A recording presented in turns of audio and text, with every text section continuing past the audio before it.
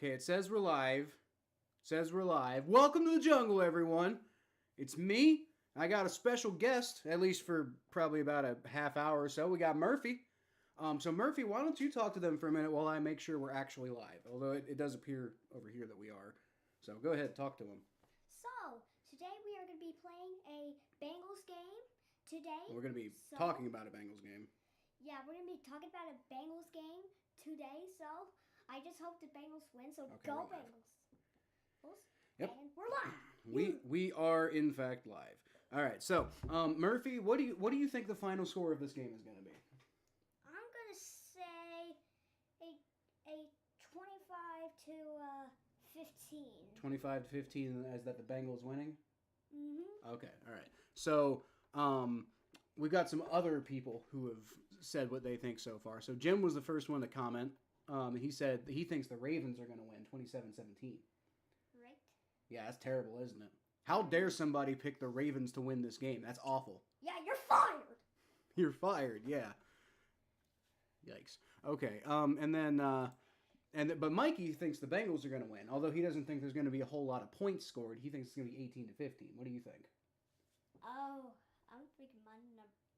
You know, Mikey, for some reason, thinks that it's going to be a game where defense looks very good in this game, and I cannot understand why he thinks that. But what do you think about that? Well, if it was like a long game, I would say 100 to like 88. Well, yeah, if there was a long enough time, I'm sure eventually that would happen. Also, Mikey says hi. Hey, Mike. Okay. And Mikey's also very happy that Dennis Allen is gone. I saw that, Mikey. That's really good. That's necessary. I can't say I'm happy for you. It's never good that your team's gotten to a point where you need to fire the coach. But you know, I know you really wanted him gone, so I'm glad he's gone. That he was awful. He was absolutely awful. So do you know who I think's gonna win this game, Murphy? The Bengals.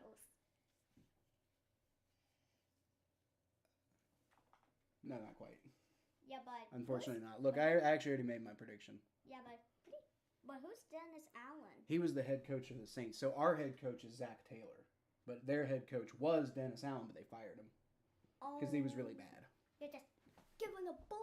Yeah, so like one time they scored a bunch of points against the team their version of the Steelers, right? They're called the Falcons, you know the Falcons, but the Saints hate the Falcons, kind of like we hate the Steelers, right? Yeah. Okay, and they scored a bunch of points against the Falcons, and Dennis Allen apologized for it. Oh. How terrible is that? Boo! That's awful. Okay, come on, mommy's trying to sleep. But no, look, that's my prediction, unfortunately. I think the Ravens are going to win. Oh, no. Yeah. Yep. But I don't think it's going to be a 18-15 game. That seems a little ridiculous to me, Mike. Every week you come on here and you say that it's going to be a game where both teams barely score any points. And, I know you've been watching the Saints games all year, but here in Cincinnati, although this game's in Baltimore, but when you're watching the Bengals, you got to know one of the teams is going to score a bunch of points, unless it's that first game between the Bengals and Patriots. But the Bengals have a up and down defense, but when it's not up, it's really bad. And then we have an offense that is either awesome or occasionally it's bad. But very rarely do you get in the middle games like this. But you're also allowed to have your opinion. He says Dennis Allen is sleeping with the fishes. It's funny. I like that. Jay says, hey, y'all, and hey, little man. He's talking to you. Looking forward to a Bengals win. Yeah, but I'm not a little man. You're a little man. Well, I don't know how old you are, Jay, but I'm assuming you're older than... he's 9, so he's probably older than you, I'm guessing. If he's commenting, he's almost certainly older than 9. Mm-hmm. I think the youngest person we've ever had on this channel was, I think actually Mikey. Mikey, I don't know if you still are, but when you first started commenting on this channel, you were like 11 or something, I think. So that you were the youngest person we've ever had, I believe. Yo, what's up? What's going on, Daniel Barry Sports Highlights? This guy shows up every week and he says yo at the beginning, and that's like, We hear from him like maybe once throughout the rest of the game, but like I still appreciate you showing up though. I got something to say to you. Yo! He says, "Yo." Yeah, me too. If it makes you feel better, I think the trash Falcons beat us 25-23. It doesn't make me feel any better, Mikey. Well, you're predicting us to win in a low-scoring game, but you're predicting us to win, so that makes me feel good. But I also think that your final score is a little ridiculous, so maybe it doesn't make me feel as good. I don't know. Even Kyle says the Bengals lose. Yeah, Jim. Well, we gave up 41 points to the Ravens last time we played them. So like, even Joe Burrow could come out and have a perfect game, and I just don't believe in this defense. I think they could win. I think it's absolutely possible. Yeah, that's wrong. You think it's wrong that they could win? Yeah, the Ravens are not going to win. Okay, but the not what I said. Bengals are going to win 100%. Okay, well, he thinks the Bengals are going to win 100%. I think the Bengals could win. I very much think that is well within the realm of possibility. And that would be a big deal. Stop it, dude. Mommy's trying to sleep. Sorry. That would be a big deal if the Bengals won today. You know, and they're totally capable of it. I just need to see the defense actually like be alive and exist for a second, you know? And not against a team that's like the Raiders or the Giants or the Browns, you know? Mikey says he was 13. Okay. So then that means Matthew was probably our youngest because he was 12, I think, at the time. Right. The band person was 11. Oh, I thought he was 12. Must be 11. Weird. Okay. If anything, the Saints are trash. The Saints are trash, and I think even Mikey admits the Saints are trash now. Yeah, they're supposed to be thrown garbage. Yeah, they are very. That's why they fired their coach, because they're so bad. He's been getting really into SpongeBob lately, y'all. He will not stop with it. Yeah, see. I don't know. We're gonna get copyrighted over that. All right, so interesting stuff going on this week. T. Higgins is out as he is every freaking week. Like, I mean, at this point, like, are we really surprised? So, like, no T. Higgins, and I don't know if we're going to, like, we might see him, like, once or twice more in a Bengals uniform at this rate. Like, again, ever. But it sounds like Jermaine Burton is active, which is really surprising because he was inactive last week. And by last week, I mean 4 days ago because he didn't show up to practice. So they're like, you know, we didn't get any Jermaine Burton. And he basically feels like he's been throwing away his career because he hasn't been showing up. But he is active tonight, so maybe something to note there. Other than that, Charlie Jones isn't active, so that's unfortunate. We did just trade for Khalil Herbert, though, so I'd be interested to see him return kicks. So maybe Charlie Jones is a loss, maybe he's not. I don't know. We'll see. Kendall Milton, even I don't know who that is. Cedric Johnson, I think he's inactive most weeks. Orlando Brown Jr., who's still hurt. And Tanner McLaughlin, who I'd like to see him get in there. Just because, like, it doesn't seem like Tanner Hudson's ever doing anything ever since that big fumble of his. So I'd like to see Tanner McLaughlin get in there personally. For the Ravens, they'll be missing Jalen Armour-Davis, Tre'Davious White, who I believe they recently picked up. But I guess he's just not ready to play just yet. Rasheen Ali. Not totally sure who that is. Actually, let me go ahead and pick up their... You're just going to hang out down there? Okay. Joe Burrow, and I raised from the dead. Oh, he's not dead. Joe Burrow's not dead. Okay. All right, then. So let's see. We got Jalen Armour-Davis, who is... My computer would stop being so frickin' slow. Jalen Armour-Davis, he's like their backup, like their first backup, but still a backup, so maybe not a big loss there. Tre'Davious White, like I said, he just joined the team, and he's not playing today because obviously he's not ready that quickly. Rasheen Ali, which is their fourth string running back, so not really much. That's probably just a standard inactive guy.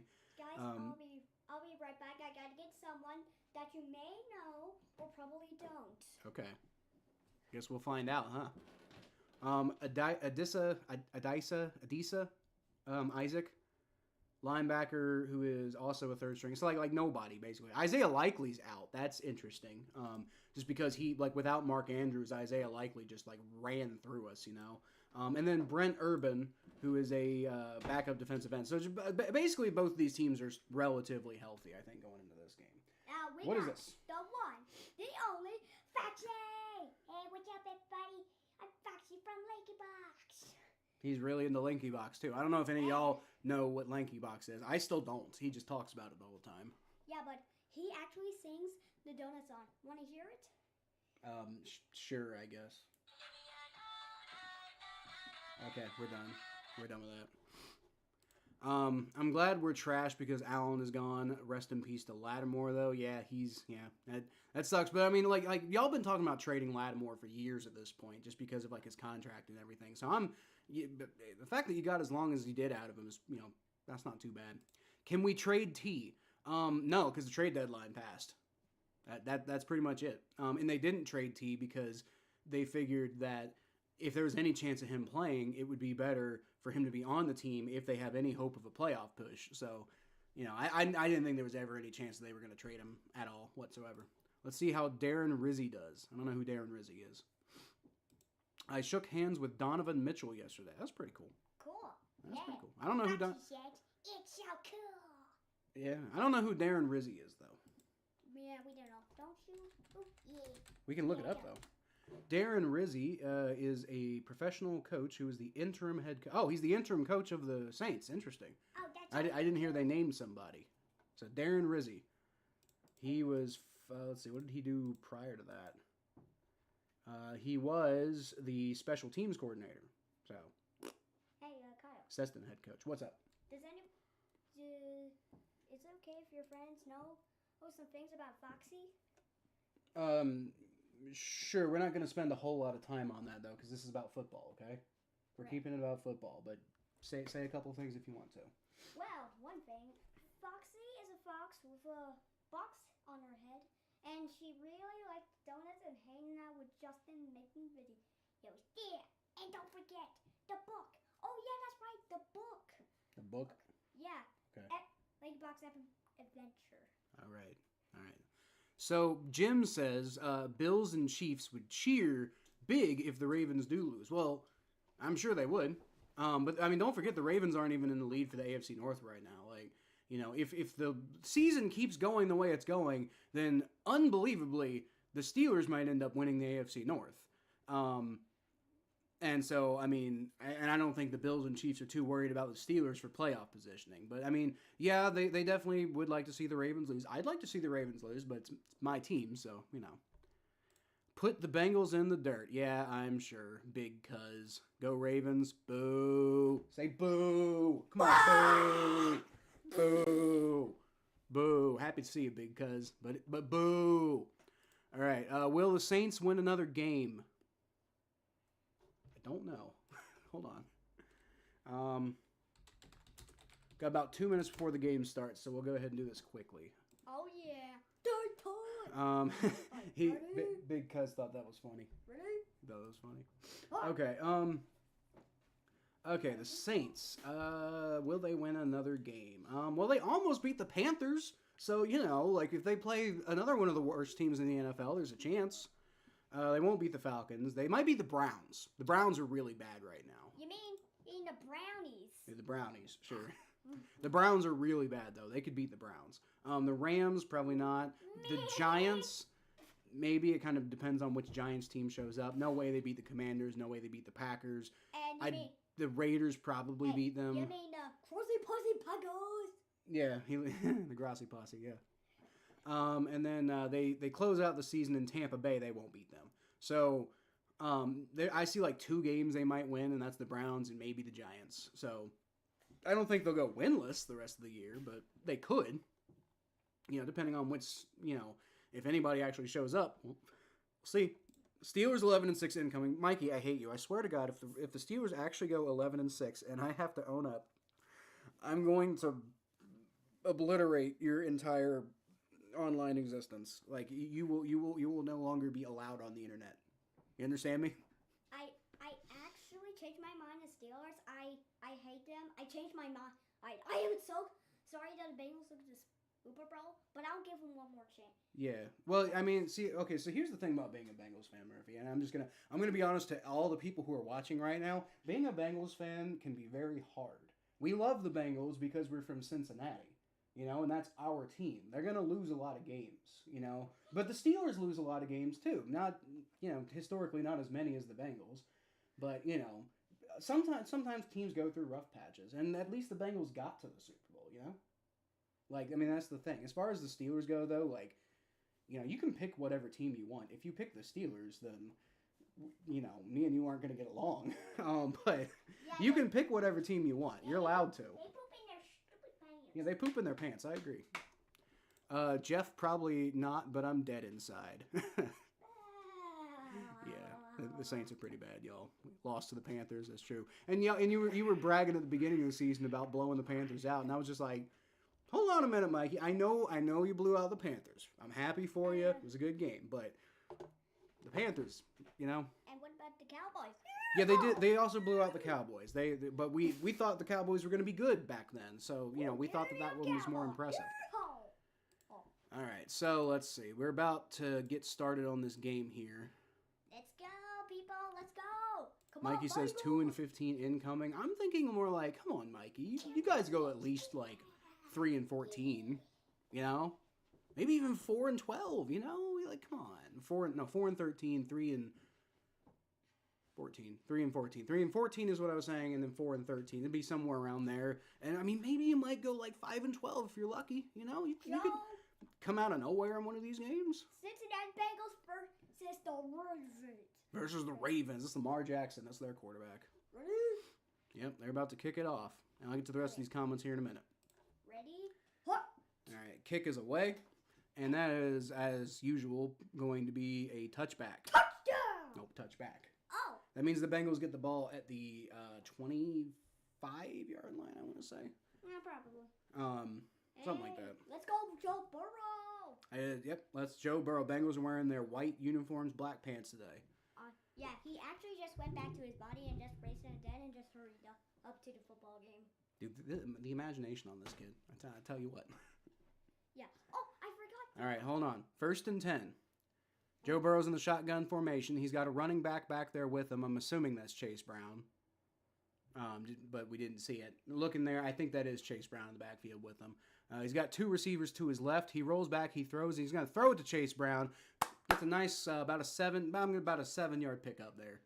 So Bengals, it's going to be 2nd and 3. So that was a good play. Yeah, but I have somebody else from this horror game. I'll be right back. Okay. I'm gonna say. Hey, you got about 10 minutes left, and then you need to go to bed. Okay. Oh man. Sorry, bub. All right. 2nd and 3.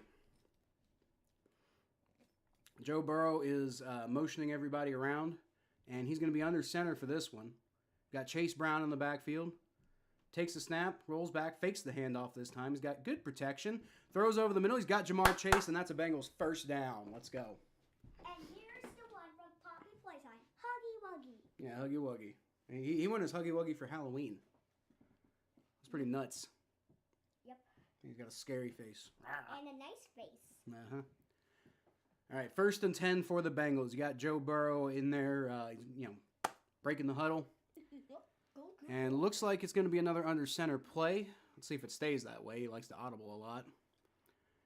Looks like it is probably going to stay that way, though. 1st and 10 from the 43-yard line.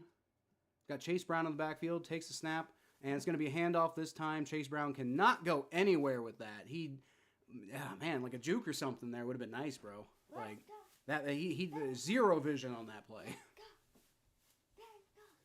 I got that at the Bengals playoff, the Bengals playoff game where they beat the Raiders. That's where I got that from. Yeah, sorry about the other stuff. What other stuff? This. Oh, it's fine. Don't worry about it. Don't lose anything, but don't worry about it. It's fine. Yeah, it's kind of hard to get the stick stuff. All right.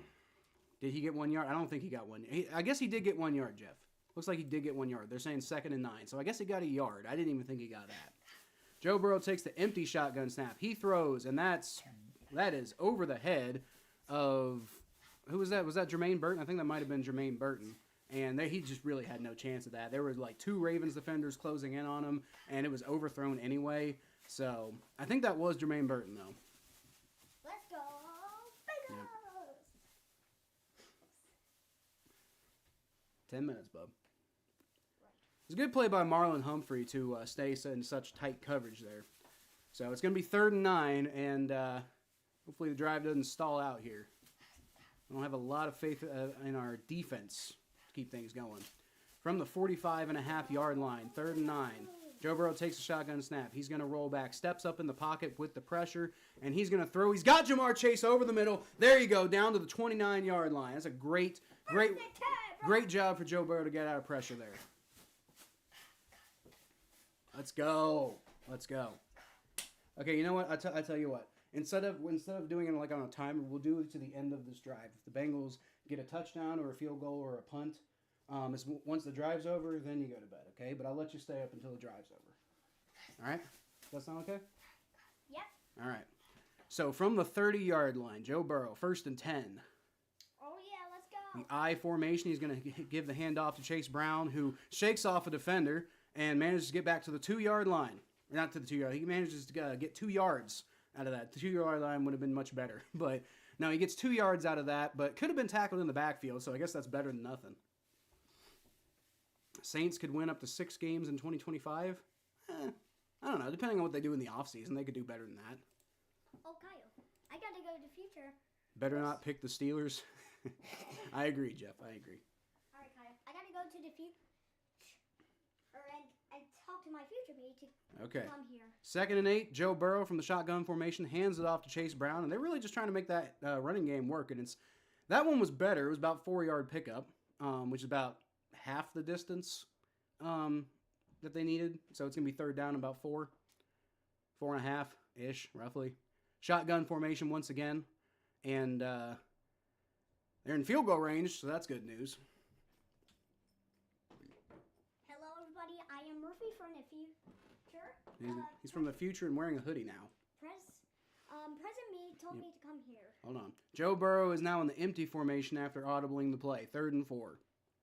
From the 30.5-yard line, takes a snap, rolls back, throws over the middle. There you go. He's got, looks like, was that Andre Yoshivas? I think it was Andre Yoshivas. Yes, it was. About an 11-yard pickup. And that is another Bengals first down. That might have been actually 16. Yeah, but I'm the new coach for the Bengals, and I have $100 million. Wow. If you want to come to my mansion, come there now in the future. About 16 yards to the 5-yard line.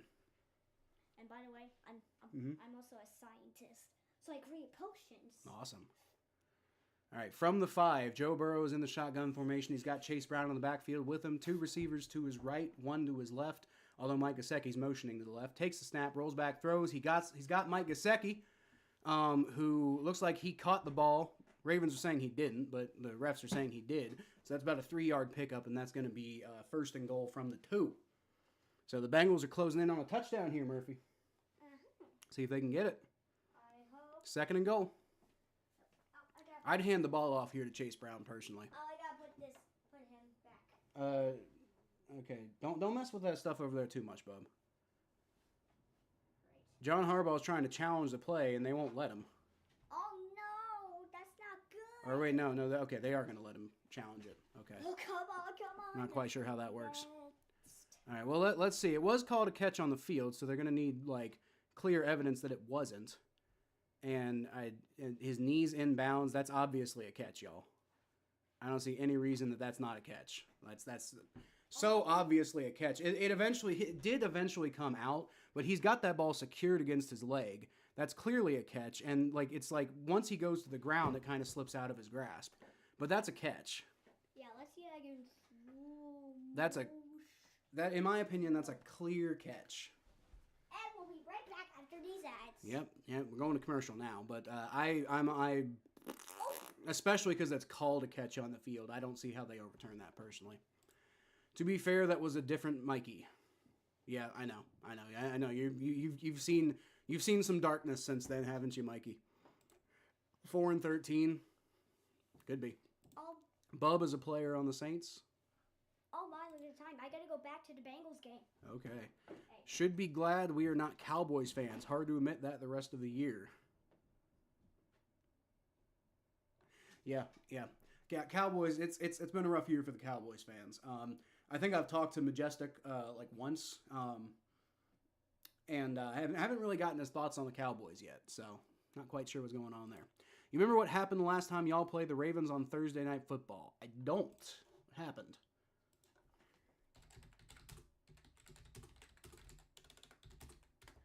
What happened the last time the Bengals and the Ravens played? Let's see, on Thursday Night Football. I have time to see the Bengals game, Sonny. How you doing, Father? All right, then. What was that? Joe Burrow got hurt. Oh, was that? I didn't realize that was a Thursday night game. Well, we're not manifesting. Actually, Mikey, I actually think that Joe Burrow got hurt against the Texans, which was his first Bengals game. He went to the Bengals game against the Texans, and I think Joe Burrow got hurt in that game. He didn't go out, but he got hurt, and he just wasn't really the same after that play. I went there when I was 9 years old. No, you were 8 years old when we went to that game. Remember, you got lost, and the police officer had to come find me, or I had to come find the police officer. Oh yeah. I remember that.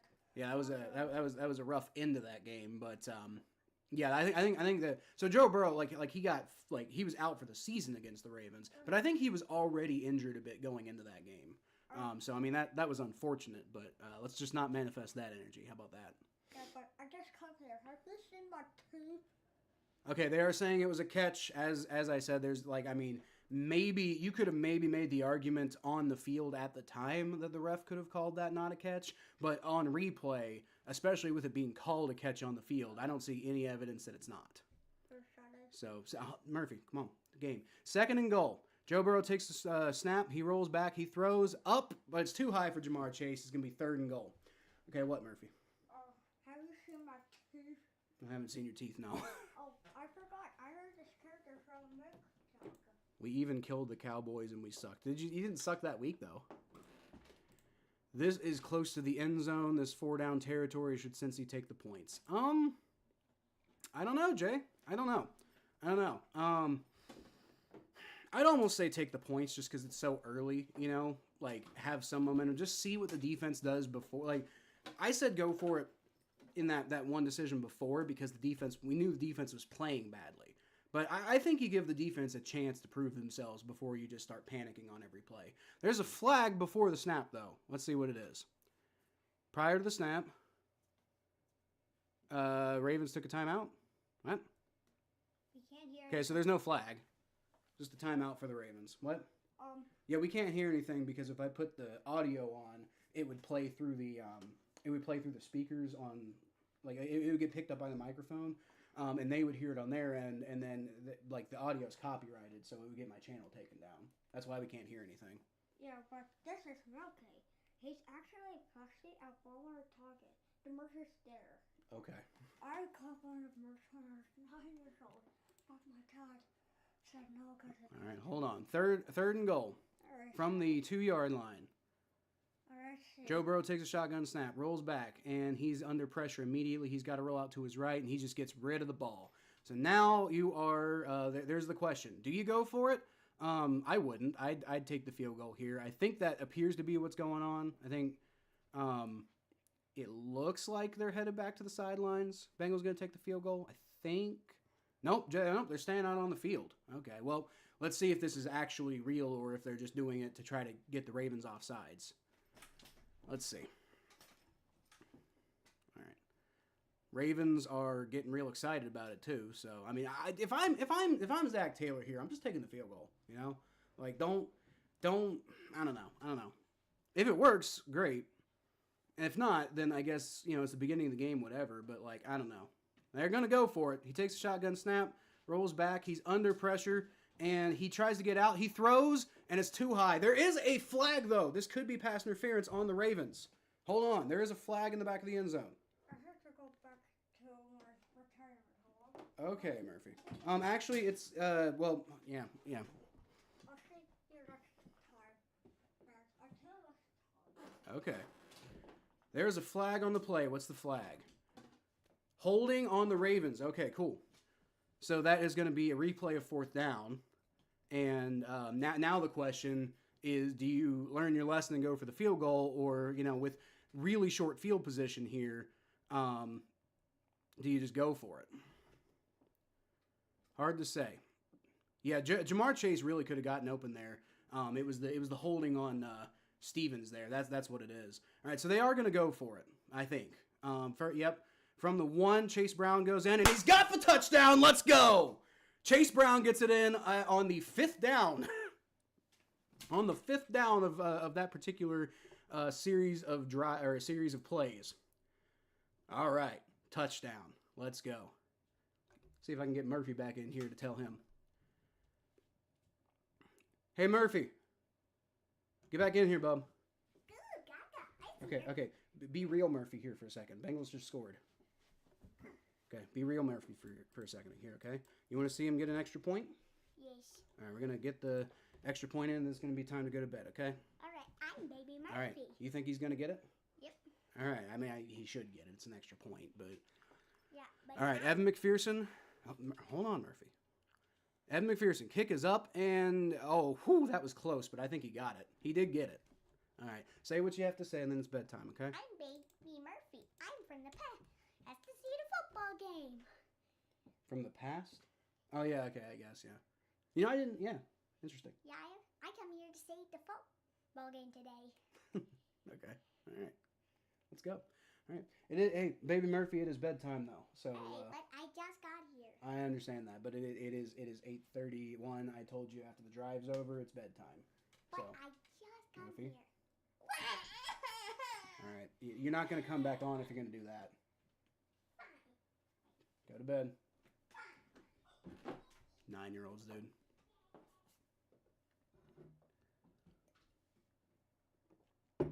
The joys of being a parent. Chase Brown as a dual threat running back who can catch passes makes him miles better than bust Chris Perry. What a fucking reference, Chris Perry. Yeah, no shit, Jay. He's clearly way better than Chris Perry. Like, I don't think there was ever a comparison to Chris Perry. What? I have one more thing to say. Okay. What did I miss? Nothing. It's been commercials. Oh, okay. Hey, well, I'll see you next time, Arties. I'll see you later with a whole day. With a hoo-day. There we go. Go turn that timer off, bub. All right. Good night, everybody. Hope you have a great... Hey, let's go, Micah. Hey, stop shouting. Okay, and then go to bed, all right?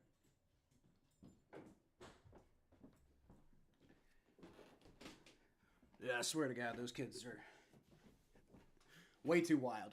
Way too freaking wild, y'all.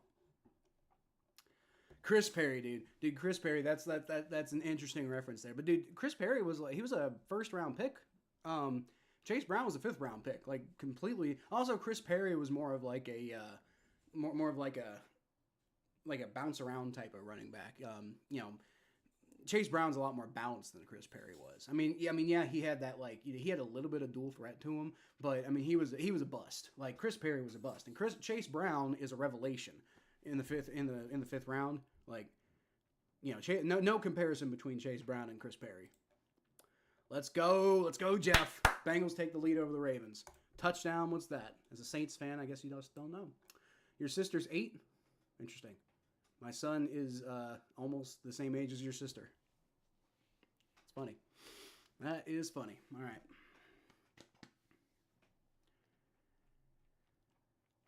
All right. Coming back to the game now. Bengals take an early 7-0 lead.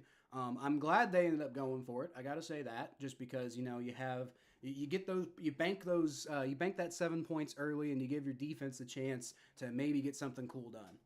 The kickoff is going to be a touchback, and Lamar Jackson and the Baltimore Ravens are going to come out on the field. And those helmets are interesting. I did not. I think I saw something about like new helmets. Didn't realize they'd be debuting tonight. So I mean, they got like that alternate Ravens logo on them. They kind of look like Vikings helmets with the way that purple mat is going. I don't know. I don't know if I'm a big fan of those helmets. But I don't know if they care about my opinion. I don't know if I like those helmets though. I don't think that's the best helmet design I've ever seen. Lamar Jackson takes a shotgun snap. Trey Hendrickson is barreling down on him, but he gets the pass off, and that is nice job there by Cam Taylor-Britt. He went up to try to intercept it, didn't get it done, but he got enough of his hands on it that he knocked that ball away. So it's going to be 2nd and 10. Good defense, very, very good defensive play there.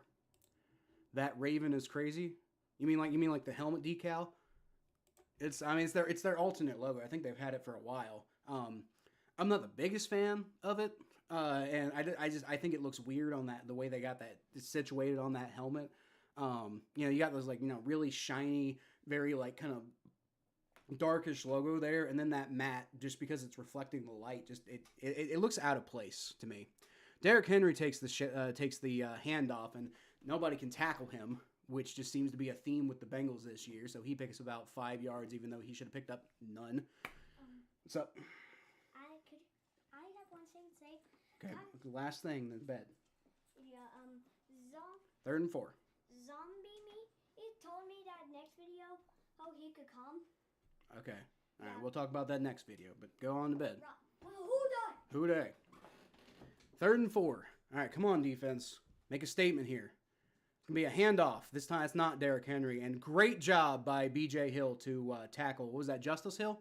Hill tackling Hill. And it looked like he got his face mask a little bit there, but I don't see the flag. So, okay. Fine.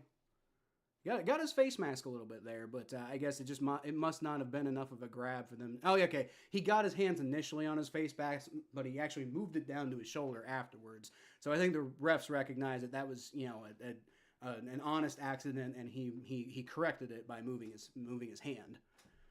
So, all right. So that's a good no call. That's a good no call. Fair enough. All right. Stout is going to come out to punt the ball away, and it's looking pretty good for the Bengals through 2 drives. And that is going to be, not really sure what Trent Irwin was doing there. I mean, he caught the ball, it went out of bounds. I guess it doesn't matter. Just catch it for fun, I guess. Bengals get the ball at the 9-yard line, so it's going to be rough field position. Yeah, they're showing Joe Burrow's injury against the Ravens last time, and it was on a touchdown play, which brought them ahead. And the sad thing is, it really kind of felt like the Bengals were going to pull away and had the momentum. We're going to win that game. Then Joe Burrow gets hurt, and the whole season's over at that point, So this is the revenge game. This is the revenge game. From the 10-yard line, actually, Joe Burrow fakes the handoff to Chase Brown. He gets hit as he throws, and that goes nowhere because of that. So Bengals' offensive line is not holding up great today. It's been okay protection, but, Joe Burrow's definitely got to pay a little bit more attention to the pass rush than I think he would like to. And that was Cody Ford, by the way. Orlando Brown Jr. out, and Cody Ford is at left tackle today because of that. So,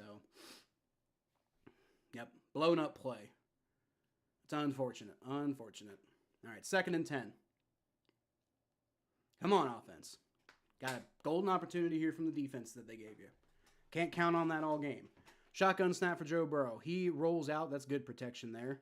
And he's got plenty of time to throw. He does throw it, but I don't know what decision that was. He tried to throw it kind of like a dump over route, I guess, to Drew Sample, but he didn't throw it in a way at all that the Ravens cornerback just kind of knocked that down. So, That worked out really well. That was a great job there by Amarius Mims to just redirect 2 guys who were bum rushing Joe Burrow. And it wasn't Drew Sample, it was Mike Gesicki, but he just threw it a little short, and Washington was able to knock that down from the Ravens. Honestly, if he probably could have intercepted that, so I guess we're just lucky that didn't happen. Which is unfortunate, because Joe Burrow wasn't really under a ton of pressure at the end of that throw. So, he had a second to think about that throw before he made it. So, I don't know about that one, y'all. We got our first timeout from the Bengals. First timeout from the Bengals on 3rd and 10. And if you don't convert this, you're punting from pretty deep, and you don't want that. You don't want to give the Ravens more opportunities than you can afford, right?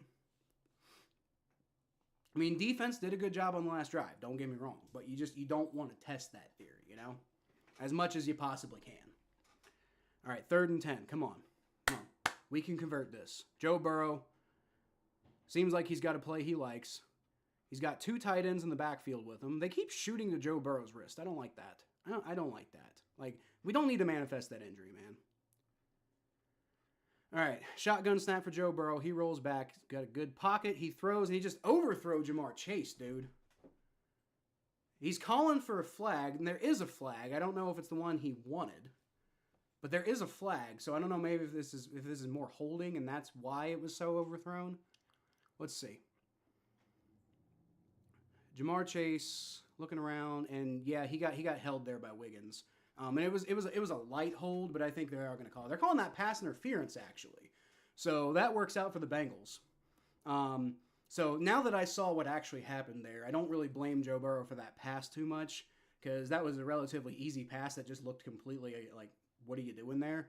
But turns out Jamar Chase just did not, like got knocked off his route due to pass interference, and that's why it looked as bad as it did. So, okay, whatever.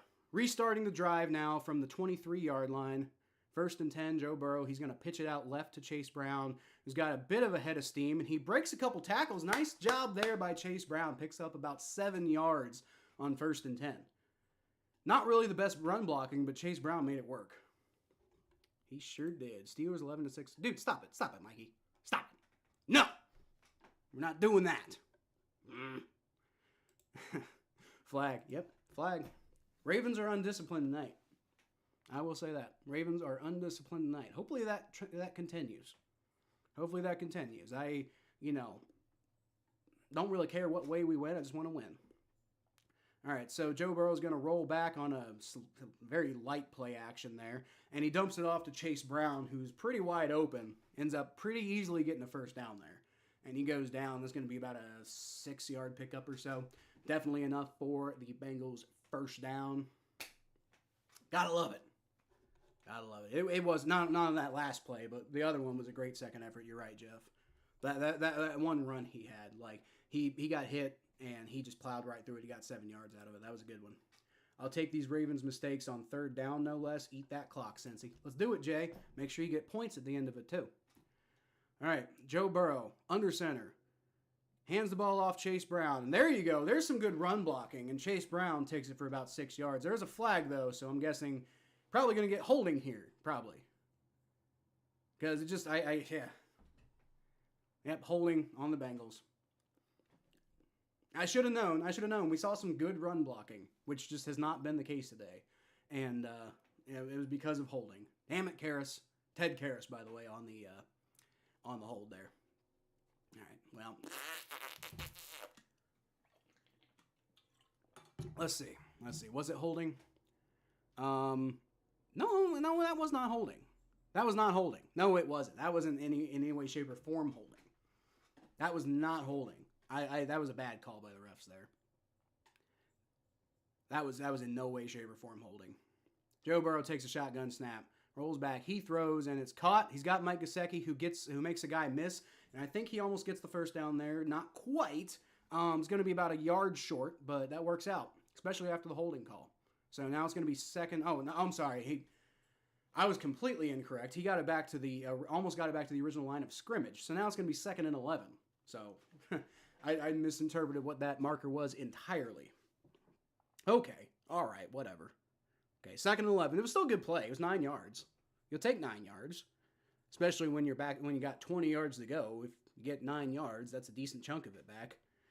All right, 2nd and 11, shotgun snap. Joe Burrow throws over the middle. He's got Tanner Hudson, looks like, who picks up about another 8 yards. So it's going to be 3rd and about 2 now. Bengals offense looking fairly efficient so far, at least in the passing game. The running game has definitely not been efficient. That's not the way I would put it. Chase Brown has been looking like, he's good at creating opportunities, but it's definitely not an efficient running game today. Fairly efficient passing game, though. Good to see. Good to see. 3rd and 2. Come on, let's convert this one. After the holding call, it'd be really nice to get that. All right. Joe Burrow takes a shotgun snap. He's going to roll back. Good protection. He throws, and it's caught by Jamar Chase. There you go. There you go. He's got the 1st down. Looking good so far today, boys. Tell you that right now. Looking good so far today. Needed to get to the 45-yard line, and it looks like he got to about the... No, needed to get past your own 45-yard line. He got across the field to the Ravens' 47-yard line, it looks like, roughly thereabouts. So, got 1st and 10. Let's keep this offense moving, boys. Looking good so far. Looking real good so far. All right, from the 40, it looks like the 48, actually. It's going to be a handoff to Chase Brown, and there you go. He manages to find just that little bit of a sliver of a hole and bursts right through. He's got himself about 6 yards. I think about 6 yards. If I got that right. Hopefully I got that right. Off to a great start. Off to a very good start, Jeff. I wouldn't say a great start. We haven't seen any big, huge plays yet. But, it's been efficient. It's been an efficient offense and a successful defense, right? I don't have a whole lot of analysis about the defense right now, but it's been successful. And we can definitely say that. So from the 41-yard line, 2nd and 3. It's going to be a fake handoff. Joe Burrow's going to throw, and he's, oh man, it was just a little too far for Andre Yoshivas. Got both hands on it, but he was falling as he got both hands on it because he had to stretch out, and he could not bring that one in. So it's going to be 3rd and 3. I can see your score prediction, reverse psychology. No, it's not reverse psychology. It's just honesty. I didn't see the Bengals defense performing well in this game. And it felt like we're walking into another situation like we got the last time we played them. But hey, I'd love to be wrong. Let's just put it that way. But no, it wasn't reverse psychology. That wasn't the point. That's funny though. 3rd and 3. Joe Burrow looks around. He bursts through the pocket. He's gonna throw and knocked away. Mike Gesicki's calling for a flag. Nope, not gonna get it. So it's gonna be 4th and 3, and I think this might be just a little too far for Evan McPherson. I'd like to see him try it because, I mean, they're on like the 40 and a half yard line. So, I mean, I'd kind of like to see him try it, like, just because he's not been having the best season so far. I don't know. I mean, you do have a weapon in Ryan Ricow, though. So, they're looking like they're going to go for it, though, on 4th and 3. I don't know about this. I'd almost rather just test Evan McPherson than go for it here. They're going to try to draw him off sides. That also might be what they go for here. Nope, they're going for it. Joe Burrow takes a shotgun snap, rolls back. He's going to throw it deep, and it's way too far for Jermaine Burton. I don't know what the hell that was. What the fuck was that, dude? That wasn't even close. That was awful. That was awful. I don't know if that was miscommunication and Jermaine Burton didn't run the route properly, or if Joe Burrow just massively overthrew him. I don't know what the hell that was. That was just a bad play. Not a bad play call. People are going to look at that and they're going to be like, Zach Taylor can't call 4th down plays. And that wasn't Zach Taylor's fault. That was horrendous execution on the Bengals' part. Also, I don't know. I will say I don't know why they're going for like a bomb on 4th and 3 in like a really critical situation there. So that's a little weird.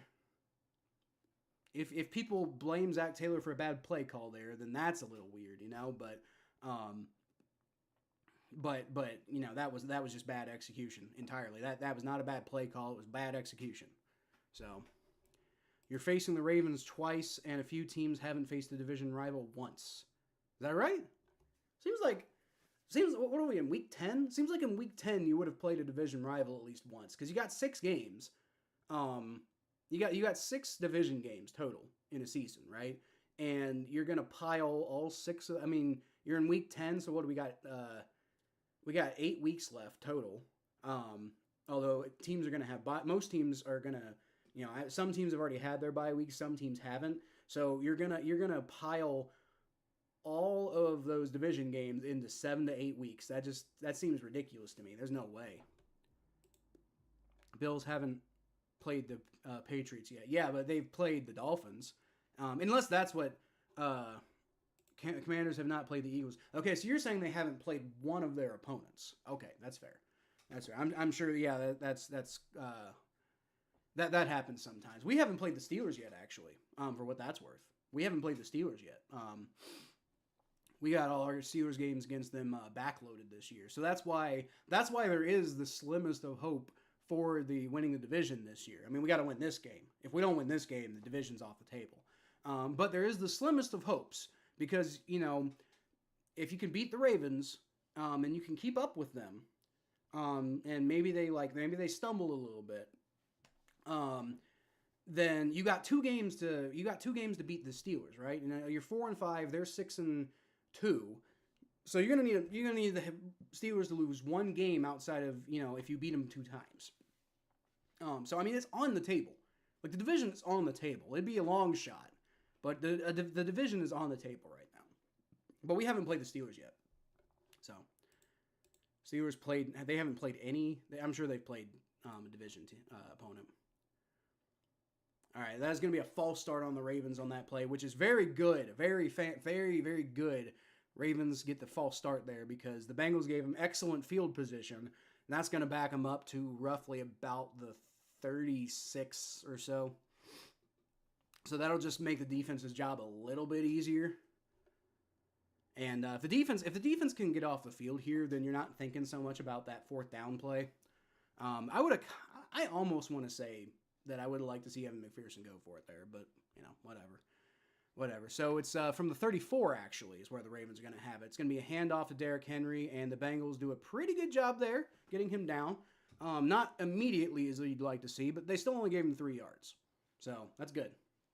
That's good, especially when it was 1st and 15. So now it's going to be 2nd and 12.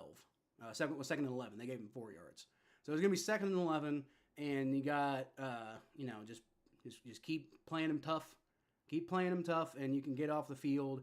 And then, like I said, you're not thinking about that 4th down play anymore. So from the 40, Lamar Jackson fakes the handoff. He rolls back. Trey Hendrickson was getting a good pressure, but he got pushed away. And damn, they got Mark Andrews. He just went over top Jordan Battle there, and there was really no chance. So Ravens convert. Not so much for that. Steelers have all their division games backloaded. Have the Steelers? There's no way the Steelers haven't played. No, they played the Ravens, I think, at least once. Like, they haven't not played any division games, right? Like, I'm almost positive they played at least 1, maybe 2. Oh God, they really haven't. Holy shit. Lamar Jackson, wow, what a terrible throw. He was looking for Zay Flowers in the backfield there, and he zipped it way too hard and went to the left, and Zay Flowers could not go get it. Okay, so the Steelers have not played anybody in the division yet. Wow. Okay, so they got upcoming next this week they got the Commanders, right? Then next week is Ravens, Browns, Bengals, Browns. 4 weeks in a row as division games. And then, you got, and then the final 4 weeks, you got Ravens and Bengals. That's a nuts schedule there for the Steelers. That's crazy. It's probably part of the reason they look, so relatively good. All right, Lamar Jackson's finally getting rushed there, and he can't seem to do anything with it. He's going to keep the ball himself, and oh my God, nobody fucking brings him down. And he ends up picking up the 1st down. Dude, he turned on those Jets, and nobody was there. Joseph Osai had to, catch up with him. Good God. Good absolute God, defense. God, they keep putting themselves in these good positions to succeed. And Joseph Osai saw that he, had an opportunity to go try to run it up the middle, rushed him out, and Logan Wilson just completely mistimes that tackle there, and that's part of what happened. They did not give him the 1st down, though, and they give the ball to Derrick Henry, who the Bengals stuff. So it actually is going to be 4th down and 1. There's a flag on the play, though. What's the flag?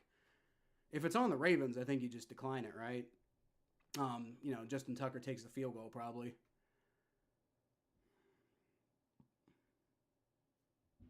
What is the flag? Too many men on the field on fucking defense. Are you absolutely kidding me? Dude, I'm so tired of this defense, dude. They are constantly shooting themselves in the foot. Yeah, Jermaine Pratt was trying to get off the field, but he didn't do it quick enough. He wasn't even close. I'm so sick of this defense. Like it's like 1 step forward, 2 steps back constantly. Dude, it is bedtime. I know, it's just getting faint. Okay. Go to bed. It's okay. Bedtime. From the 31 on 1st and 10, unbelievably. Lamar Jackson's going to throw. He's got Zay Flowers, and he just makes a bunch of fucking people miss. Oh my God, dude. Dude, I hate this defense. I hate this defense. Oh my God, they keep putting themselves in these positions. to get something done, and then they just, like, through lack of discipline, they just completely fall apart. Unreal, dude. Absolutely unreal. Jermaine Pratt's over here, like running past him. It's like, oh, please go down, sir. Oh my God. Unbelievable. Absolutely unbelievable. Strange that the Steelers lost to the Cowboys. It's not strange though. The Steelers have not been. The Steelers have had some good games this year, but it's a lot of it's been a mirage, right? Like they barely beat the Falcons. They barely beat the Broncos in a super low scoring game, 13-6. They beat the Chargers 20-10. Then they lost to the Colts. Like, come on. Lost to the Cowboys. Like, I think that was more just showing like, hey, this team isn't quite what you think it is. So. Then they beat the Raiders. They handily beat the Raiders. So, but it's fucking Raiders. Then they beat the Jets, and the Jets have been weird this year. Then they beat the Giants. The Giants are bad, but give them credit. Raiders, Jets, Giants. But that's what they've done lately. Is they've played a bunch of they were on a 2-game losing streak after a questionable start at the beginning. Then they lost 2 games in a row. Against bad teams in the Colts and the Cowboys, and then they beat 3 bad teams in a row. And so now and then they had a bye, and now we're at where we're at. And it's like the Steelers look so good, but like if you break down their schedule, are they really that good? Like the best team they beat was the Falcons, and that was week 1. Week 1's always weird. They beat them 18-10. Maybe holding, you could in theory say holding the Broncos to 6 points with how they've been playing lately. Is pretty impressive. But then, don't forget, early in the season, the Broncos looked like a bit of a mess, and they've kind of been coming back lately. But, the only real impressive win, I'll say, and even then it's not super impressive, but, the only win that I'm going to say here is just like, hey, yeah, that's a pretty okay team, and, you had a pretty solid performance that I can't really criticize is the Chargers game in week 3. I'll give them that one, right? But then they lost to the Colts, and they lost to the Cowboys. And they beat the Raiders pretty badly, but the Raiders are bad. Then they beat the Jets pretty badly. We don't know what's going on with the Jets. Week to week, you don't know what's going on with the Jets. Then they beat the Giants pretty handily, but it's the Giants, this week they got the Commanders. If they beat the Commanders, I'm done. I don't care anymore. I'm out. Then they got the Ravens. I think the Ravens will beat them. Then they got the Browns. We'll see. It's a rivalry game. Jameis Winston, I'm sure, will probably be better than Deshaun Watson was going to be, so or DTR. So maybe you could give that game to the Browns. That one could really go either way. That one really could go either way. Then you got the Bengals, and I don't know. I don't know about the Bengals, right? Like maybe, but I just don't know. Then they got the Browns again. I can't imagine they get swept by the Browns. So there's at least one win there. And then you got the Bengals. That maybe not. I hope not, but we'll see. Eagles, I don't think they'll beat the Eagles. Ravens, I think they'll get swept by the Ravens. Chiefs, they'll beat the Chiefs. Bengals, I think the Bengals at least split with the Steelers this year. So it's just like the rest of their schedule, I don't see a lot of wins for the Steelers, But then again, it's the Steelers and it's Mike Tomlin and his voodoo magic, so who really knows? Derrick Henry's going to get the pitch to the left, and once again, everybody's taking bad angles. Nobody's wrapping up. Man. It's going to be another Ravens first down. Steelers have a weird schedule. They do have a weird schedule. 11-6, yippee. I don't think so, Mikey, because what are they? 6-2 right now, right? Let's see. 1, 2, 3, 4, 5, 6. Yeah, they're 6-2 right now. So I see them losing to the Commanders, 6-3. See them losing to the Ravens at 6-4. Hold on, Derrick Henry gets the pitch to the right, and there you go. They finally wrap him up. Looked like they were trying to get a fumble, but Derrick Henry wasn't having any of that. So now it's going to be 3rd down.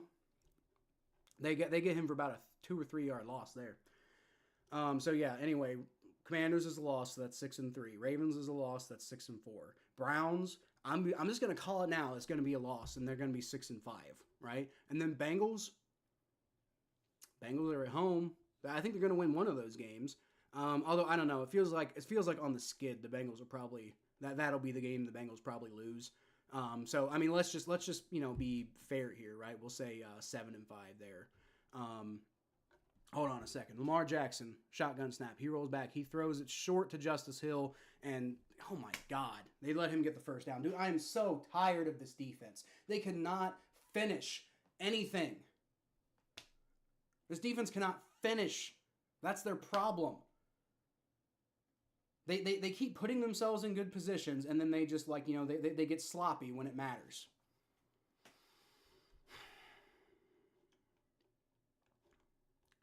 I've already forgot what I had the Steelers at. Maybe I should do this on a commercial break so I won't be distracted. Probably get one here soon. First and goal from the freaking 4.5 now. Lamar Jackson, he's going to throw over the middle. He's got a wide open. Nobody's even in the vicinity. He's got Nelson Aguilar. Dude, I don't know what the hell they were doing there. Logan Wilson was the only one in the vicinity, and he sure as hell wasn't covering him. What the hell was that? Lamar out of the pocket on the run is dangerous to any defense, especially this Bengals D. Well, he was out of the pocket and he was on the run there, but that wasn't really like, I don't know if that was necessarily breaking the structure so much. I think that was a design, like, because like the whole offensive line ran to the right. That wasn't out of structure. That was fully designed. And there's nobody on the Bengals defense was covering Nelson Aguilar. Just absolutely unbelievable. Ravens get the score. 7-6. Justin Tucker kick up, and that's good. So it's 7-7. And we're about to get that commercial break I just said we were going to get. Aints last in the South. Yes, they are. That means the Ravens are 12-5. I don't know. I'll have to go break down their schedule too. Eagles will miss the playoffs with the clown at head coach. They might. I don't think they will, though. I think the Eagles will make it. Adding Barkley, I think they win the NFC East. Yeah, that's kind of what I'm thinking more so. It's not like... I don't know if they win the NFC East, though. The Commanders are pretty good this year, so I think the Eagles will probably get a wild card spot, though. Wide ass open in the end zone. Yeah, it was awful. Dude, this is the thing that pisses me off so much about this defense. Like, they do a pretty good job most of the time on first and second down.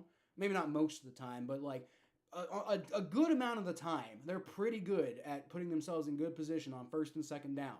Or even just early in plays. And then they just fall apart and undo all of the progress that they've made. It's undisciplined BS. And I hate it. I absolutely hate it. If you don't know much of a clown, you don't know how much of a clown Nick Sirianni truly is. Well, it's not just about... I know Nick Sirianni's a clown. It's not just about him being a clown, though. Like, I mean, the Eagles are talented. The Eagles are going to have some dumb games here and there. I don't think they're going to the Super Bowl or anything, but I think they get a wild card spot. I think that's... I don't care if Nick Sirianni's their coach. I don't care if, this Eagles team, I think, could probably make the playoffs with Urban Meyer. Again, I don't know if that... I'm not saying that means they win the Super Bowl. I'm just saying I don't think they're missing the playoffs. That seems unlikely to me. Not buying Commanders will make playoff run with a rookie QB. Oh, you're not buying that the Commanders will make a run. Well, they'll make it. The Commanders will make it. I think they'll win their division. If not, they'll definitely make the wild card. Now, whether they'll make a playoff run, I don't know. That seems unlikely. But Jaden Daniels having a good year. You never know. You never know. We'll have to see though. All right, so Steelers. Okay, so they're what 6-2. Yeah, we're starting out 6-2 this week against the Commanders. That's a loss. So that's 6-3. Ravens loss. Browns. I said loss earlier, so that's 6-5. And then I think they'll probably beat the Bengals, so that's 7-5. And then they'll probably beat the Browns, so that's 8-5. They'll lose to the Eagles, so that's 8-6. Lose to the Ravens, 8-7. Lose to the Chiefs, 8-8. So, Mikey, you're already wrong about 11-6. And then I think they'll lose the final game of the year to the Bengals, and that'll make them 8-9. So I'm like, I mean, I know they're 6-2 right now, but it just feels like that they're not going to sustain that at all. Knowing Mike Tomlin, they'll probably grab one of those games. They'll end up 9-8, and everybody will be like, Mike Tomlin's never had a losing season. You're rooting for Washington? I kind of am too, now that Dan Snyder's not there. Rooting for the Vikings? Well, yeah, of course you're rooting for the Vikings, Jim. Duh. Of course you're rooting for the Vikings. I'm rooting for the Bengals. Did you know? All right, so we're actually in the second quarter. I should probably go ahead and update that. Not recording. I should probably start recording. All right, from the 30. It's getting foggy out there. Wonder if we're going to see more running the ball. So this is going to be a running play, and Chase Brown fumbles the snap. Gets back on top of that, but that's going to be a wasted play. Oh, no, that wasn't Chase Brown. That was Khalil Herbert, actually. The the recently acquired Khalil Herbert. Bengals just acquired him from the Bears for, what was it, a 7th-round pick, I want to say. And just completely mishandled that snap handoff, which is not terribly surprising. He probably has virtually zero chemistry with Joe Burrow right now. I don't know if they've even had a chance to work on those handoffs. So, unfortunate there, but, you know, not a good first impression, but I'm sure it'll get better. Joe Burrow takes a shotgun snap, and he's getting bum rushed, and he gets out of all sorts of pressure, spins, and he overthrows Jamar Chase. What a... Dude, that was about to be the coolest play ever, and Jamar Chase was open, and Joe Burrow just completely missed him. Is it the fog? Like, Joe Burrow got out of pressure. He had a second to... he had one guy hit him. 2. And he spun out of that hit, and he runs away. Nobody's around him. I guess Washington is kind of creeping up on him. He gets hit after he throws, but he just overthrows the hell out of Jamar Chase, who was open. Dude, man, come on, Joe. You can do better than that. You're better than that, Joe. Come on.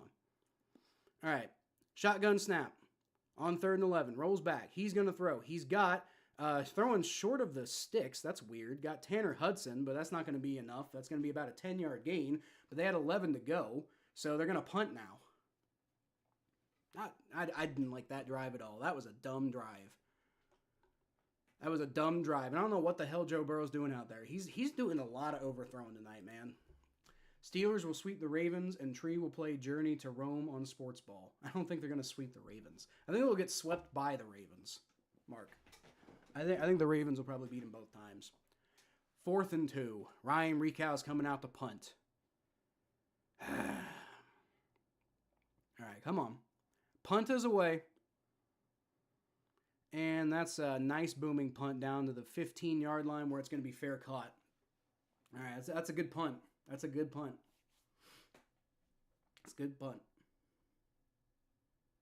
Not the best punt I've ever seen, but a pretty damn good punt. Looks like they got all these ravens like in this graphic, like across the sky over the stadium. It looks like, I don't know if y'all have seen the movie Birdemic. It's like this awful, like purposely, I think, awful movie from like 2011. And the birds are just like basically like this like really bad CGI, and not only bad CGI, but it's plastered on like Photoshop, you know? It's really bad. You started writing music? Let's go, Mikey. Let's go. I'll listen to it if you put it up on YouTube. Be interesting. What the fuck are those? What are what? What are what? 9:08. I'm gonna go make sure my son's in bed while we're at the halftime. Or not halftime, while we're at a commercial.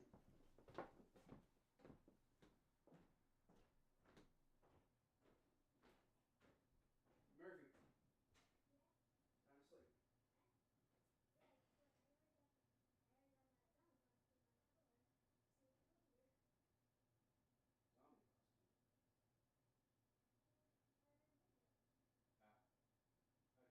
Not tonight, though, but another time. See you. What? Dude, I gotta go. What? Light? Oh, okay. Hurry up. I gotta get back.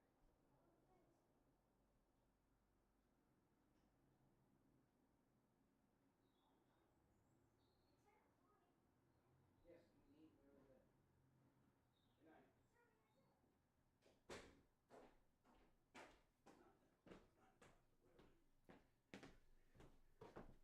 Good instincts. He was not in bed. Oh, the CGI Ravens. Yeah, it looked like Birdemic. It did. If y'all don't know Birdemic, I encourage you to look up Birdemic. I don't know if y'all know JonTron. You know, at one time he was one of the biggest YouTubers in the world, and you know, kind of fell off a little bit. And I mean, he still makes great content. He just it's so infrequent now that he's definitely not one of the biggest YouTubers in the world anymore. But he made a episode about Birdemic, and it was fucking hilarious. I encourage you all to watch that. In December, when watch JonTron's, don't watch Birdemic. Birdemic's bad, but watch JonTron's video about Birdemic. It's funny. In December, when I get my piano, I'll put it up. All right, that's cool, Mikey. Cool, bet. All right, there's a flag on the play, and I'm guessing this is a false start on the Ravens because they are not looking happy. So that's going to back them up even more after the very good punt. So that's going to put them about the 10-ish yard line, I want to say. But yeah, Mikey, I'll give it a listen, and I'll let people know on my channel about it. Post a link to it and everything. Like during a stream, I'll put it in the chat or something. I love to see people doing creative stuff. I'll get to that here in a second, Jem. Lamar Jackson under center. He's going to roll back, and he's going to... Nice job! Great job by Cam Taylor-Britt. They were trying to, I think, hit the screen pass, and Cam Taylor-Britt gets off of the block to tackle him for like a 5-yard loss. Dude, defense. There you go. There you go. That's what we need to see. That is exactly what we need to see. We need to see more of that. Yeah, looks like he got him about the 6-yard line. Great job. Vikings versus Lions in the NFC Championship. That'd be funny. I don't think so. I don't think the Vikings are going to sustain this, honestly. Vikings reach NFC Championship game, go ahead and laugh. Maybe. It's possible, Jim. They're good enough. I just don't see them sustaining it that long. Derrick Henry's going to take the handoff, and I think they're really just kind of giving up on the drive at this point. Jordan Battle brings him down. He's celebrating, but, I mean, you still got pushed back like 4 or 5 yards. I don't know about... That's an interesting thing to celebrate over. Like, Derrick Henry still got about like 4, maybe 5 yards there, and Jordan Battle got pushed back about 3 of them. So, I don't know about that. I don't know about celebrating that one, Jordan Battle. 3rd and 15. All right, come on. I've seen way too many times this defense just let stuff like golden opportunities like this go. So, you've got to get off the field here, man. You've got to get off the field here. Just fucking do it. Just do it, man. Lamar Jackson's in the shotgun formation. Rolls back, he throws. He's got Zay Flowers, and wrap him up. There you go. Okay, so they did give him about 8 yards, but that's going to be plenty of room to go. So they didn't get near the first down marker. Ravens are going to have to punt, and the defense got the job done, which is just nice to see, especially after that last drive. Holy shit! After that last drive, holy shit! Thank you for showing up, and that's what you need. Because, that was the biggest problem last week, is the Bengals defense just really didn't show up the whole game. And, the offense scored 38 points, but the defense let even more up. And that's why we lost. All right, punt is away. It's going to be caught about the 34, and he just goes backwards. That was a very bad decision. He went backwards at about the 28-yard line. That was an awful decision by Trent Irwin. He probably should have just fair caught it.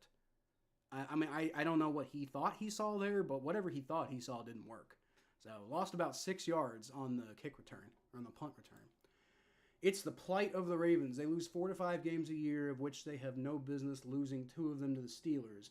It's as reliable as the sun rising in the east and setting in the west. I don't know about that, Mark. Like, the Ravens and the Steelers are pretty competitive. They definitely don't lose to the Steelers all the time. I'd be maybe a little surprised if they actually swept them, because you usually expect them to go 1-1. But, the Ravens are clearly the better team out of the 2. So, I definitely think it's much more likely that Ravens sweep them than the Steelers do the sweeping. Personally, is my feel. All right, 1st and 10. From the 30, so they gave him, I guess, forward progress on that. That works out. Despite all the backwards running he did.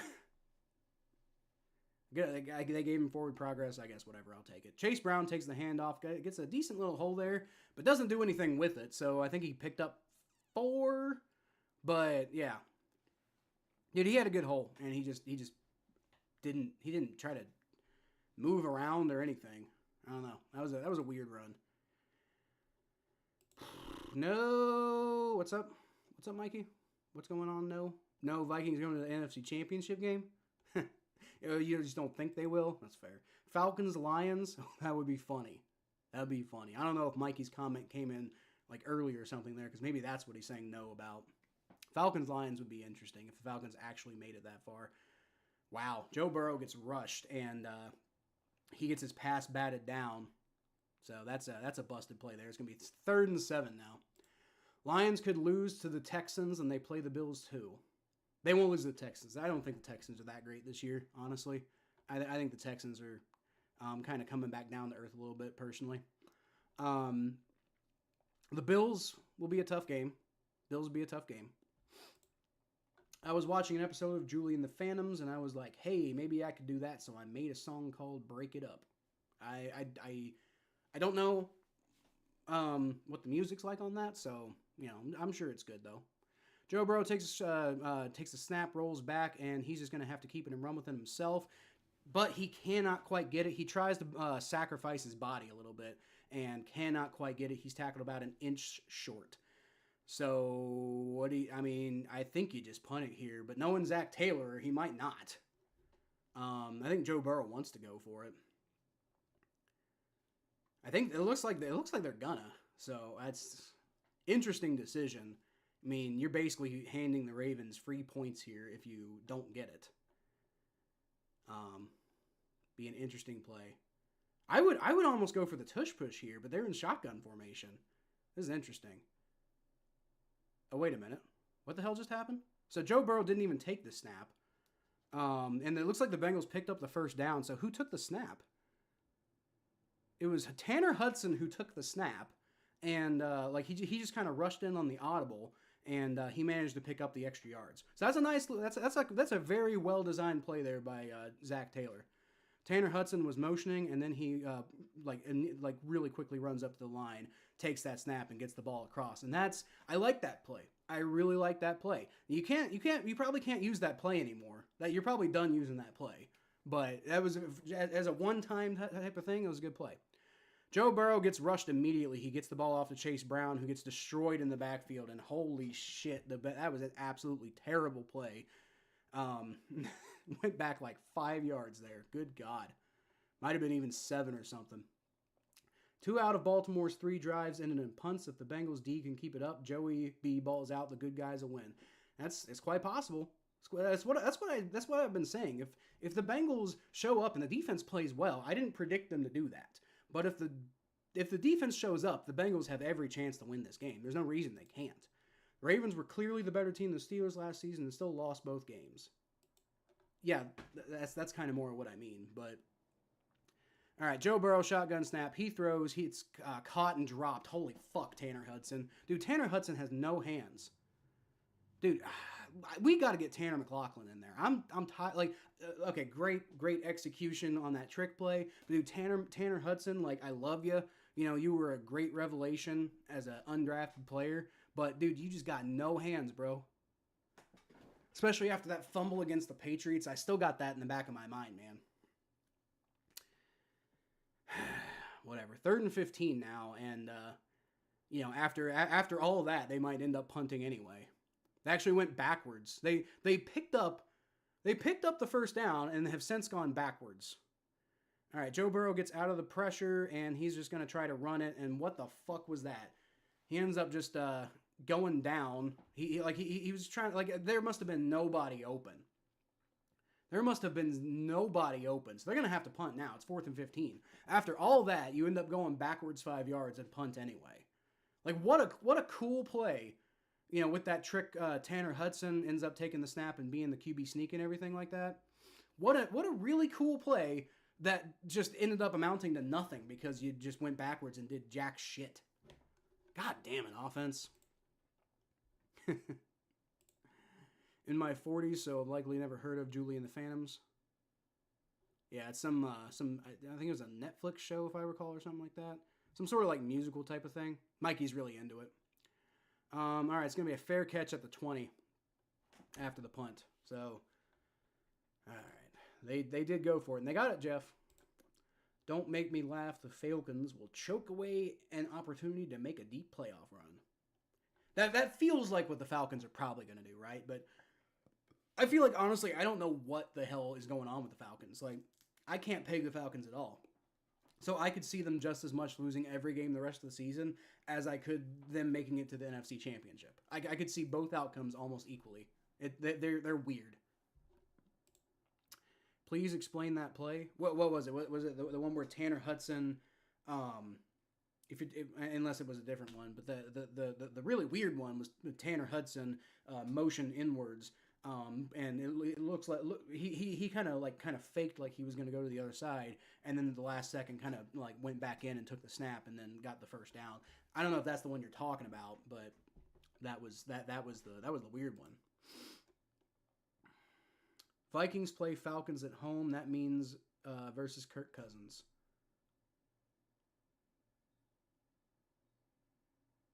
Yeah, they're playing Kirk Cousins. It's correct. Me thinks Zach feels like he has to go for it on fourth down as much as possible to keep Lamar and Derek off the field and wear the Ravens defense out. Well, there's that, and Zach's always been really aggressive on, like, his whole tenure here. He's been super aggressive on fourth down. That's been Zach's calling card, really. Like, I mean, he is go for it. If you think that you got a chance to go for it, you're gonna go for it. You know, unless you think there's no chance. Like, you know, and probably like. You gotta at least be like, you know, it's probably gotta be like 1 or 2 yards to go, maybe 3 at the most. But even then, if it's 3, it's depending on the field positioning and the timing of the game and everything. But you gotta be at least 4 yards away to guarantee, and you gotta be at least on their. You gotta be at least 4 yards away from the field goal or from the first down marker, and you gotta be like behind your own 40. To like guarantee that Zach's not going to go for it, and it's fair. I wish he would fake not go. I wish he would fake going for it a little bit more often, right? Like, you know, you go out there, you try to do the hard count, and then you just end up punting. I wish he'd do that a little bit more because I feel like part of the opportunity with going for it all the time is you know make opposing defenses, you know, like get tense, and sometimes they make mistakes and stuff. So, but if you go for it every time, then they know exactly what you're going to do. But if you mix it up a little bit, then, you know, you could potentially make him make mistakes. Derrick Henry's going to get the handoff. There you go. They're all over him on that one. And it's like still 3 guys still missed that tackle, but the guys who did get to him eventually maybe let him get a yard. You know, didn't end up being a very good one for Derrick Henry at all. Mikey and Kyle, you think the Saints win against Atlanta Sunday? Nope, I do not. That was the first song I ever made, and it was for Lattimore. That's unfortunate. I imagine that was a very sad song. They ain't gonna beat the Falcons. Be a 20-17 final score at this point. It could be the way the defenses are playing. We're almost at the end of the second quarter. Lamar Jackson throws over the middle. He's got Mark Andrews about a 5-yard pickup, so it's gonna be third and 4. So I mean, can you get off the field here, man? Like. You know, we're about to go into halftime 7-7. I mean, unless the offense can get some points, but like, I mean, the defense has been playing pretty well today. You got to give them credit. There was that one drive that just like felt like every time they had an opportunity. It's 3rd and 5, by the way, but it felt like every time they had an opportunity to stop them, they just like fucked it up. But to their credit, that's only been one drive so far. So let's see what they do here on 3rd and 5. Lamar Jackson shotgun snap. And there's a good rush, not really quite good enough. Lamar Jackson throws it up, and that is no good. Looks like he was looking for Zay Flowers here, and that just could not connect. I didn't see if Zay Flowers tried to catch it and dropped it, or quite what happened. Let's see the replay. That was worked out quite nicely, though. It's going to be 4th and 5. Ravens going to have to punt from their own 25, and the Bengals offense has a chance to go actually do something. All right, Lamar Jackson doing a really good job to avoid the pressure. He throws. Oh no, that was knocked away by DJ Turner. Great play. Oh, at the last second, DJ Turner. Dude, this is why I don't want DJ Turner off the team. I just don't necessarily want him to be the second string cornerback anymore because he's too inconsistent. But he's really talented. He does stuff like that sometimes, dude. All right, that punt goes out of bounds. I want to say about the 28-ish yard line. Mark, can we agree on that? Can y'all agree? I'm not gonna dive deep into your conversation. Probably the Falcons thing, right? You ain't gonna beat the Falcons. Is that it? Somehow they'll beat the Falcons because the first game with an interim head coach. That's a good point, Mark. That's a good point. Maybe they do just because of the interim head coach boost, and maybe they all just hated Dennis Allen that much. So maybe they do beat the Falcons. That's a legitimate. That's a good point, actually. I didn't think you could convince me that was a possibility, but yeah, maybe they do. Just partially because the Falcons are weird, right? But yeah, maybe the Saints do beat the Falcons. Honestly, I actually think That's quite possible. I think that's quite possible. I don't mean to give you too much hope, Mikey, but yeah, maybe. That's a real phenomenon. That's a really real thing. So we'll see. We'll see. From the 27-yard line, Joe Burrow's going to hand the ball off to Chase Brown, who just gets his ankles wrapped up on the first try. He may have picked up half a yard there. That's about it. John says, hi, what's going on? Bowser versus Yoshi matchup. That is true. That is true. Tyus Bowser on the Ravens and Yoshi. He's already caught a... I think I want to say he caught a pretty decent pass earlier. He had an opportunity for another one that got knocked away, if I recall correctly. This chorus is break it up, a pass from Latimo. All right, then. That's fair enough. Joe Burrow takes a shotgun snap. He throws as he's falling down. There you go. He got it to Mike Gesicki as he was falling down. He got that done. And Mike Gesicki was being mugged as that happened. Did Lamar Jackson go to the locker room? I mean, very briefly. He's back now, but Lamar Jackson kind of went into the locker room for a little bit. Interesting. With the theme of a certain event on Tuesday, if voting to bar the Chiefs from the Super Bowl was a national item, then it would be voted for by a mile. I think so. The Chiefs are quite unpopular. Chiefs are quite unpopular. Joe Burrow is going to hand the ball off. Chase Brown makes the first guy miss, picks up about 4 yards. Nice play there. As y'all know, I think I probably said it on the show before, I'm not going to comment on politics on this show. I mean, I'm a pretty open book when it comes to my politics, like in my normal life. So if y'all catch me on the streets, I'll tell you what I think, but I'm not going to talk about it on the show. We watch football to get away from politics, you know. So we're not touching that with a 10-foot pole. If you guys want to talk about it in the chat, do whatever you do, but I'm not going to put those comments on the screen if you do, just so you know. Lattimore isn't the player he was, only one INT last year. Didn't he get hurt a bunch? Wasn't that part of the problem? Tanner Hudson. Nice job. There you go, Tanner Hudson. Caught the pass from Burrow on stride and actually held on to it this time. Made a guy, jumped over a guy and ended up getting the first down out of it. Offense is moving. Lattimore scares quarterbacks where he doesn't get targeted. Yeah, it kind of reminds me of, it was like Darrelle Revis at one point, just, wasn't as productive as he used to be, mostly because, dudes just kept, avoiding him. But I do think part of it with Lattimore, though, is, he got injured a lot, right? So he might just have lost a step physically. I think that it's possible that happened, too. Lamar just go to the locker room. Yeah, he did. He did. He came out, too, so I don't know what's going on there, but he did very briefly go to the locker room. Very briefly. I don't think he's hurt or anything like that. But he did go to the locker room very briefly. Came back. John Jansen's got a Tyrannosaurus Rex. I'm not sure what you're referencing there. Bowser, right? Bowser. Yeah. Well, I like Yoshi better. Or is that Yoshi? Maybe you're referencing Yoshi there. Because that's the little green animal. It's probably Yoshi, right? Are the Chiefs the new Patriots? No, they're not.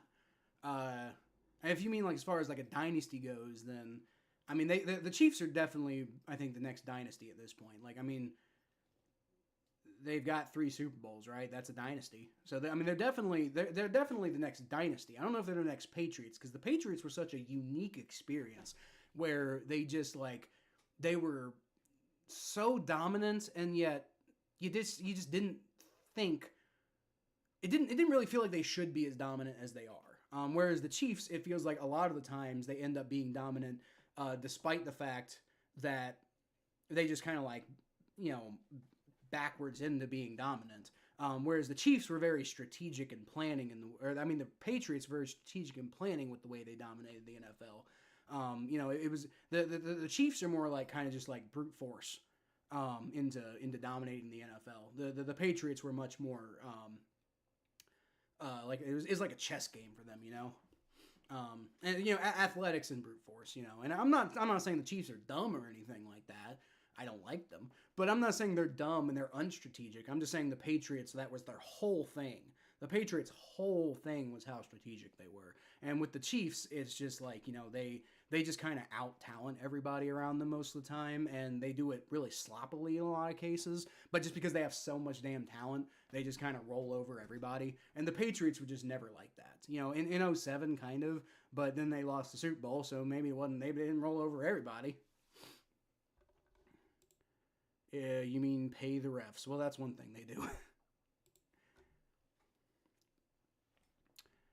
Joe Burrow fakes the handoff to Chase Brown. He's going to throw over the middle. There you go. He's got Jamar Chase, and that was a very good throw. Almost knocked away by a Ravens defender, and I hesitate to say perhaps could have been intercepted there, but I guess maybe I just didn't see it correctly because it ended up going to Jamar without too much issue. Yeah, okay, that would have not been intercepted. 23 there of the Ravens almost got his hand on it, but it definitely would have been intercepted. Okay, that with how fast the broadcast goes, sometimes you don't quite know what's going on until you see it on the replay. So it looked a little bit more dangerous than it actually was on the replay. 1st and 10, the Bengals are knocking on field goal range here from the 36. Joe Burrow's going to throw across the middle of the field.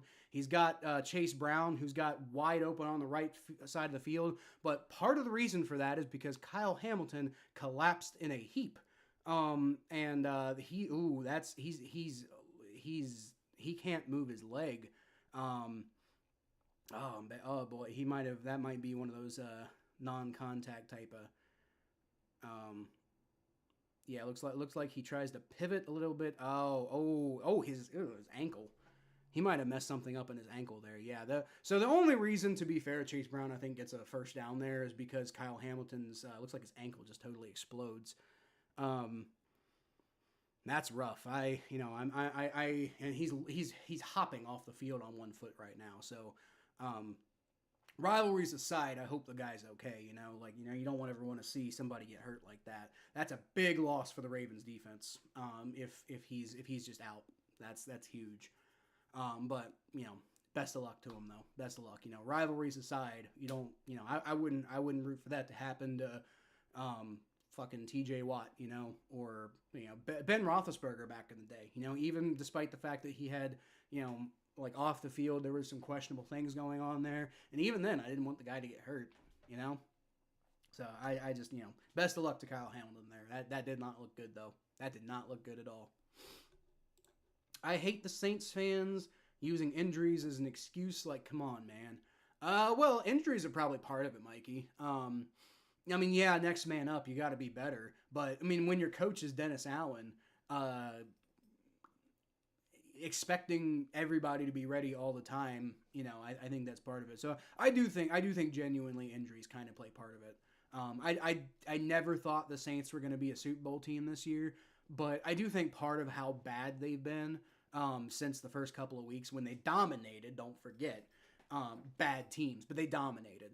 And don't like, we still got to remember they did dominate. They were still NFL teams that they dominated those first 2 weeks. So the Saints are probably a lot worse right now because of injuries. Like, they may or may not have been a playoff team without the injuries, but they're uniquely bad right now because of injuries, though. I think that's a fair assessment. Now, maybe you don't want to use those excuses, and that's fair on you. I don't like it when Bengals fans make those excuses either. I get what you're saying. But from a neutral perspective, I think that's absolutely fair to say that the Saints are as bad as they are, largely because of injuries. I think that's fair. Kyle Hamilton finished walking off the field, not hopping on one leg, although he is still limping quite a bit. So hopefully he's okay though. Oh yeah, his ankle just totally. It was actually not the ankle I thought it was. It's on replay that ankle looked a little bit better than I initially thought, and it was his other ankle that looked a little rough.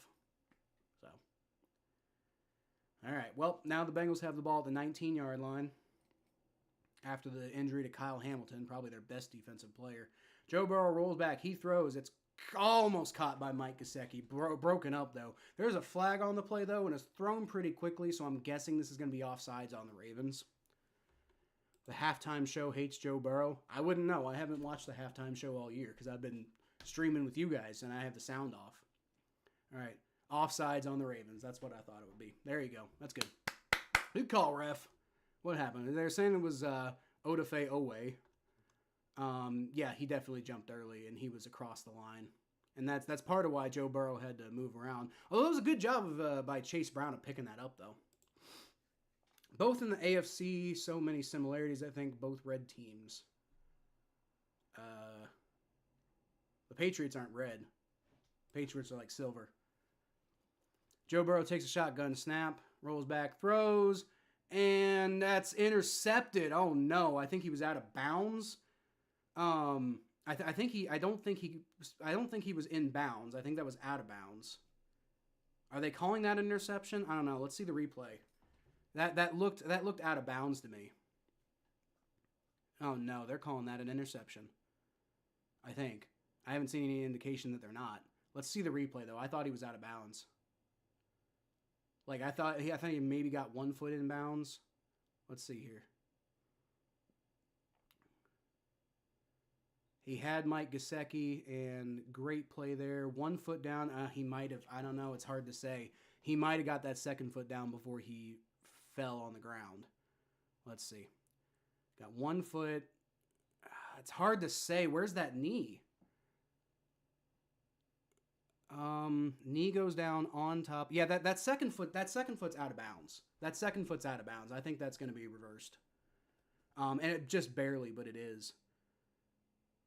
Yeah, that 2nd foot's it's hitting out of bounds before his other foot comes down. That's out of bounds. That is out of bounds. 2 foot to the same foot twice doesn't count. It has to be both feet. It has to be both feet. So that's going to be reversed, I think. That's scary. And I also worry that the refs are going to fuck us over here because it was called an interception, I think, on the field. And so my worry is that they're going to say inconclusive evidence, even though you have a clear shot there and you can like slow it down to like so you can pause it at the exact moment. But I guess we'll have to see.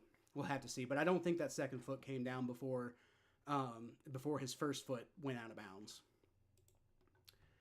Can Michael Thomas stop going on Twitter rants now and get a job? Well, he can't get a job, Mikey. I mean, maybe like a regular job. I don't think he's going to get an NFL job anymore at this point. He's probably, honestly, Michael Thomas is probably angling to try to get like a broadcast job. If he creates controversy, then people pay attention to him. And then, he probably can like spin that into like a YouTube career or maybe go on ESPN because all they seem to want to do anymore is cause controversy because they're a dying medium. And that's the only way to get people to pay attention is if, they piss people off and stuff. So if I had to bet, Michael Thomas probably understands his football career is about over. So he's trying to, he's trying to pivot into like broadcasting and stuff like that. So no, I don't think he's gonna stop. I don't think he's gonna stop. I think it's gonna probably happen more often, honestly. I'm sorry. I know it's annoying. Every team is hurt. We're not that hurt right now. We're okay as far as the injury department goes. I mean, we got a couple injuries, but like Trent Brown's out for the year, but that actually ended up being a benefit. Not to say I celebrate Trent Brown's injury by any means, but Amarius Mims has been a revelation at right tackle. So, and when you lose to the Panthers, yeah, they did lose to the Panthers. 2021 was worse. For what? I liked 2021. That was a good year. 2021 was a good year. I liked that year. Saw the Saints players and Panthers. Hold on. Oh, it's an incomplete pass. There you go. Okay, thank God. After review, it is not an interception. Okay. Thank God. Ah! I about saw the Bengals' chances flash before my eyes, dude. Because that stuff like that's where it all falls apart, But anyway, it's now 2nd and 5 after the overturned play. It's an incomplete pass. Thank fucking God. Shotgun snap for Joe Burrow. He rolls back. He steps up in the pocket, and he gets sacked. Looked like he almost had a chance to run, but he could not get away from, was that Ngakoue? I think it was Ngakoue who got him at the very last second. So, I mean, he didn't hardly lose any yards, but it's still a sack. So it's going to be 3rd and 5, I think.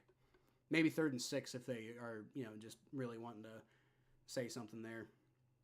But I think that ball was going forward a little bit, so I think they'll probably call that no gain, essentially. And they'll call it a sack, but for maybe an inch or two. It was inbounds. It wasn't inbounds, though, Jeff. Not his 2nd foot. His 2nd foot never got inbounds in time. before his first foot ended up going out of bounds. It's got to be both feet. It can't be the same foot twice. It's got to be both feet. And he did not get that second foot down before the first one ended up going out of bounds. So it was incomplete. Nothing there. Now, I will say, if you don't end up getting the touchdown here, that's disappointing. But because there wasn't the interception, I think you just fucking take the field goal here, get off, sigh of relief, take your lumps, and move on. Joe Burrow takes a shotgun snap. He's going to throw across the middle. There you go. There you go. He's got Jermaine Burton, who gets hit by like 4 or 5 Ravens defenders and still holds on to it. You know, doesn't fumble or anything. First down. All right, there you go. There you go. Bengals take their final timeout with 36 seconds left to go in the second half. And that's very nice to see. I think the Ravens get the ball in the second half, but if you can get a touchdown here, at the very least, that's your I mean, like if you don't get something here, then you give the Ravens a chance to because I think the Ravens have most of their timeouts, if not all of them. I think the Ravens did take 1 timeout. So the Ravens probably have 2 timeouts. So if you don't get the touchdown here, you're risking the Ravens going down and getting a field goal and then doubling up. Because I think they get the ball first in the second half, if I recall correctly. I'll have to check. First and goal now, though. Get in the end zone. Get in the end zone. I don't even care if you run the clock out. Just get in the end zone. All right, shotgun snap for Joe Burrow. He's looking around, can't figure out anything to do, rolls out, and there you go. There's a touchdown, Tanner Hudson. There you go. Took him a minute to find him, but he got him, and that is going to be another Bengals touchdown. All right, so I'm looking at it. The Bengals did indeed get the ball first, so the Ravens will get the ball second. There's 30 seconds left. Hopefully the defense can stop them from going and getting a field goal. But big stuff there. Big stuff. Really nice to see the offense kind of shake it off and go get the points anyway. Gotta love to see it. Got to love to see it. Mikey said it's going to be a defensive game. Well, yeah, but you said it was going to be a way more defensive game than it's ended up being. Like, the Bengals offense has been okay. Bengals are already at 14, and you said the Bengals were going to get 18. That's, first of all, not even possible now. Okay, so now it's 14. Evan McPherson just now got the extra point, just to be clear about that. So the Bengals take a 14-7 lead at the half, and looking pretty good so far. You like it. You're liking what you're seeing, but man, you just got to keep your foot on the gas, man. Don't come out in the second half and let it all go back away. But yeah, Mikey, you said what, 18-15? I mean, it's already 14-7, right? Like, can the Bengals hold the Ravens to 7 points in the second half, and maybe they get an extra point, or a 2-point conversion? That's quite possible, because as it stands right now, as long as they don't let a field goal go, then they're going to hold the Ravens to 7 points in the half. So it's quite possible. I think highly unlikely, but it's quite possible that the Bengals defense does again in the second half, and the Ravens end up scoring very few points. But the Bengals are 4 points away from getting 18 points, and I think it's highly likely that they're probably going to get near 30, if not go over 30 today. All right, Evan McPherson's going to kick that ball away, and that's going to be in the end zone for a touchback for the Ravens. They are reviewing it. Thank God they reviewed it too, because I thought he might have been out of bounds there, but it turns out it was really close. I can see why they called it interception on the field. I can see why they called it an interception on the field, but it wasn't. It was not an interception, and I was wrong. I made the wrong call in the moment, because it probably did look like an interception on the field, but then you replay it and you see by the thinnest of margins he did not have that foot in bounds. All right, Lamar Jackson with 30 seconds left to go. Defense, come on. Takes the shotgun snap, rolls back. He's going to throw and got about 4 yards there to Mark Andrews, who gets out of bounds. 26 seconds left to go. The Ravens actually are out of timeouts for what it's worth. So that's very useful for the Bengals. That means if you can keep them, but if you can keep them between the sticks, you can probably force them to burn a lot of clock off and possibly make them not have enough time for a field goal. Calling it incomplete. Bengals another chance. Whew. Feels like we don't often get those chances, Jim. So it's nice we finally did. 3rd and 5. Yep.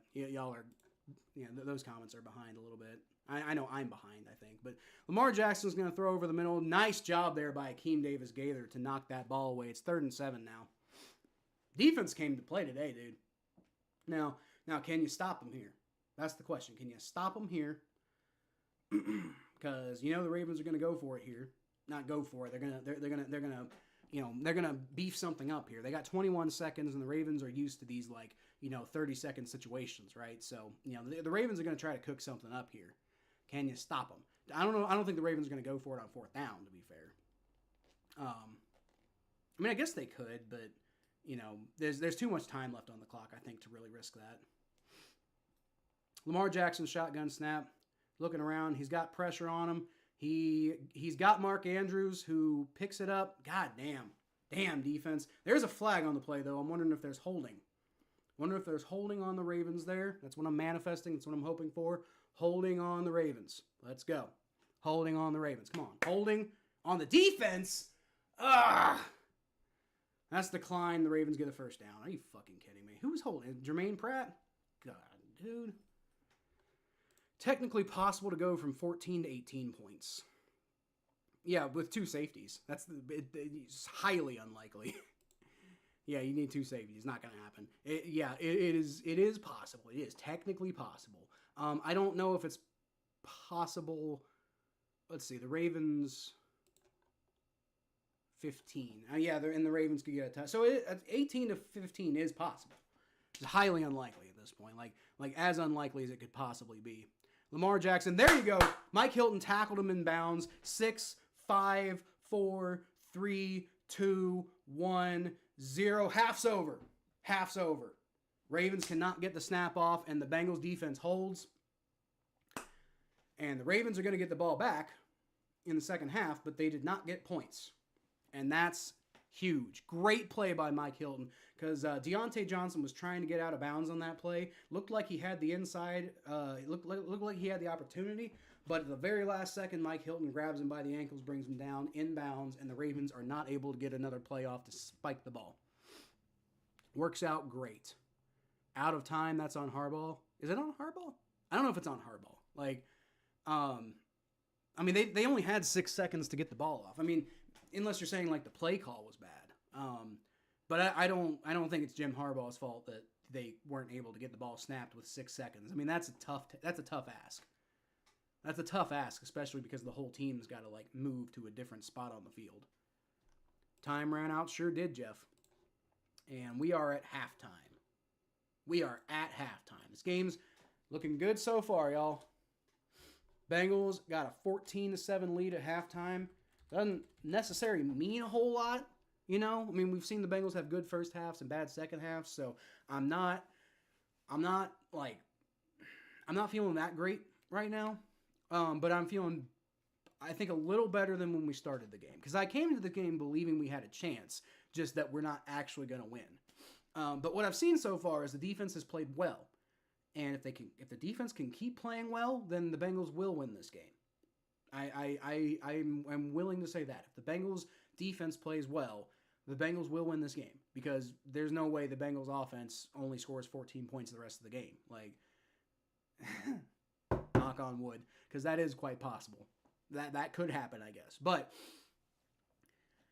I would say more likely than not, the Bengals offense does not finish this game with 14 points. Therefore, if the defense plays well in the second half too, then almost certainly the Bengals will win this game. So that's where I say, I was feeling going into this game, my confidence was at about a 4. It's I didn't think they were going to win, but it's just man, if they could get their shit together, they could do it.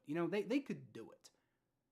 They're capable of doing it. I just didn't see it at the time. Now I see it. Now my confidence is more about a 6. I think I see the path to winning. I'm it's right there. They could do it, I'm not willing to just yet say that I would bet money on the Bengals winning this game right now. I'm not there yet. But, I'm feeling a lot better now than I was going into this game. So, let's see what happens. Kyle, have you heard It's in the Blood? It's a YouTube channel. I haven't. Let me look it up, since we're on commercial anyway. in the blood. Well, that didn't work. Got some music video. It's in the blood. Here we go. Some sort of shark thing. 2.55 thousand subscribers. Shane and Alex were a father-daughter duo who share their love of sports. Okay, so they're a sports team. I'm seeing a lot of red and yellow here, so I'm feeling like we're getting Chiefs fans here, and I'm not a big fan of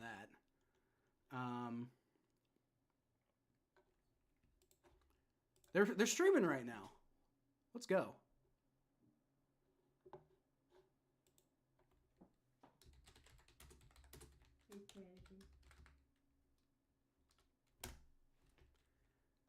Hey, so I'm gonna go ahead. I'm gonna put the link in the chat. So if y'all want to go say hi, this, I don't think we have enough people for a Grossi style raid, but if y'all want to go say hi to It's in the Blood there, go say hi to him. Dad is a Kitty Goes Meow fan. Daughter's a Chiefs fan. What a disappointing thing to happen. What a disappointing thing. That's very sad.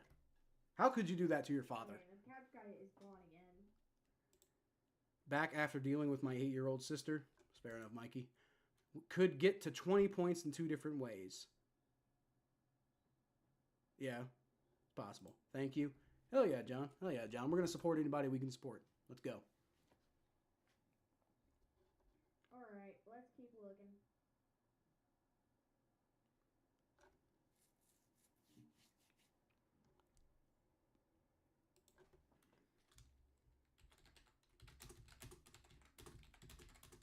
Alright, we're looking.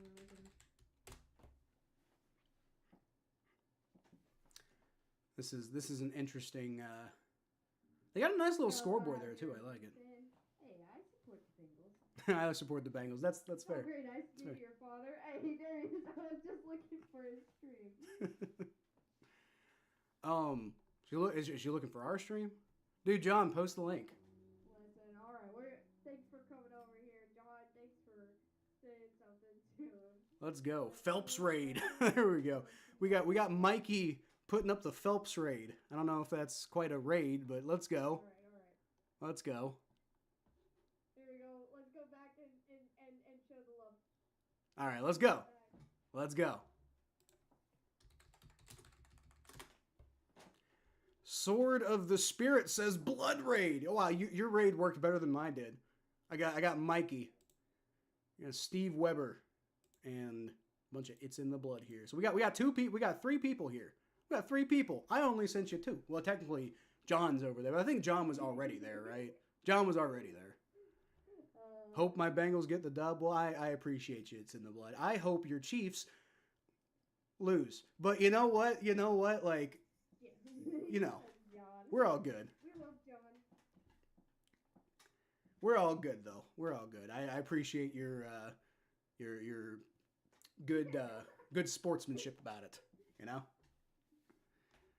John's in both chats. Dude, I'm in both chats. I'm streaming here and I'm in both chats. Go Saints. Let's go. Jim says hi, by the way. Jim's not doing the raid, it doesn't look like, but Jim says hi. Let's go. Let's go. This is my favorite Chiefs fan of all time. I appreciate you coming back over here with John. This is my favorite Chiefs fan of all time. Let's go. I like her. There's a cricket. Why is there a cricket on your screen? He just said I'm his favorite Chiefs fan of all time. Yeah, that's because most of the other ones are terrible though. But it's like yeah. I actually had a Chiefs fan on here one time, who was like pretty chill. I had a Chiefs fan on here one time for like early when I was bringing fans on to like preview games. I had a Chiefs fan on. That guy's pretty cool. But most of the Chiefs fans I interact are very mean people. Like what's his nuts? The big the big God, what's his name? Hail to the Chiefs, like HTTR. That guy, the bald guy. I hate that guy. I used to like that guy, but he's a dick.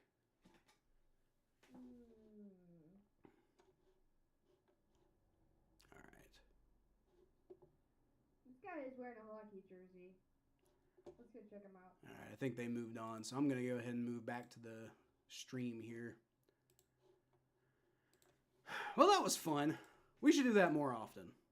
We should go find people to, like, semi-raid, you know? Like, little tiny people like us, you know? 2,500 subscribers. That's still, like, 4 times as big as we are, you know? Hopefully, you know, we'll get there, but right now, that's about 2.5 times as big as we are. All right. But, hey, that was fun. That was fun. Let's go. You are in both chats, John. That was pretty cool. All right. So we are at halftime. Bengals doing pretty good so far.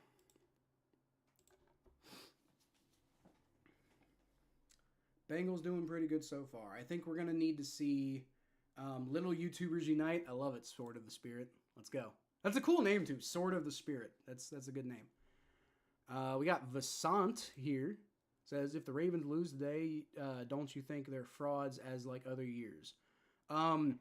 Dude, look, I say the Ravens are frauds all the time, and they end up being pretty good, and then they look like frauds in the playoffs, right? But I always say the Ravens are frauds, and then they end up winning a lot more than I'm going to give them credit for. So I'm going to pump the brakes there a little bit. But if the Ravens lose today, then I think the Bengals are a team to pay attention to again. Like we're the season's no longer over.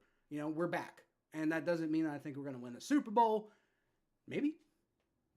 But we're back. You know, I expect them, if the Bengals win this game, I expect them to go make the playoffs at that point. Because then we'll be 5-4. You know, why the hell not at that point? And then the rest of our schedule is like, I mean, I think the most difficult team we play after the Ravens is the Steelers. We get them twice, but, I mean, every other game just like, we got a good schedule. Just put it that way. Counter raid, you love it. I'm not a hater, I promise, unless you're a Broncos fan. Funny story.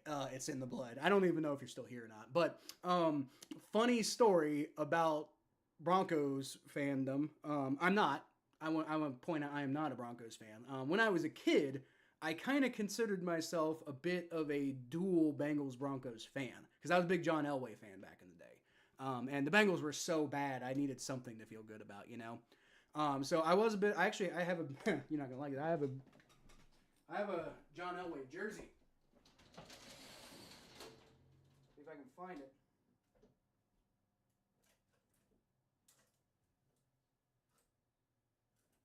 Oh, it's in here somewhere. Oh. Is that it? Nope. Alright, well. I don't feel like having all that dead air. I can't find it right now, but I have a John Elway jersey. I was kind of a... But I also, oddly enough, and I wasn't really super dedicated to it. I didn't get into all the rivalries and everything. I also kind of liked the Chiefs because I thought that, like, blood red helmet was cool as fuck. Yeah, I kind of vibed with the Broncos when I was a kid, so, you know, I might not like that. But I'm not a Broncos fan anymore. Like, the whole Peyton Manning era kind of turned me off. And then, like... when Brandon Stokely did his whole thing, I was like 14 years old and like a 50-year-old drunk ass Broncos fan, like just like spat and laughed. No, he didn't like spit, like like he just laughed in my face and like spit was flying from his mouth into my face, and I was just like, okay, I don't like the Broncos anymore. Like that was yeah. But I did fuck with the Broncos when I was younger though. Sorry about that. Not all Chiefs fans are bad. Dude, no, not all Chiefs fans are bad. Dude, we had... I forget his name now. It was like Jake, I think. Early in this channel, we had a guy who was a Chiefs fan who I brought on to the show, and like we did kind of like a collaboration thing. And that guy was chill and fun, and I've met some Chiefs fans who are good people. But the problem is, I think partially because of all the success, Chiefs fans have gotten really cocky, and they're just fucking brutal. Like most of them, like on Twitter and shit, are just brutal people. And it's just like, it's just really unpleasant to interact with them. Like ever. But there are good Chiefs fans, obviously. And probably Twitter's a bad sample size of any fan base. Like, Bengals fans on Twitter kind of suck too, you know? Like, I get annoyed with Bengals fans on Twitter. The Cricket is an honorary member of the Blood Fam. Hell yeah. Hell yeah. Because of Tom Grossi's raids, I watch too many sports YouTube channels. That's fair. That's fair. I mean, I might consider like we get this. Now that we've actually got an active chat, I might start doing stuff like that. Like just to get out there, we'll support the community, and we'll also kind of like get a little bit more exposure and stuff like that. So maybe we start doing like little tiny raids, right? Like I know like only like 2 people showed up, but it's still fun. Fun either way. We all get a little bit out of it. John, I got a Grucy raid when we played Denver. That's right. Mikey got himself a Grucy raid. I was there for it. That was a good. I was so happy for you, Mikey. I missed Tom's division rivalry weekly videos, but now scripted. Love the Stroud thing. Yeah. By the way, the game's back. Evan McPherson's gonna kick, and I think that's gonna be another touchback. Looks like it. Yeah. So I missed the division videos, but. That was part of this overall series thing he's doing. He might get back to it eventually once he wraps the whole series up, right? I don't know if he doesn't do it, maybe I start doing it. I mean, since the market's there and nobody else really seems to be doing it, I don't know. That might be kind of a fun direction to take this channel. I've always wanted to have a little bit more fun with this channel. I love these live things. I have fun with you guys, but I've always wanted to make some like more fun videos, and I just haven't really been able to consistently keep that up. So I started this channel kind of doing that, but yeah, I just needed to get stuff out at some point. Lamar Jackson, with all the pressure on top of him, just like nobody can get to him. There's a flag. I wonder if we're gonna get holding. Looked like Trey Hendrickson was kind of holding on the Ravens. Yeah, I think I saw Trey Hendrickson because like looked like he was getting pressure, and then just like out of nowhere just really wasn't anymore. Despite having some momentum, so I'm guessing if we see the replay here, it was probably on whoever was covering Trey Hendrickson, number 77 there. No, that's actually the right guard. So. I don't know if I agree with the whole... Yeah, okay, a little tug at the end. There was a little tug at the end. Yeah, that was... Okay, there was a little bit of holding there at the end.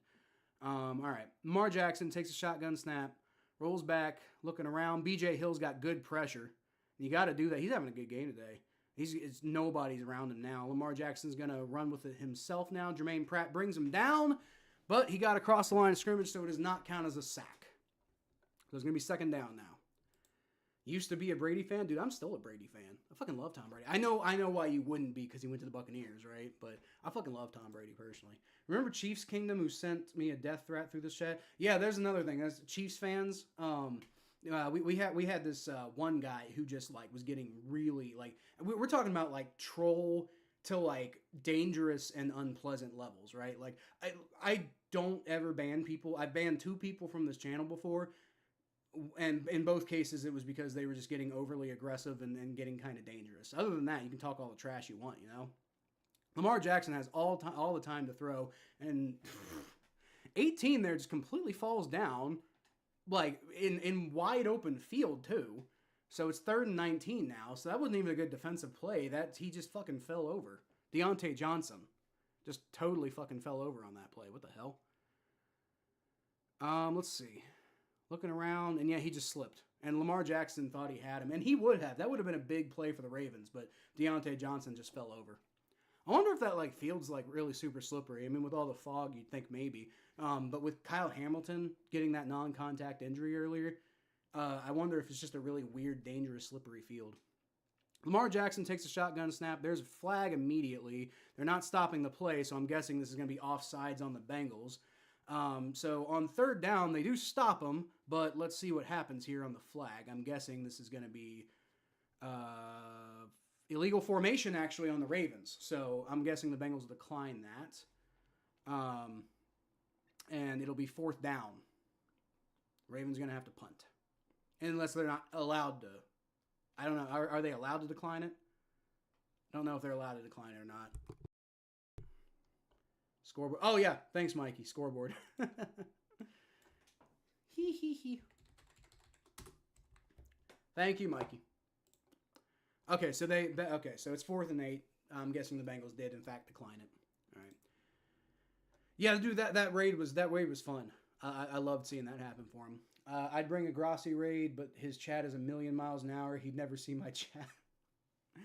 Dude, I've had I think 3 Grossi raids. That's honestly part of the reason why this channel really kind of got going, honestly. Like, I did this channel for a while, never really got any momentum, got the Grossi raids. By the way, the punt's going to be fair caught about the 31 or 2 yard line. But this channel wasn't really getting a whole lot of momentum. I got those Grossi raids, and I mean, things just went exponentially up. And unfortunately, that's around the time I decided to go back to school, so I haven't been as consistent with this channel lately. So since you're new, I'm letting you know. But I decided to go back to school to kind of double down on these skills that I've learned from the channel. And so I'm in my second year now, and it's a 2-year program. So we'll get back to it here pretty soon. But I still try to do at least some of this stuff and keep you guys, letting you know I'm alive and stuff like that, right? So anyway, from the 33-yard line, it looks like Joe Burrow takes a shotgun snap. He's rolling back, and he's going to throw over the middle, and he's got Jamar Chase, who gets wide open. Not wide open, but he gets open, and he's turning on the Jets. He's running past, and he gets past everybody for a touchdown. Big, huge play by Jamar Chase, and that's his calling card against the Ravens. There you go. So the Bengals end up doubling up because they stopped the Ravens on both drives there. Let's go. This game is going very much in the Bengals' favor right now. Gotta love it. Sorry, it's 20. Evan McPherson hasn't hit the extra point yet. Scoreboard, yeah, sorry about that. You're good at play-by-play, or you're a good play-by-play guy. Speaking of Brady, he's natural in the booth. Listen to him for the Packers-Lions game. I have not heard Tom Brady do a game yet because I've been doing this channel ever since he's been doing games. So, often I don't hear the announcers because I have to mute it so we don't get copyrighted, right? All right, kick is up. It's good. There you go. All right, 21. As far as me being a good play-by-play guy, I appreciate that. I've been really working on it. I try not to have a lot of dead time because it's just me here. So I try to talk as much as I can. My only thing is I think I can work a little bit on getting tripped up on my words sometimes. Getting I often speak a little faster than my brain works, and I'm working on it, and I think I'm getting better. But I have fun with it. We all have fun with it. I model a lot of how I handle this stuff after Tom Grossi, just because he's been so successful at it, right? So that's kind of how it goes there. 3rd and 19, not enough. It's a punt. There you go, Jim. Can't wait to stream a Saints game and not worry about Dennis Allen's job. Yeah, dude. I know it's probably because you're a minor, but I kind of wish that you had comments available on your show, because when Dennis Allen got fired, I really wanted to comment on your channel and just congratulate you because I know you were waiting for that. But no, I'm super happy for you that happened though. I'm not happy that your team's so bad that it needed to happen, but I know you were praying for that, right? So that's good that you at least got that. This Ravens O is off the field. Give the Bengals credit for that stuff, dude. The Bengals came to play today, man. This is what this team is capable of doing when they get their shit together, There's been some lack of discipline in this game, which is getting on my nerves, but it hasn't compounded on itself, which is what keeps happening in a lot of these games. It's called ADHD, and we all have it. Dude, funny story about ADHD. I actually, I've theoretically thought that I had it for many, many years. I sought a diagnosis for it when I was 19, got told to go away basically. But I recently sought out another diagnosis and they did diagnose me. So yes, it is called ADHD. That's exactly what it is. And I'm currently doing a lot of things to try to treat it. But, I'm 32 years old. I've lived for 32 years with it. I know how to deal with it. It's just, if I can get it under control, then sky's the limit, I had one guy tell me, dude, you on Adderall, you're going to be president in 10 years. And the only thing about that is I really don't want to, I don't necessarily want to go into politics. And it's not because I don't have strong political convictions, which, again, to remind everybody, I won't talk about on this show. But it's not that I don't have strong political convictions. It's just that I don't want to surround my whole life with politics. That just sounds stressful as hell, and I don't want to do that. So I'm not going to be president. Because I'm not gonna become a politician, That's just how that's gonna work. Grossi chat goes way too fast. I really don't chat anymore in there. Yeah, I mean I do from time to time, but it's really just Oh, hold on. Ravens are actually going to try to return this one. They get it past the 25. Nice hit there. Nice hit by Akeem Davis-Gaither. Tackle him at the 28. So, I mean, it's not like a huge special teams play, but it's a big hit. It's a big hit. He's like, sit your ass down. That's what happened there. Yeah, I don't chat a whole lot, John. I had a membership with Tom for the longest. For years, I was a member of Tom's channel.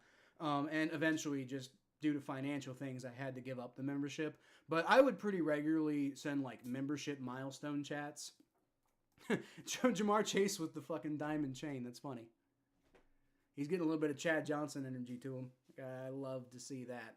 Derrick Henry's going to take the handoff, and he picks up about 5 yards, and probably could have done a little bit better than that on the run, but, whatever.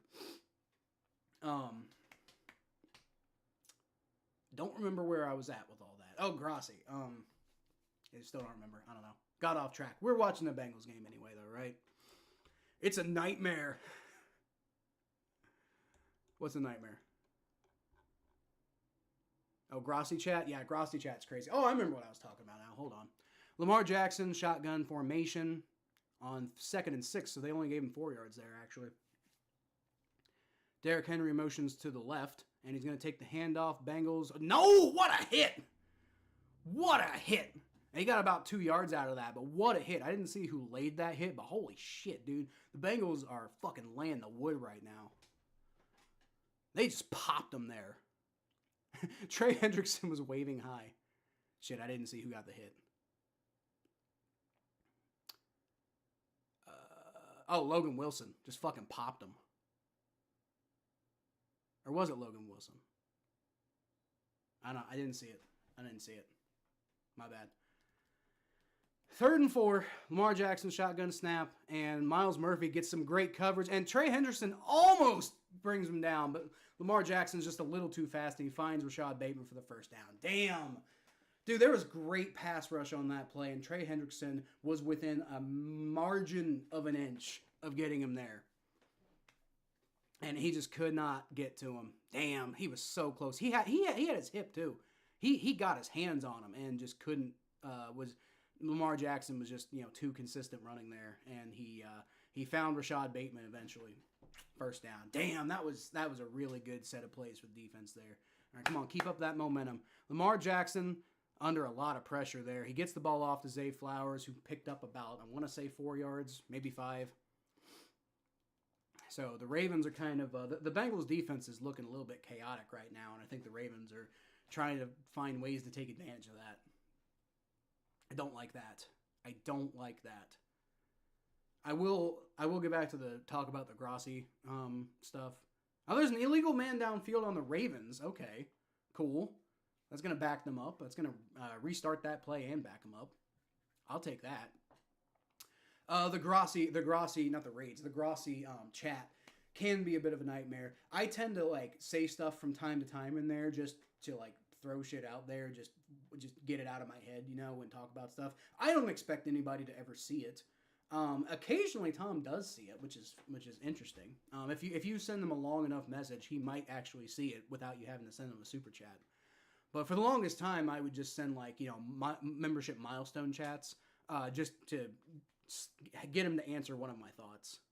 That was a good way to do it. Joseph Osai's all over Lamar Jackson, who does eventually get the ball off. But Bengals are getting good pass rush on Lamar Jackson now, and that's doing what you want to do. It's 2nd and 15 now. Touchdown for 67. Was it 67 yards to Jamar Chase? Damn, that was a good play. That was a good play too. He turned on the Jets. Tutties are good for the guys all night long. Works for me. Damn right. Wait, I do have comments on in your chat, but comments for your standalone videos are turned off. I don't know if it's possible for you to turn them on, but for your regular videos, not the live ones, just the regular videos are turned off. And I wanted to say something, but I couldn't because comments are turned off on your channel. All right, Lamar Jackson's going to keep it himself there, and that was a good job by the Bengals to recognize what was happening. They gave him a few yards, but they probably could have given him a lot more than that. So the Bengals defense is getting fairly disciplined now, and I like to see that. They're not perfect, but they're doing pretty good. What did Lou learn in 4 days? Looks like a lot, but don't forget, Lou has been trying to figure out he's been basing his whole coaching career with the Bengals on trying to stop the Ravens. So, you know, that's Lou's thing. Like, Lou is good. Hold on. Shotgun formation for Lamar Jackson. Takes the snap. 3rd and 11. Rolls back. He's got a lot of pressure on him once again. And he's gonna throw it short to Justice Hill, who just isn't going to even have a shot at getting anything there. I think they lost a bunch of yards there. It's going to be 4th down. I think Lamar Jackson was trying to make something happen. So they're going to have to punt. Defense came to play today. But see, that's the thing about Lou Anarumo. Lou Anarumo, I don't feel he has the ability to adapt very well in a lot of situations because he kind of picks one strategy and just sticks with it. But the strategy that he's built, the defenses that he's built, and the schemes that he's built are built to beat teams like the Ravens, like the Chiefs, like etc. You know, you notice the Bengals have a lot of trouble with, you know, bad teams and not always with bad teams. Sometimes they do well against the bad teams. Trenton Irwin on the punt doesn't really go anywhere. Gets about 16 yards. There is a flag. I'm guessing that's probably on the Bengals. Not good.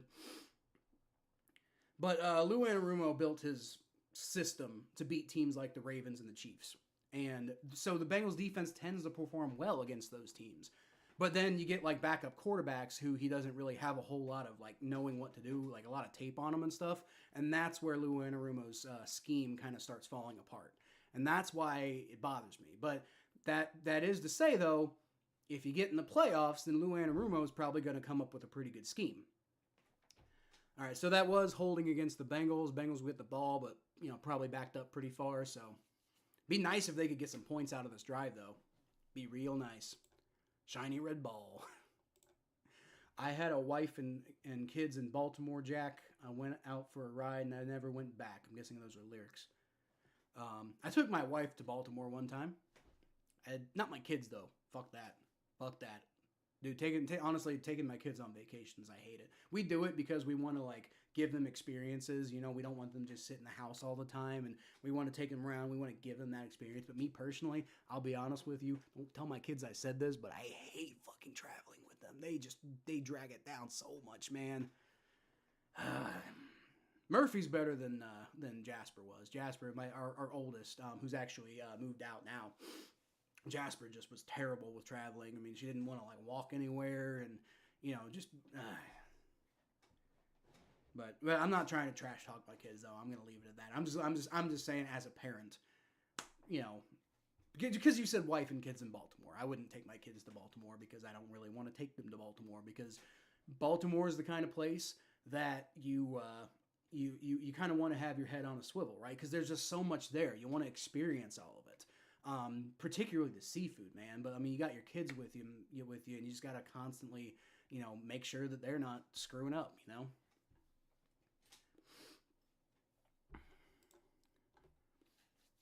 I mean, you know, you could take the kids to like Nashville or something, right? And like, I'm not a big country music fan, so it's really just about going somewhere and seeing a new place and chilling and stuff. But you go somewhere like Baltimore, and as much as I don't like Baltimore sports teams, I love Baltimore the city. I love Baltimore the city. And when I go to Baltimore, I want to go have fun in Baltimore, you know? But it's just hard to do that with the kids. Hopefully it's in the blood. Raid helps out your channel. Hopefully it helps out both channels. They stream mostly every primetime game. Well, I will once I'm done with this show, I'll go over there and I'll go subscribe to It's in the Blood. Maybe give them a little bit of love. We had a couple people show up, and Sword of the Spirit still hanging out. So, I mean, maybe we picked up a couple subs. I don't know. See what the problem was. My comments, it's set to fix now. It's set to off. It's fixed now. Okay. All right, cool. Yeah, I've been wanting to comment on your stuff from time to time. I just don't ever really get the chance. All right, let's go. Let's go. Joe Burrow throws it to Tanner Hudson, and that's going to be about a 5-yard pickup on first down, so that's a good start. Ooh, Lamar Jackson might have hurt his wrist. Ugh. Ugh. Almost seems kind of ironic, but, like, I mean, I'm not saying that's a good thing at all. Like, I don't know. Hopefully he's okay, though. But they're showing a lot of shots on the screen right now of Lamar Jackson kind of looking at his hand and being like, dude, you know. All right, Joe Burrow, shotgun snap. He gets it off of Chase Brown, who just has no idea what he's doing there. Drops the ball, and he was going to get leveled anyway, but that was a busted play. It didn't work at all. Told Tom I'm your boy during the raid. I did. I'm like, that's my boy. That's my boy. Because, dude, Mikey, you're one of my...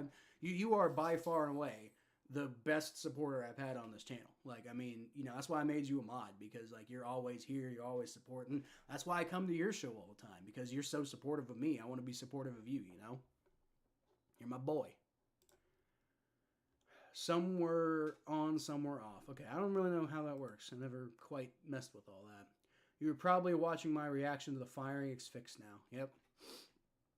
I wanted to comment on it and be like, dude, he's gone. The bad man's gone. You don't have to apologize for winning anymore. Jackson, 12 for 18, 85 yards. Yeah, it hadn't been a good day for him at all. And now he might be hurt. I mean, not like, I don't think he's going to go out of the game, but, he might be a little hampered going forward. Joe Burrow, shotgun snap, he throws. He's got Tanner Hudson, picks up the first down. That was a well-designed play right there. That was a nice play right there. Give Zach Taylor credit for drawing up a good play. Ain't nobody going to do that. Everybody just likes to talk about when it's a bad design.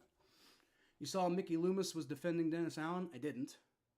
I'm sure he was probably like, like like when you fire a guy, you don't talk shit about the guy afterwards. Like fans do, but like the front office is always going to be cordial about it, All right, Chase Brown takes the handoff. He gets to the second level. Nice run there. Picks up about 5 yards. There you go. It's a good game so far, y'all. I like the Ravens offense being frustrated. Keep the cope coming. I do too. I'm a big fan of what we're seeing today, y'all. Let's keep the gas on the pedal. I'm not feeling safe yet. We go get a touchdown on this drive. I'm feeling pretty good about that. But, especially because that's going to take just a ton of time off the clock. But I'm not feeling safe yet, though. I'm not feeling safe yet. Joe Burrow hands the ball off. Chase Brown does a really good job. And, oh, God, did he fucking fumble. Oh, my God. He fucking fumbled and the Ravens recovered. Are you absolutely fucking kidding me? See, this is why I was saying I don't feel safe. This is exactly why I was saying I don't feel safe. Because, the littlest thing can fuck it up, dude. Damn it, Chase Brown. It's going to give the Ravens real good field position, too. And, hey, the defense has been playing well, so maybe we hold them to a field goal. But, damn, that's just that. The momentum there just sucks. That was Bruce Springsteen? What was Bruce Springsteen? Oh, those lyrics? Okay. I don't remember the lyrics now. Or, whatever. Steelers and Bills loving the score. They won't if we come back and take the division from the Steelers, Jim. Which is not out of the realm of possibility. Never knew you had 2 kids? I do. The older one doesn't give a damn of a fuck about football. But yeah, my stepdaughter Jasper, she exists. All right, Lamar Jackson gets the ball off, and that's about an 8-yard gain to Rashad Bateman. That's not good defense there. Come on, defense gotta step up now. But yeah, I got 2 kids. One of them is now 19 and living on her own up in Michigan. But I got 2 kids. I don't know. I don't think she's. I think her voice has been on the show before. Like during some live stream, I said, "Say hi to everybody, Jasper," and she did. But I don't think she got on camera though. I love Atlanta, but F the Falcons. Yeah, I feel that. God, Derrick Henry gets first down there. Not good defense at all right now. Can I be honest with you guys for a second? I know I said that about Baltimore, but can I be honest with you guys for a second? Pittsburgh's kind of legit as a place to hang out. If you just completely don't pay attention to football and ignore all the Steelers shit, or you do what I do and you go in a Bengals jersey after the Bengals beat them. There you go. Stopping Derrick Henry maybe for a yard there. Logan Wilson, good tackle. But, if you can just avoid, for me, if you can just avoid how much I hate the Steelers, then, Pittsburgh's got damn good food. It's got good hotels. It's got great parking. Pittsburgh's just kind of a nice place to troll around. I'll be completely honest with you. I don't feel good about saying that, but it's a fun place to be. It's a fun place to be in a non-sports context. Unless the Bengals are winning, which then maybe it's probably a good place to be. Lamar Jackson takes a shotgun snap, rolls back, has got a ton of pressure, can't figure out anything to do with it, and he is going to outrun all of them. Holy goddamn shit, somebody tackle him! And I think he got a fucking touchdown. Now they're saying he's a yard short, but holy shit, how do you get that much pressure on him and you just let him get around you and end up... Dude, they had him for like a 10-yard loss, and now they're within a yard of getting a touchdown. God damn it, man. They are normally stay on after the game for 30 plus minutes or so. It's awesome, dude.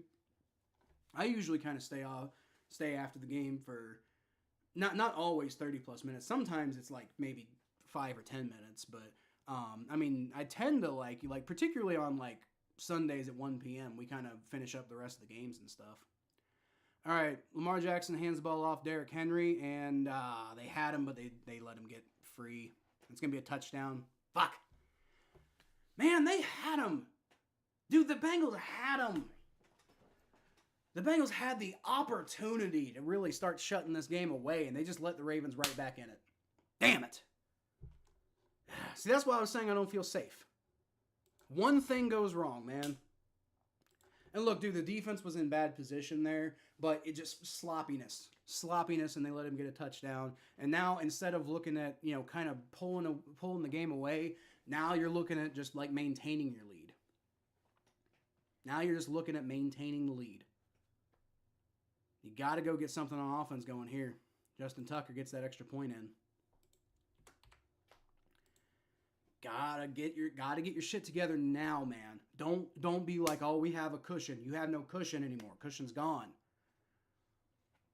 Foot on the gas pedal. No more turnovers. No more BS. Don't start punting the ball now. Don't give the Ravens you just gave the Ravens an opening. Don't give them a big opening, You're my boy, Mikey. Let's go. Hey, Kyle, you have a new sub. See you Sunday if you stream.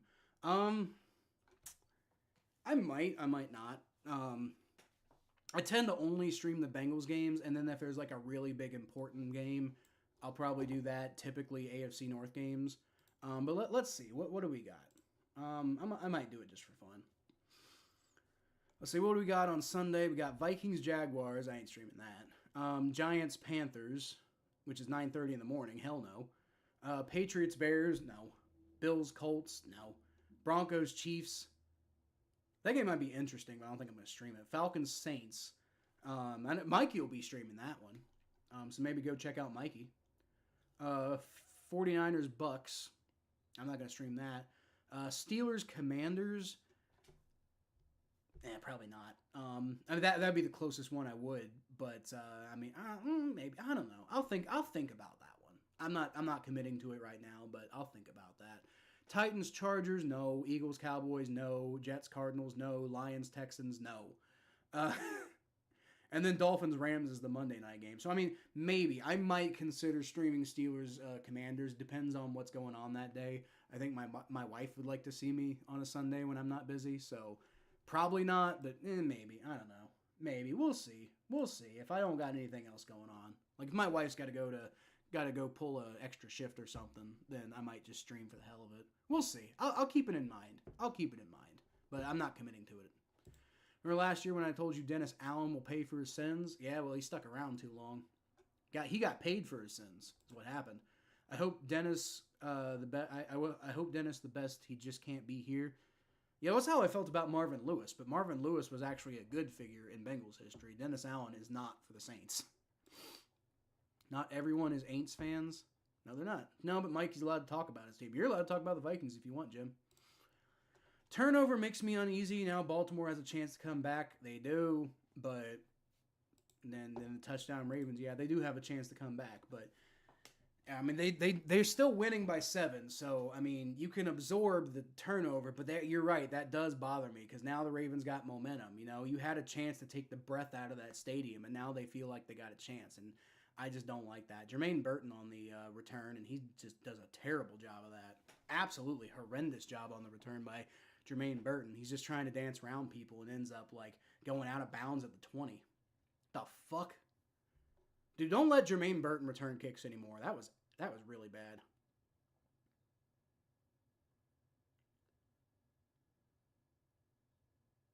Oh no. Oh no. Is Joe Burrow's wrist hurt? Let's see what's going on here. Please, for the love of... Don't fucking do this to me, dude. If you ignore the poop river... Yeah, we got a poop river, too. The Falcons game ended. I thought they won out of anger. Joe Burrow takes a shotgun snap. He throws. He's got Chase Brown, who does a nice job to make the first guy miss. Picks up about 6 yards. Good play there. Falcons game, I ended it when they won out of anger. I'm sure you did. They're actually winning. Shocking, I'd say. Who, the Bengals? It's not shocking. The Bengals are a good team, dude. They're just sloppy. And you see it right now. You know, they got out to a 21-7 lead, and now it's 21-14, and you got to regain that momentum now because of the sloppiness. But the Bengals are a talented team, though. Let's just be totally clear about that. Joe Burrow takes a shotgun snap, fakes the handoff, and he's just going to like run it himself. No, he's not. He's going to throw it to Jamar Chase. He's got over the middle, and that's a Bengals first down. I did this. It wasn't a touchdown. It was a first down. Good play there. All right. Hopefully that issue with Joe Burrow's wrist was just something that he's able to shake off because he seems to be fine now. Doesn't seem to really thinking about it at all.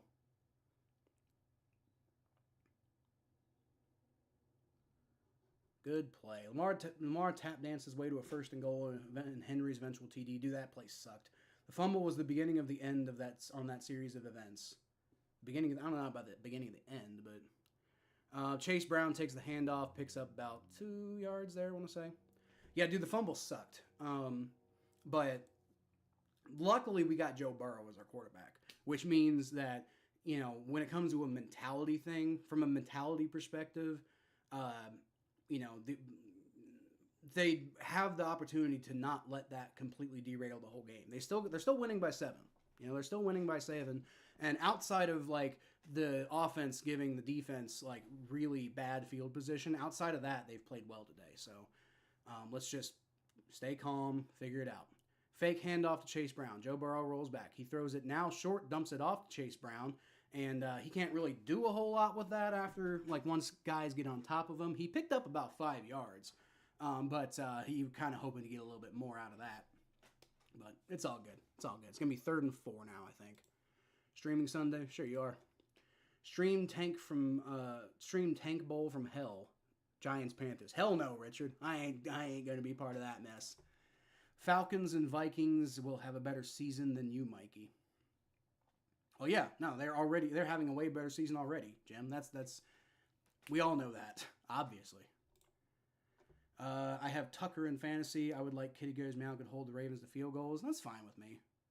As long as we win, I don't give a shit. Joe Burrow, he's going to throw it up to Jamar Chase. Got wide open. That's a very well-designed play. Getting out of pressure there, kind of creating. It's good. That's creative. You like to see it. And they're burning that clock. We're getting near the 4th quarter. If you can go get a touchdown on this drive, dude, then, you know, you're feeling better. You're feeling better after that turnover. And the turnover sucks, but, you know, you can get it done. You can get the job done. Vikings will go back to the 2020 Vikings. They might. Getting Vietnam flashbacks of... You fucking shit, Richard. Fucking shit. Every time Joe Burrow winces, I have a panic attack. I'm telling you. Every time he winces. Joe Burrow shotgun snap. He has to step up in the pocket and just gets fucking obliterated. Cordell Volson didn't give him a goddamn chance on that play. Matabwike on that play. I think I said Ngakwe earlier. But no, that's Justin Matabwike, who seems to be doing pretty well against Cordell Volson today. That's a weakness. Cordell Volson has not been having a good game so far. The wide right a tie game. Oh, wait, bad memories from that playoff game. Okay. The Saints have the 3rd pick right now. Can we draft a head coach? No, you can't. But you can draft a quarterback. Y'all need one. I mean, you know, I'm not saying like Derek Carr is so bad that you got to get away from him immediately. But if a guy's available, Go get him now. Like, are you really going to be this bad again? Maybe you will, but you don't want to. You don't want that to be your plan for you to be this bad again. So, I mean, if I recall, I don't think this quarterback class is super inspiring. But if I'm the Saints, I'm seriously considering a quarterback at that third spot. If they stay there, if they end up like kind of bouncing back with that like interim head coach boost, then maybe not so much. But if the Saints kind of like start coming back and they like drop in the draft order, then you're not really thinking about quarterback. But if they got the number 3 overall pick or better, then I think you're thinking about quarterback there. You're even thinking about trading up for a quarterback, honestly. It's the way I see it. You think you could offend me? Well, you're failing. You can't hurt me. The Saints have already hurt me too much. That's what I'm getting out of it. Talking to Richard. Okay. Do you think Tampa should have went for 2? I don't know, Mikey. I don't know what game you're referring to. Who's 1 and 2? I don't know what we're saying. I've lost track of the conversation, I think, at this point. Goal St. Louis Blues. Yay, hockey. I have no opinions about hockey. Zero. I literally, like, I've said on this channel before, like, I don't know if, like, I really want to do baseball content, even though, like, for a little bit, Ellie De La Cruz was interesting, and the Reds were interesting enough to, like, people were asking me to make content, and I kind of caved a little bit. And it's just the fact that I don't really care that much about baseball. But, dude, hockey, I'm lost. Like, if there's one sport that I'm lost on, it's hockey. I guess I understand the concept of hockey. I know some of the rules and stuff, but I also don't really understand most of the rules. I like shinty. Shinty's like field hockey. They have it in like the Scottish Highlands. It's pretty interesting thing going on there. But yeah, hockey's been the one team sport that I just have never been able to really even wrap my head around, like baseball I've never really liked, but from time to time I can kind of watch it and stuff. Hockey I just can't with hockey. I'm not even trying to trash talk hockey. It's just never I've tried. It's never been something I could even kind of get into. Patriots 1, Patriots 2, Saints, so we actually got second. Yeah, if you got the second overall pick, dude, you're taking a quarterback. Especially because the Patriots aren't going to take a quarterback when they just took Drake May. Now, they could also trade that pick away. But all right, 2nd and 16 now from the 40. I mean, now I think you're just looking at trying to get in field goal range to try to get some of those points back. Joe Burrow's going to scramble out, and he just fucking throws the ball away. Good God. I don't know what the fuck that was, man. Dude, this drive was looking so good there for a minute. Now it's 3rd and 16, and you really just, like, get back in field goal range. If you can get a first down, great. But you're playing for field goal range now. Because you're really close to field goal range. You're maybe even arguably in field goal range right now. Although then again, with how slippery the field is, maybe Evan McPherson isn't feeling it. So, maybe you don't from here. Maybe you punt from here. I don't know. That would suck. That would suck so bad to punt from here. Because you're giving the Ravens all sorts of fucking momentum, All right, we're in the 4th quarter, by the way. So after this play, I'll update that. Joe Burrow takes a shotgun snap, steps out of pressure. He's going to throw over the middle. Nothing there. He had Jamar Chase, sort of, but couldn't get it to him fast enough. And it's going to be 4th and 16. What do you do here? Do you attempt the long field goal, or do you punt it and kind of risk the Ravens feeling like they have got all the momentum right now? Yeah, that was just a little too far for Jamar Chase. But in Joe Burrow's defense, if he didn't throw it there, then Jamar Chase probably, like, that ball would have been knocked away. So he threw it where he had to throw it. It wasn't. I don't even know if that was inaccurate. I think he had to throw it there. It looks like they're gonna punt. So you don't feel great about that. Punts away, and that's going to be caught around the 7-yard line. So it is a good punt. It is a good punt, and the defense has an opportunity to just not let the Ravens kind of just fully take control of getting back into this game. But boy, you gotta take the game here, man. Like you gotta figure it out. You've gotta figure it out. Don't let that last drive doesn't even really count to me. Like, I mean, there were a couple of stupid fucking plays there, but for the most part, the defense was put in a bad position. You've had a good game all fucking game, dude. Don't let him do that again. Don't let him do that again, please. For the fucking love of God. Lamar Jackson, shotgun snap, throws, and open, Rashad Bateman. He ends up falling down, so he's not able to get past Jermaine Pratt, so only picks up about 5 yards, but... Watching the Blues on TV, going back and forth between your stream and it's in the blood. It's cool, John. Do you know Ohio's NHL team? Yeah, Columbus Blue Jackets. I do know that one. Actually, the Jags have the second pick. Fair enough. I still think you're going for a quarterback even with the third pick. 2014, hold on. I formation for the Ravens. It's going to be a pitch to Derrick Henry and Cam Taylor-Britt. There you go. There you go. I mean, he still got a couple of yards out of it, but Cam Taylor-Britt, I think getting in the way there is what prevented Derrick Henry from getting a first down. So now it's going to be third and about 2 or 3. So can you stop him? Man, can you fucking stop him?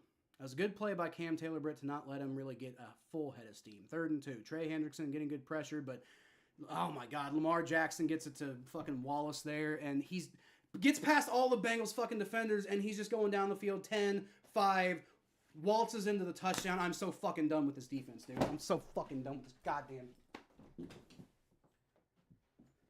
So done with this defense.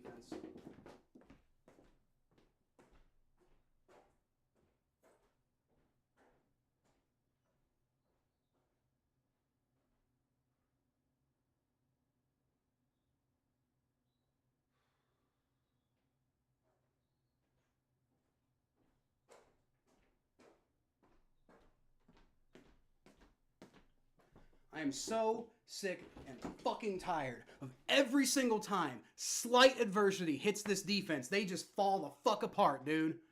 God, the Ravens are about to tie this game because the Bengals offense made one mistake. I'm so absolutely sick and tired of this fucking defense.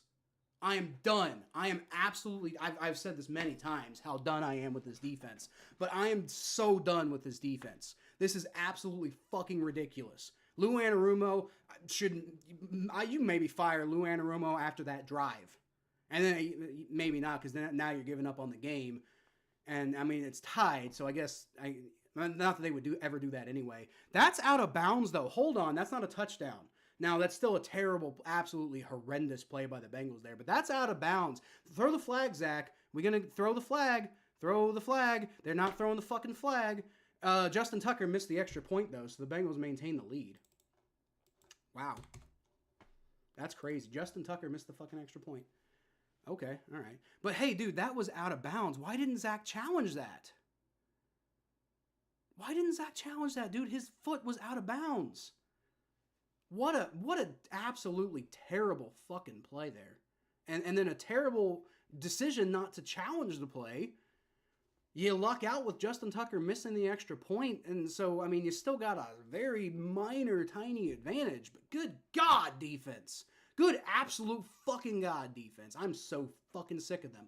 I'm just so absolutely sick of this defense, dude. Like, every single time they have even a remote sense. Mikey says you can't challenge a touchdown, but why didn't the booth look at it? I mean, his foot was out.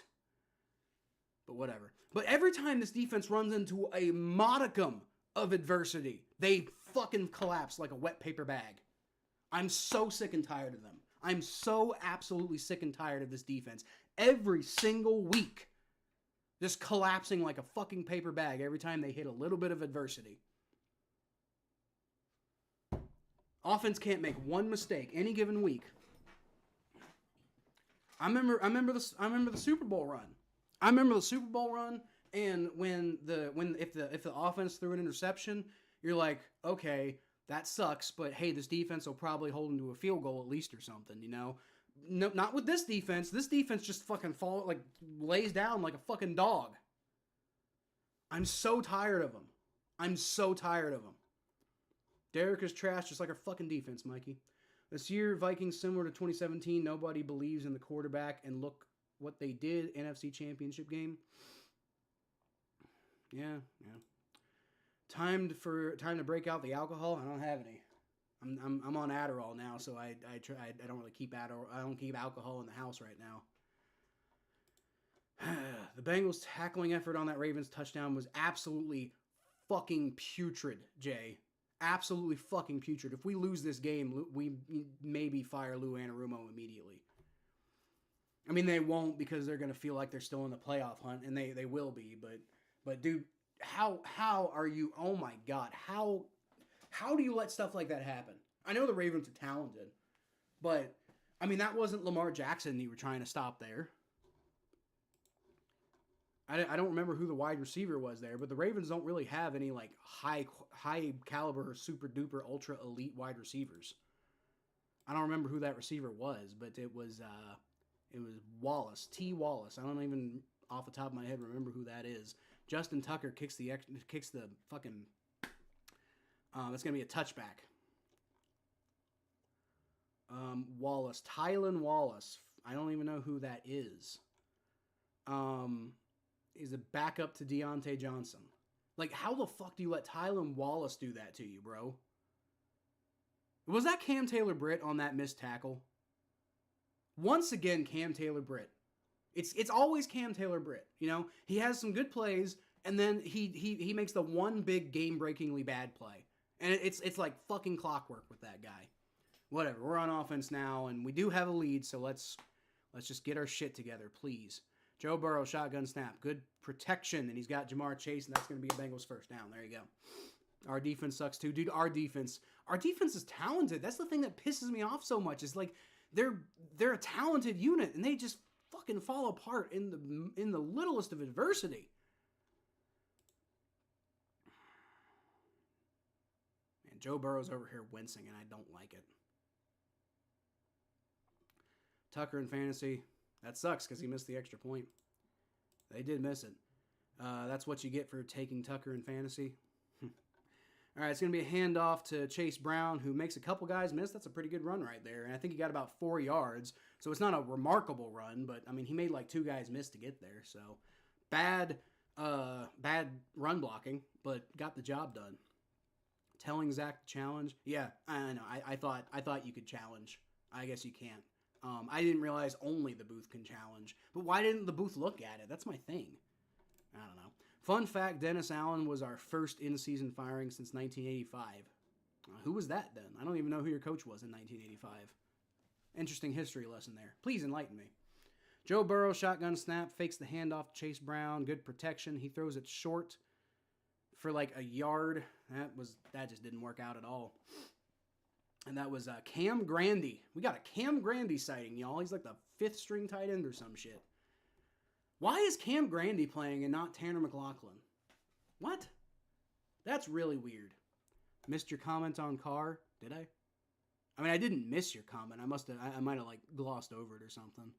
Oh, 2014 was so 10 years this year. Geez, what a sad career Carr has had. Yeah. Well, don't forget 2016 was a pretty good year for him. And ever since then, he's never really quite gotten back up to that level. Carr started out okay, and then he's just never really kind of like, he kind of turned into Andy Dalton after that, you know? Joe Burrow throws over the middle. He's got Chase Brown. There you go. First down. Both of them shaking off Ravens players to make that happen. Busy with his sister Sarah McLaughlin. Yeah, no, not Sarah McLaughlin. No, they're not related. We don't need no Sarah McLaughlin shit here. Start the car. That's good. It's funny. I like that pun. Raiders have sucked since the 1980s. Even their Super Bowl, they had many players past their prime. Yeah, dude, Al Davis just like out of nowhere. Al Davis just forgot how to build a team. Joe Burrow takes a shotgun snap. He finds Mike Gesicki, who gets who turns upfield and can't get past this guy, but still picks up about 6 yards on the play. And the offense is moving the ball again, and that's what you need. You desperately need that, dude. With the way the defense is playing, the offense has got to get going now. The way the defense is playing, man, you just got to outscore them now. Because you can't fucking trust them anymore. After the last couple of drives. And I know the first one wasn't all their fault, but like they could have I don't know, it was still a really bad series of plays though. Joe Burrow shotgun snap, fakes the handoff Chase Brown. He's going to throw it to Chase Brown short now, who jukes a little bit, tries to get the first down, can't quite get it, so it's going to be 3rd and 2. Poor David killed by the Houston Oilers. I don't think Derek Carr, right? Or David Carr, right? It wasn't the Houston Oilers, but okay. Wrong Houston team.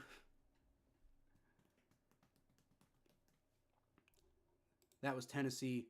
Yeah, Houston, Texas. The Tennessee Oilers were in Houston first, though. They were only in Tennessee for like a year or two, I think, before they became the Titans. All right. Get to your comment here in a second, Mikey. Joe Burrow takes a shotgun snap, 3rd and 2. He's going to throw it deep, and it's just way too fucking far for Jamar Chase. I don't know what the hell was going on there. It'll be 4th and 2. Now you got to take the field goal. Fun fact, the 2 times Dennis Allen got fired, Derek Carr was his quarterback in his 3rd season there. Are they going to go for it? They're going to fucking go for it, dude. The fucking balls on this team, I tell you what. The balls on this team. And you're risking, you've already lost all sorts of momentum, and now you're risking it here. You better get it. That's all I gotta say. On 4th and 2, you better get it. Is that why they went for a deep shot? Because they figured they'd go for it if they miss it? Is that why they went for the deep shot there? Better not go for a deep shot on 4th down. That's all I'll tell you. Joe Burrow shotgun snap. Good protection. He throws it up. It's another deep shot, and it's too far for Jermaine Burton. Are you fucking kidding me? Dude, Joe Burrow has just been overthrowing everybody today. I'm getting a little fucking sick of it. Him and Jermaine Burton have no chemistry. I'm noticing that too. Jermaine Burton, talented player, yes, but him and Burrow have no chemistry because they haven't been playing together. My God. Well, the defense has got to step up now, dude. This game is completely turned on its fucking head. The defense has got to step up now. Choke job incoming. You shut your fucking mouth, Richard. Fun fact, the 2 times Dennis Allen got fired, Derek Carr was his quarterback in his 3rd season there. You know, that's right. That is interesting. That is an interesting thing I never really thought about. That's weird. But yeah, you're right about that, Mikey. Looks like they'll go for it, and they didn't fucking get it either. Sarah McLaughlin says, for 30 cents a day, you can help the Bengals score touchdowns. You can help a tiger in need. Yeah, we don't need no Sarah McLaughlin shit, dude. Oh my God, dude. The Bengals just make me want to fucking cry sometimes. I swear to God, if we lose this game, like, yeah, people are going to be talking about Zach Taylor. If we lose this game, I want Lou Anarumo's head on a fucking plate, dude. Like, I mean, I know they're not going to fire him because the playoffs are still in the realm of possibility. I get it. They're not going to fire him, but I'm so tired of this defense. I'm so tired of this defense. And to be fair, firing Lou Anarumo doesn't make this defense better. I just want some fucking accountability. It's like they come out and do the same shit every week. And it's like they don't learn any fucking lessons. They do the same shit every single week. I'm so tired of this defense playing like this, man. But, you know, to be fair, the offense is kind of stalling out too now, so, you know, it's not just the defense. They're not getting a lot of help from the offense right now either. But man, if the defense was able to like keep what they were doing earlier, then you'd feel a little bit better because at least you're winning, you know. But because the defense is just fucking falling apart now, you know, now they're gonna get the fucking ball with good field position, and I mean they can take the lead with a field goal, man. Like unless we get a turnover, Let's go. Let's manifest a turnover. Come on, maybe I can call that. Maybe I can call the turnover. Who knows? Probably not, but who knows? Who is Sarah? So Sarah McLaughlin, Mikey, she's like this singer who does like so she's like I don't know what you like, not a philanthropist, but she's like an activist for like, you know, like charity causes and stuff like that, and but she also like makes music for the ads that she puts out, and they're very like guilt tripping ads, and a lot of people don't really particularly like them because of that. I don't. Lamar Jackson shotgun snap on the 35-yard line and wide fucking open. Nobody's even around Wallace. Are you goddamn kidding me? Where the hell was DJ Turner on that play? That's like a 15-yard pickup right there. They're already like at midfield. I'm so absolutely sick of this fucking defense playing like this shit, dude. Dude, can we get a fucking revenge game here from from Geno Stone? Can we get like an interception from Geno Stone? That'd be really nice. But no, they're just going to keep like leaving dudes wide fucking open. Lamar Jackson's going to throw to the open guy every fucking time. Shotgun snap, fake handoff to Derrick Henry, throws over the middle. Trey Hendrickson in coverage for some reason. Mark Andrews gets the first down. Dude, I'm about to fucking pop a fucking nut, dude. I'm so fucking tired of this defense. P for the D, I should have, Richard. I'll do it next time. Patriots. The play calling, those past two pass attempts was questionable. I don't know about the fourth down play, but the third down play was weird. But then again, maybe you're taking a shot because you're planning on going for it on fourth down. Lamar Jackson hands the ball off Derrick Henry. Wide open fucking lane. 9 yards. Dude, this defense, I swear to absolute, all that is fucking holy. I swear to all fucking... I hate this defense. I absolutely despise this defense, dude. They do this every fucking week. God, no one. If we end up 4-6, it's because of the defense. Like, the offense hasn't been consistent this year, and that's a discussion we have to have. But if we end up 4-6, it's because the defense is just fucking trash. Lamar Jackson takes the handoff himself, or not the handoff, but takes the run himself and picks up the first down. Easy. Turns out Lou learned nothing in the past 4 days. Dude, Lou hasn't learned a single thing since he became the Bengals defensive coordinator. He figured out one strategy, and he eventually caught fire with that strategy and just never adapted it. Dude, I'm done with Lou Anarumo. I'm so done with Lou Anarumo. Ravens in field goal range? Yeah, Jim. They're in field goal range. You know, it'd be nice if the defense would stop them here, but I don't even believe they're going to do that. All right, so it's going to be a dump-off pass to Derrick Henry, and good play there by Sam Hubbard to tackle him for a couple of yards, but man, it's like at this point, I don't even fucking care. At this point, I don't even care about moderately good plays because you've had so many disastrous plays. This is the same script every fucking week. The offense makes one or two mistakes and the defense collapses. God, they've had such a good game today, and look at this shit. Look at this shit, dude. They've had such a good game today, and then they just pull this shit when we need them the most. God, you cannot rely on this defense. Good play there, though. It's a pitch to Justice Hill, and Trey Hendrickson chases him down for about a 3-yard loss. That's a good play. Awesome. But it's just been such a terrible drive so far. And, yeah, if you hold him to a field goal, then that's something. But, God, you've just let him... That's going to be 17 unanswered points. And, yeah, that's partially because the offense hasn't been answering. But at least the offense has been kind of fucking moving the ball a little bit. The defense has just been getting gashed and gashed and gashed and gashed. And, yeah, we got to talk about the offense, too. But it's hard to talk about the offense when the defense is just this consistent at being bad. Look, right over the fucking middle, Mark Andrews for the touchdown. Because nobody...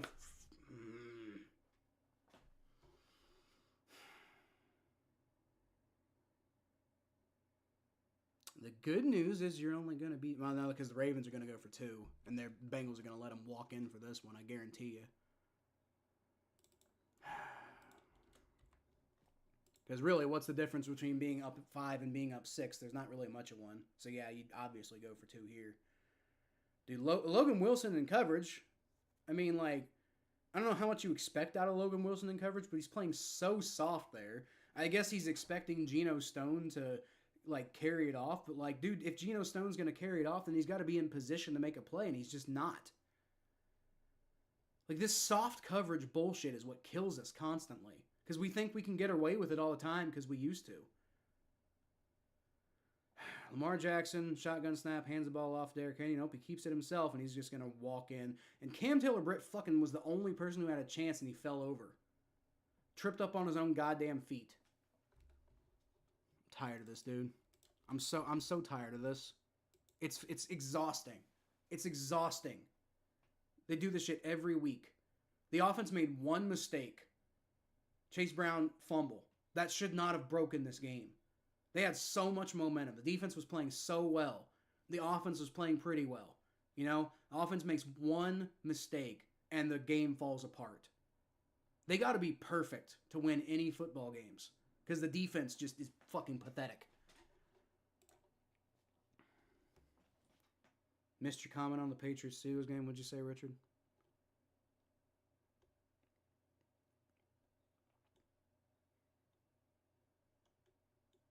I guess I did miss it because I don't see anything.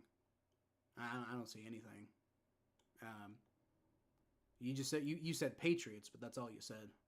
So I don't know. What was Lou's first season in Cincinnati? 2019 was Zach Taylor, and that year was really bad. But I think there might have been I don't know what was quite going on that year. Lou didn't have a lot to work with that year, to be fair. In 2020, he didn't have a lot to work with either. So I mean, I said the same thing about Zach. You can't really. I think I was a little more negative on Lou back then than I was Zach, but I was just like,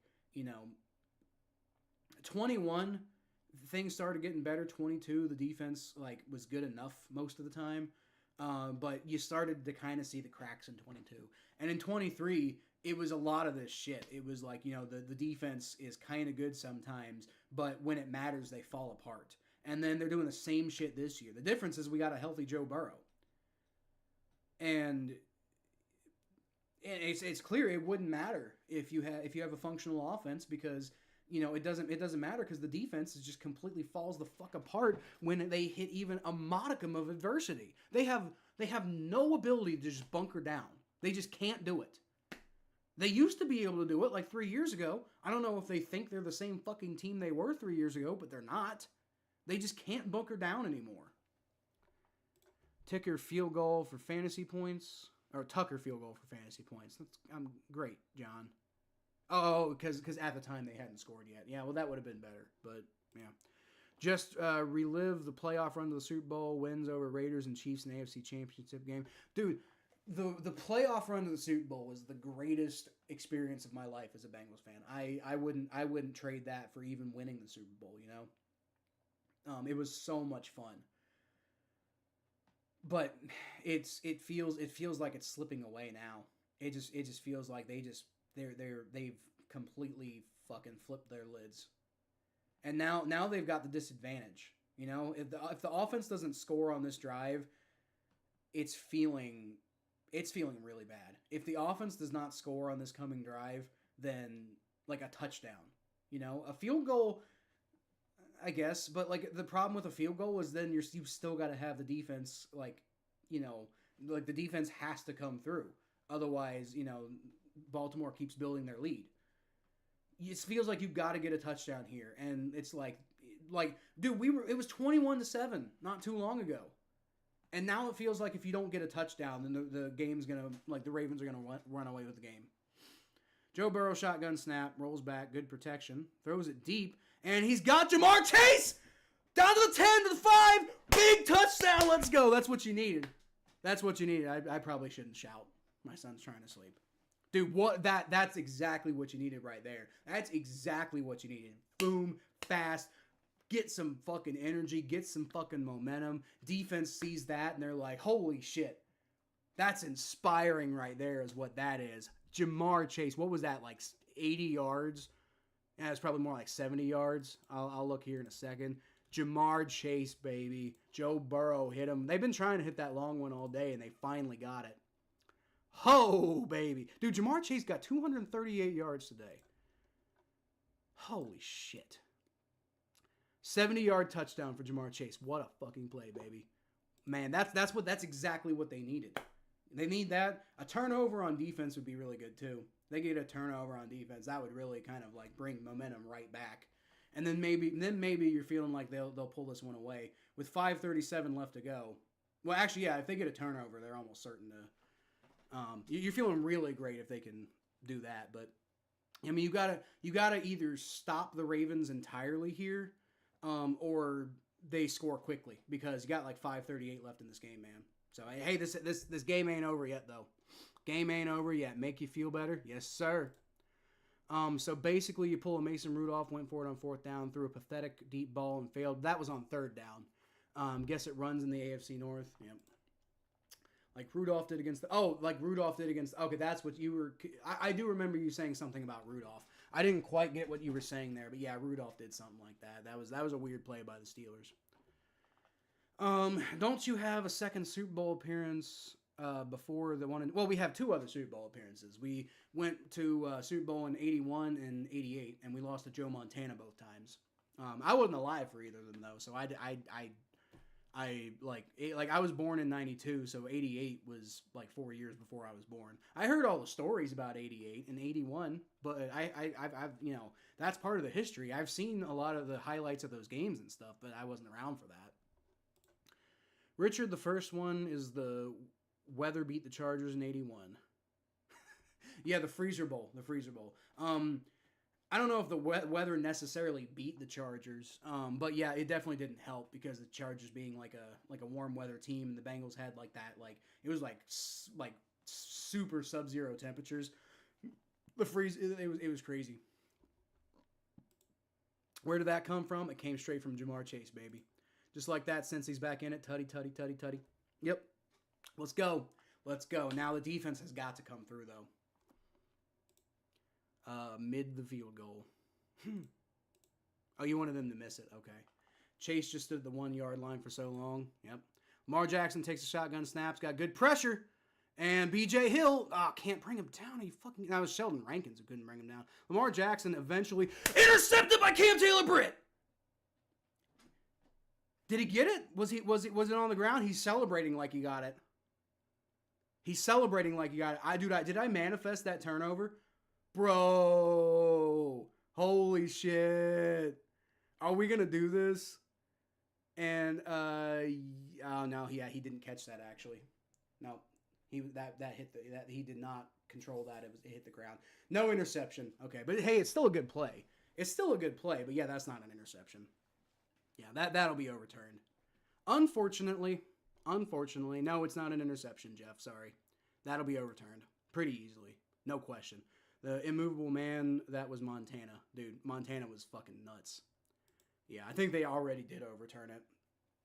That's unfortunate. But yeah, he did not catch that. But still, great play by Cam Taylor-Britt to stop that play, though. Because, like, that was feeling like it was going to be like a heartbreaker type of play. But no, great play. At the very least, he stopped it from being successful, you know? After Lamar Jackson, it felt like Lamar Jackson was getting out of pressure like crazy. He was just going to do another miracle play. Nope, Cam Taylor-Britt stopped him. Would have been nice if he could have gotten the interception, but, you know, it's all good. It's okay. By the way, it's 28. It's 28 all, so I need to update that. Okay, come on, defense. Like, you can do it. Derrick Henry takes the handoff. There you go. Hit him at the line, and I think he bowled forward for about 2 yards. But yeah, that's a good play. All right, come on. Can you get him to punt here, man? Can you get him to punt here, and then you could theoretically, if you can like matriculate the ball down the field, you can win this. You can win this game with a walk-off field goal, or even get a touchdown, and you're just feeling real good at that point. Game was 40 below, and the Chargers had played warm weather the week before, so the Bengals and weather got them to the Super Bowl. Well, that and the Bengals had a really like Ken Anderson and the Bengals offense was really good that year too. Lamar Jackson takes a shotgun snap. He's got tons of pressure, and oh my fucking god, gets it to Rashad Bateman for a first down because Jordan Battle can't fucking cover. Dude, I see now why they didn't want to play Jordan Battle. I see now because he sucks. Jordan Battle is just completely fallen apart as a player. Still here. Of course we care, Mikey. It's awesome. Cam actually did something. Yeah, it would have been nice if he would have held on to it, but it was no, it wasn't even close. Did a good job of knocking that away, but Jordan Battle just completely fucking, undid all of that momentum. Team with the ball last should win, and hopefully it's the guys in the stripes. Theoretically. Lamar Jackson takes a shotgun snap, and he's got no pressure that time. Throws. God fucking damn it. DJ Turner ends up making the tackle after about a 15-yard pickup by Marquise Flowers. And he got out of bounds, so it stops the clock. I mean, I guess that's the good news there. Because now the Ravens are going to be in easy field goal range, and, you're playing clock management now. Damn. Dude, this is what I'm talking about with the fucking defense, dude. They put themselves in these good positions, and then they just play absolute dick shit coverage. Can't get anything done. I think they still think that they have a great pass rush, and they just don't. They have Trey Hendrickson. All right, Derrick Henry takes the handoff, and he gets past a lot of guys. God damn it, picks up 8 yards. B.J. Hill eventually brings him down, but fuck. Oh my god. This defense is going to make me fucking want to scream. Battle is a cool last name, but not a great player, which is insane, dude. He started out on a really good trajectory in his rookie year, and now he just seems to completely have lost all that momentum. I don't know what the hell happened. Like, is it because they didn't play him for a couple of weeks? I don't know. Dude, Jordan Battle. Fighting my eyes right now. You getting tired, Mikey? I'm not too far off. All right, Lamar Jackson hands the ball off Derrick Henry. Bengals don't let him get a whole lot there, but they did let him get a first down. And that's keeps that clock moving. Bengals do have all their timeouts, so I mean that's useful. They can hold them to a field goal. Then I mean this game's still you can still win this game with the big Joe Burrow drive, you know. But you got to go do it. Terrible BJ from the Bengals. Yeah, dude. BJ Hill, like he's such a good player, but he makes stupid fucking plays all the time too. Bengals need at least 3 new players on defense for next season. Dude, they got to get somebody else to really like bolster this pass rush. They really need to go get a number 1 corner because Cam Taylor-Britt is not a number 1 corner. DJ Turner's not a number 2 corner. You know, he'd be a good 3rd guy.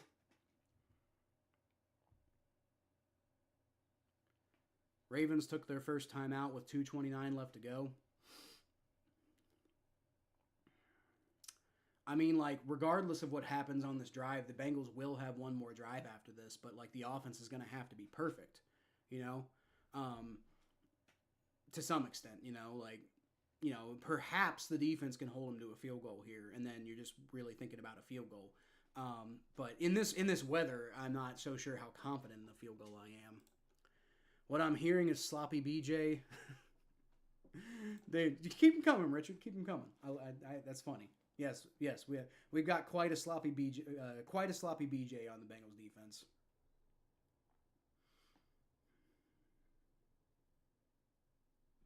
That sloppy BJ is just, you know, really struggling with the penetration, you know. All right, Zay Flowers, he keeps himself in bounds. There's a flag on the play, though. What's the flag? If there's a flag, shouldn't the clock stop? I don't really quite know how that works. Okay, now they're stopping the clock. I think they're saying it's on the Ravens.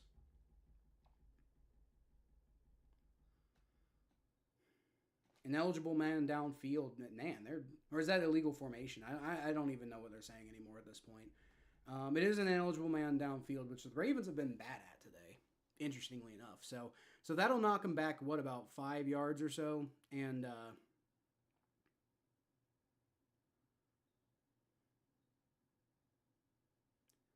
that'll knock them back about 5 yards or so. And, I mean, at the very least, it might make it a little easier to hold them to a field goal. But you got to actually do something. It's 1st and 15 now. What kind of penetration is getting from a BJ that isn't a Kraft happy ending? No, it's not. Lamar Jackson fakes the handoff. He's going to dump it off short to Mark Andrews. Stays in bounds. And somebody stopped the clock. Not sure who did. Probably the Bengals, I'm guessing, if the clock is stopped. Yeah, Bengals take their first time out with 2:16 left to go. So they're trying to leverage that 2-minute warning there and try to maybe see if they can keep a timeout. 2nd down. I mean, if they can stop them and hold them to a field goal here, then they will hold on to, I believe, one of their timeouts because they can let it run down to the 2-minute warning, and then you can, at the very least, you're thinking about setting up a game-tying field goal. You go into overtime, right? I mean, what you want is a touchdown, but what you need to keep in mind is that if you can hold them to a field goal, then a field goal will force overtime. Then you get a chance to go in the locker room, tell the defense to get its shit together. Lamar Jackson throws over the middle, and the defense just is not getting its shit together. And that's Rashad Bateman. He gets the first down, and that's in the middle of the field, and the clock stopped. Did the Bengals take another timeout? Why is the clock stopped? I'm very confused. You might as well let them score. Well, now the Bengals are trying to hold them to a field goal and just and hold them to some semblance of a chance to go get a field goal on offense, which they can totally do, especially with Kyle Hamilton out. You know, that's a vulnerability in the passing game. Joe Burrow's having a good day. Jamar Chase is having a good day. So, I mean, going and getting a field goal is totally reasonable if you can hold them to a field goal here. But it is 1st and goal. 2:09 left to go. Bengals have 1 timeout left, and they still have the 2-minute warning. So, I mean, Lamar Jackson takes the ball himself, and that's going to be about a 6-yard pickup. And, man, they're just letting them do whatever the fuck they want. It's really disheartening when the defense plays like this, man. That takes us to the 2-minute warning. It's going to be 2nd and goal. Wish we could have got draft picks for Chase Young. I wish we could have gotten draft picks for T. Higgins, Mikey, but doesn't always work out like that. Sadly, Baltimore is getting first downs, which enables them to maintain possession 8 clock. Yes, it does, because this defense is fucking pathetic and can't ever come through when you need them to. Like I said, they have like a good play here and there, and it makes you feel like that they have a chance, and then they are fucking sloppy, and they never seize on the moment. That's the thing. The defense just never seizes on the moment. It's unfortunate Cam Taylor-Britt didn't get that interception, because that could have been the game right there. And it wasn't, and you know, we could have played shoulda, coulda, woulda all day. It wasn't even really close to an interception. But it should have, at the very least, been a really good play to stop the Ravens from getting a first down on what was looking like a big momentum type of play for the Ravens. Instead, it ended up being, you know, it killed a little bit of clock because they just got the first down on the next play. We got murdered by Bryce Young. Rip. Dude, we're murdered. We're constantly murdered by our fucking defense. Like, they have no ability to come through in the clutch when it matters. Barring a fucking turnover right now, I don't have high hopes for this game. I just don't. Bengals have 1 timeout left, and, you know, 2nd and goal, so 3rd and goal, 4th and goal. I mean, you know, if the Ravens play this right, they can get a field goal lead with 1 minute left to go in the game. And then the Bengals do have a timeout, to be fair. 1 minute's plenty of time to go down the field with a timeout if you can play it smart and get out of bounds and shit, you know? Especially because the Ravens are likely to be playing soft coverage. Now, they'll also possibly be like, those pass rushers will probably have a little extra oomph to them. So the offensive line is going to have to come through. And Joe Burrow is going to have to know that's coming. So he's going to have to, you know, be a little bit heads up there. But, you know, if you know, you're going to get a chance on offense to go down the field. And if you can get a touchdown and you can, like, burn some clock while you're at it, then you probably are going to be able to win the game. Because the nice thing about this is if you can hold them to a field goal here and then you go get a touchdown, even a quick touchdown, then the Ravens have to go get a touchdown to win. A field goal would not be enough. You know, a field goal, the Bengals would be up 4. So that would be the nice thing. If you can go get a touchdown, regardless of what happens after that, you got a chance, you know, because you can maybe try to stop the Ravens from getting a touchdown, which they do there. Lamar Jackson throws over the middle, and that gets broken up a little bit. It was intended for Rashad Bateman. So that's good for the Bengals. It saves them about 30 seconds on the clock. So, you know, if the Bengals can hold them to a field goal, that 30 seconds could really come in handy. Or 24 or 25 seconds or whatever, you know? However long it is. But that could come, that extra time there could come in handy. I don't know why they're not just, like, handing the ball off to Derrick Henry here. Maybe because the Bengals are expecting it, but, you know, I mean, that's the thing, you know? If the Bengals can stop them here, force the Ravens to take a field goal. Lamar Jackson takes a shotgun snap. He's looking around, and he's going to throw it again. And he throws it up. Fucking touchdown. Cam Taylor-Britt just not even fucking paying attention. Well, the Bengals have to go get a touchdown now. Dude, this defense, I hate this defense. I'm so absolutely fucking sick and tired of this defense. I'm fucking done. I am fucking done with this defense. Just won a $218 parlay. I'm happy for you, Thomas. I really am. That's cool. I'm just pissed off right now because the Bengals defense is just the most pathetic fucking thing I've ever seen in my fucking life. But hey, cool. I'm glad you won a parlay, man. That's awesome. This is one of my 3 nominees for Game of the Year. Glad you're entertained. All right. Extra points up, and that's good. Justin Tucker's missed extra point ultimately doesn't matter because they just let him get the fucking 2-point conversion anyway because this defense is fucking screwed. This defense is absolutely fucking terrible. Wait, y'all losing? Yeah, we're losing, Thomas. We're losing because the offense made one mistake and the defense just fell the fuck apart. That's what's happening. You know, we were winning by 14, and the defense was having a good game. Offense makes one mistake and the defense just lets them drop 28 fucking points out of nowhere. Just absolutely fucking pathetic. If you score a touchdown, you might have to go for 2. Dude, they might actually. Dude, Mikey, honestly, they might go for 2. And you're right, probably because our defense can't stop them, right? But just because the Bengals are so aggressive, they might honestly go for 2 if they get a touchdown. I'm gonna say right now, I think the Bengals will get a touchdown. I don't know what they're gonna do with it. I don't know if we're gonna get overtime, but I do think the Bengals are gonna get a touchdown. I do genuinely think the Bengals are gonna get a touchdown on this drive because I think the Ravens are not gonna really do everything they need to do here. It's gonna be a touchback on the kick. I need JB to score 3 passing touchdowns. Well, I think you're going to get it, Thomas. I think he's going to get another touchdown. Does he not already have 3 passing touchdowns? They got 4 touchdowns. Yeah, Joe Burrow's already got 3 passing touchdowns. Yeah, you already got that. When will the Fire Lose shirts drop? Dude, I might make one for this channel. I don't know if anybody's going to buy it, but I might make one and wear one myself. Least y'all beat us. Great, Thomas. Fantastic. Joe Burrow shotgun snap. He's under a little bit of pressure, but he throws it too high for Mike Gesicki. Dude, Joe Burrow's just not been accurate today at all. I don't know what the hell he's doing.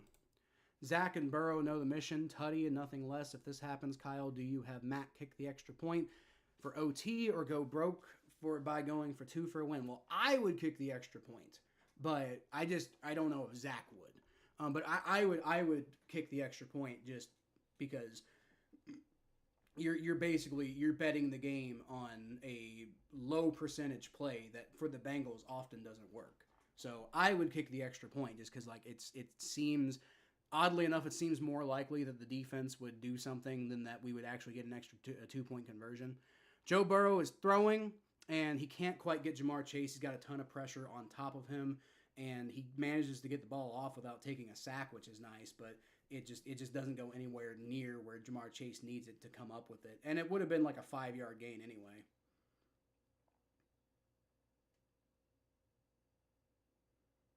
You could almost argue that was a face mask on Justin Madubuike, but not. It's very, very close. Rest in peace, Bengals season. Shut up, Jim. Shut up, Jim. It's not over yet. It's not over yet.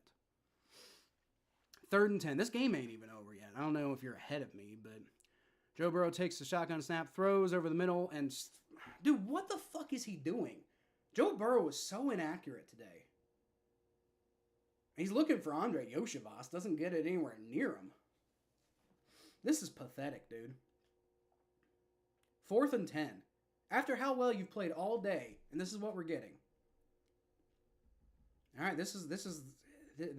If you don't get this is the ball game, you know? I mean, you got 1 timeout left. You know, I think the Ravens can probably just, I think 1 first down, it's over, right? I think they do have to get a first down, but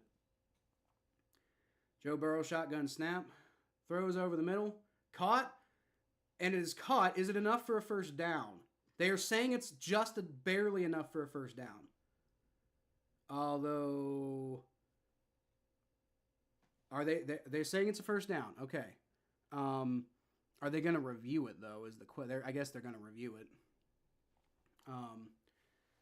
But they are, the ruling on the field is a first down, and that is a catch by Jermaine Burton. It's a definite catch, and he goes down.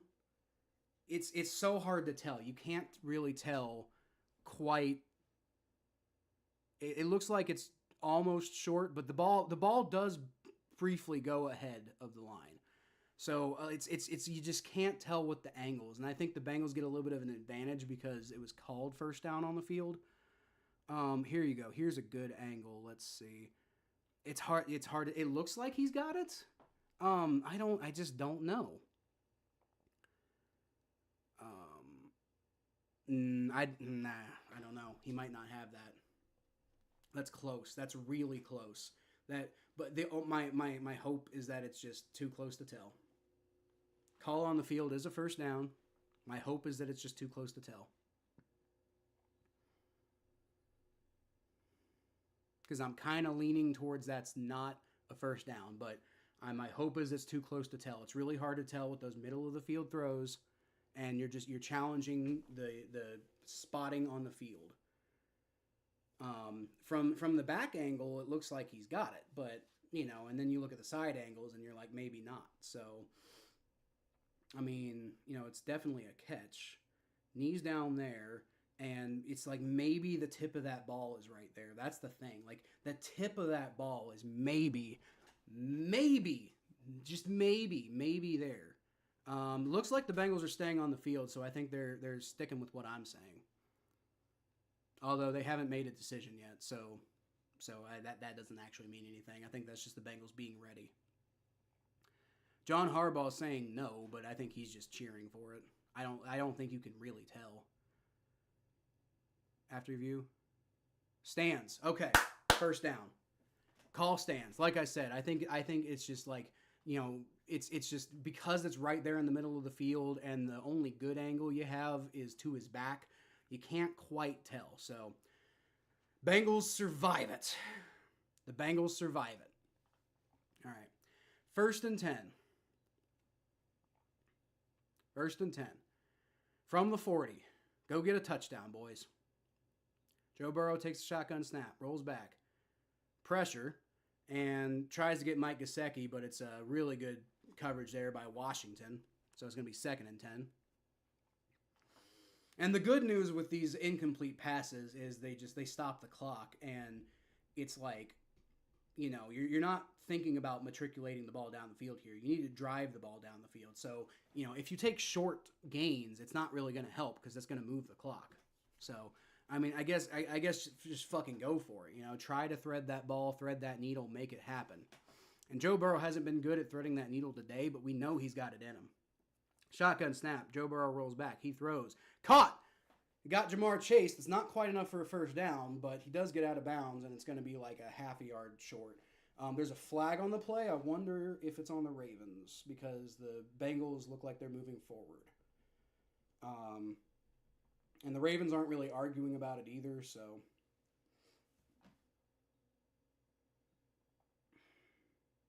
Oh yeah, it's obvious holding on Marlon Humphrey. He threw Andre Yoshivas to the ground.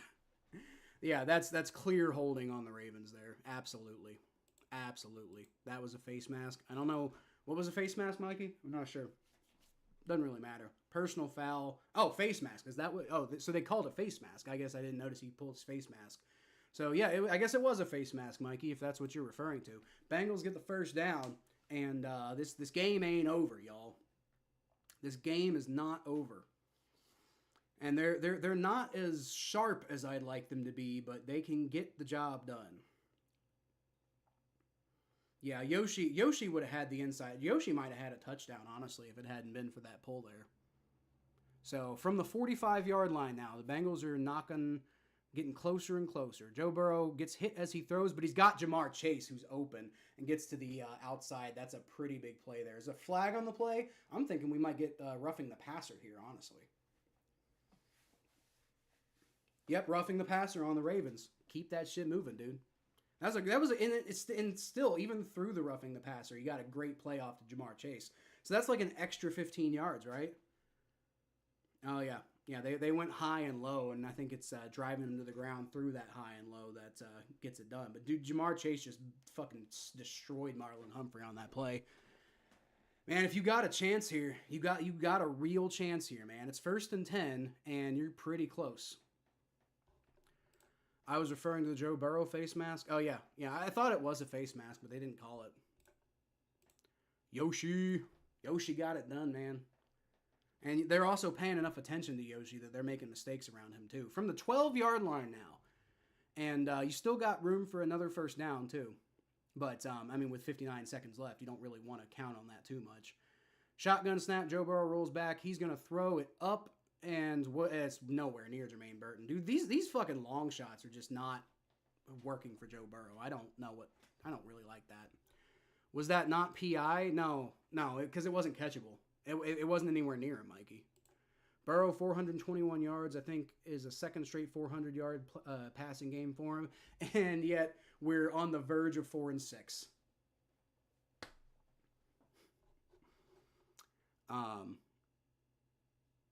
Yeah. We're also on the verge of 5-5, too, if we can pull this off. But, man, what a deflator it would be if Joe Burrow has 2 400-yard passing games, and yet we're well under 500. Shotgun snap, 2nd and 10. He throws. It's caught. Middle of the field, Jamar Chase. There's another flag on the play. Dude, just flag. Looks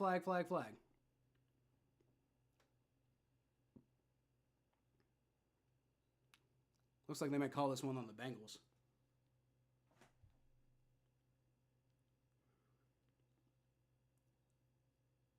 Maybe not. I don't know. The Ravens aren't super happy looking about it.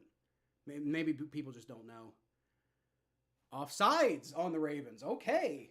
Dude, the fucking Ravens are just fucking handing this shit to us, man. Like, we better win. The Ravens are just handing this game to us right now, honestly.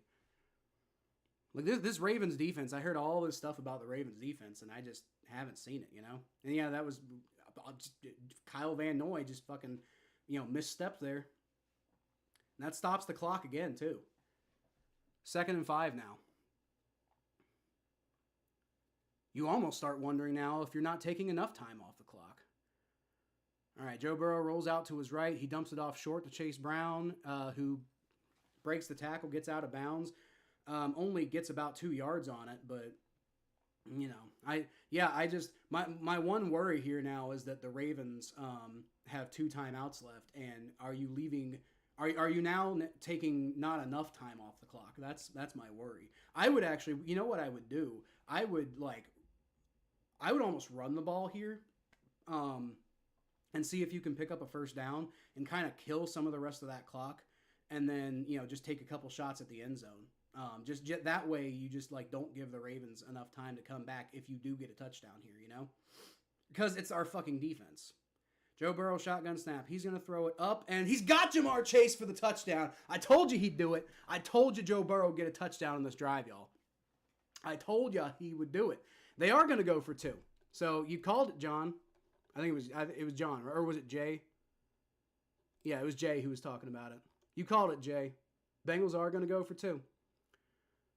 So this is the ball game. This is either going to be the Bengals take the lead with 38 seconds left, and they really just got to stop the Ravens from getting in field goal range, which is iffy. This is why I would actually take the extra point here, because the Ravens can go win it with a field goal. But then again, they could do that anyway. But then again, if you don't get it, I don't know. I'm positive vibes, though. I believe they're going to get it. Shotgun formation for Joe Burrow. He's audibling around. 3 seconds left. They're going to take a timeout, I'm sure, here. Yeah. And they might still go for it, too. That's the thing. They're taking the timeout. I think they were trying to pull the Ravens off because they got a timeout to burn, right? You don't need that timeout anymore. So you might as well just burn the damn timeout. And then...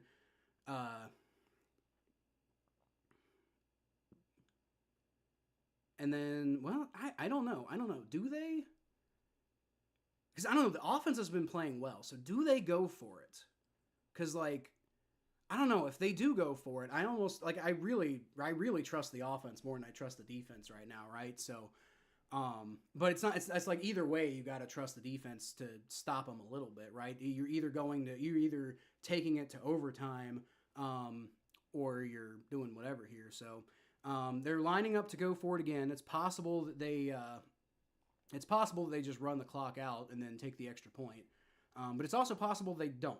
So 10 seconds left on the play clock. 9, 8, and there's the snap. Okay, we're doing this. He throws. Oh my God! He overthrew Tanner Hudson. Game over. He overthrew Tanner Hudson, who wasn't even really open anyway. Dude, what the fuck was that? Dude, Joe Burrow's vision in this game. His decision making. Mike Gesicki's mad about something, so I guess maybe there was a penalty on the play. Let's see a replay. Was there a penalty? I don't know. Not that it matters. It's too late to call it now. Mike Gesicki is getting held. Yeah, absolutely. That's holding on the Ravens. How are you not going to call that? Absolutely. And that's probably why he had to go off of Tanner Hudson, because Mike Gesicki was probably his main option. It was still a bad throw by Joe Burrow, though, dude. He's been overthrowing all day today. But yeah, no, that was holding. That was holding. Yeah, they can't. That should have been called. That should have been called. But I mean, you can't rely on the refs to win games. You just can't. Can't rely on the refs to win games. You just got to execute and get it done. Well, that's game. That's it. That was stupid. Should have taken the extra point. Well, you say that now. Looks like they're probably going to go for an onside kick here, right? So, I mean, it's not over. It's just the likelihood of pulling it off now is basically zero. But, you know, it's possible. And it does kind of suck that the Bengals took that time out, right? Now it's like you're thinking, even if you do get the onside kick, maybe you could get yourself in field goal range and then win the game that way. But without...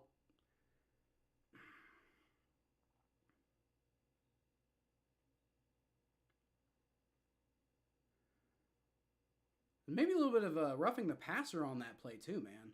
I mean, they got his helmet while he was going down. That would be a soft call, but I mean, they've called that shit before. But yeah, dude, that holding on Mike Gesicki, man. That holding on Mike Gesicki, like, I mean, maybe the refs just didn't call it just because they've been crucifying the Ravens with penalties on that drive, so they kind of let that one go.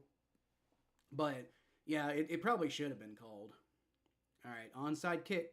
Can they do it? No, that didn't even go far enough. Ravens get it. Ravens win.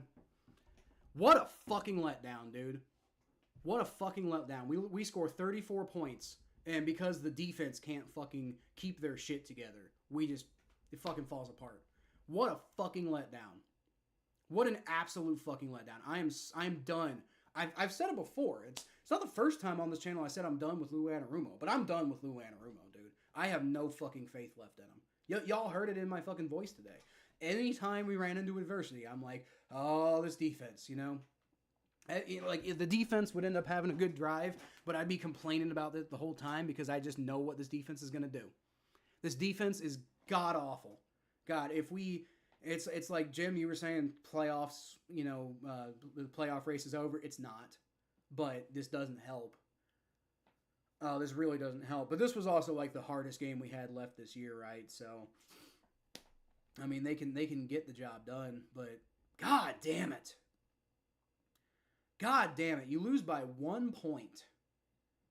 You lose by 1 point. And people are going to talk about Zach going for 2 and not kicking the extra point and blah, blah, blah, blah, blah. But we have those discussions and we don't talk about how the defense is just fucking a wet paper bag whenever it matters. Like, we have those conversations and it distracts from the real issues. I'm so done with this defense, dude. We were up 21-7 at one point, and because the offense made one mistake,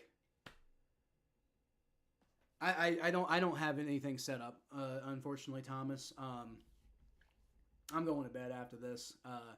Maybe if you want to go tomorrow, maybe like, you know, we can go like tomorrow morning if you're free. You know, text me. But I don't have a link up right now. Like this is just me on OBS by itself. I don't have Ninja up or anything like that. So I don't have a link to send you, unfortunately. But hey, you know what? I'll call you. I'll call you. We can do that.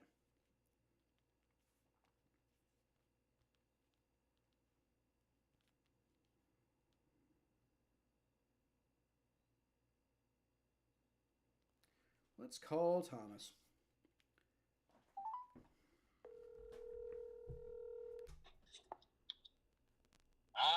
good old phone call on the podcast. What's up, homie? Yeah, well, except I'm the one making the call.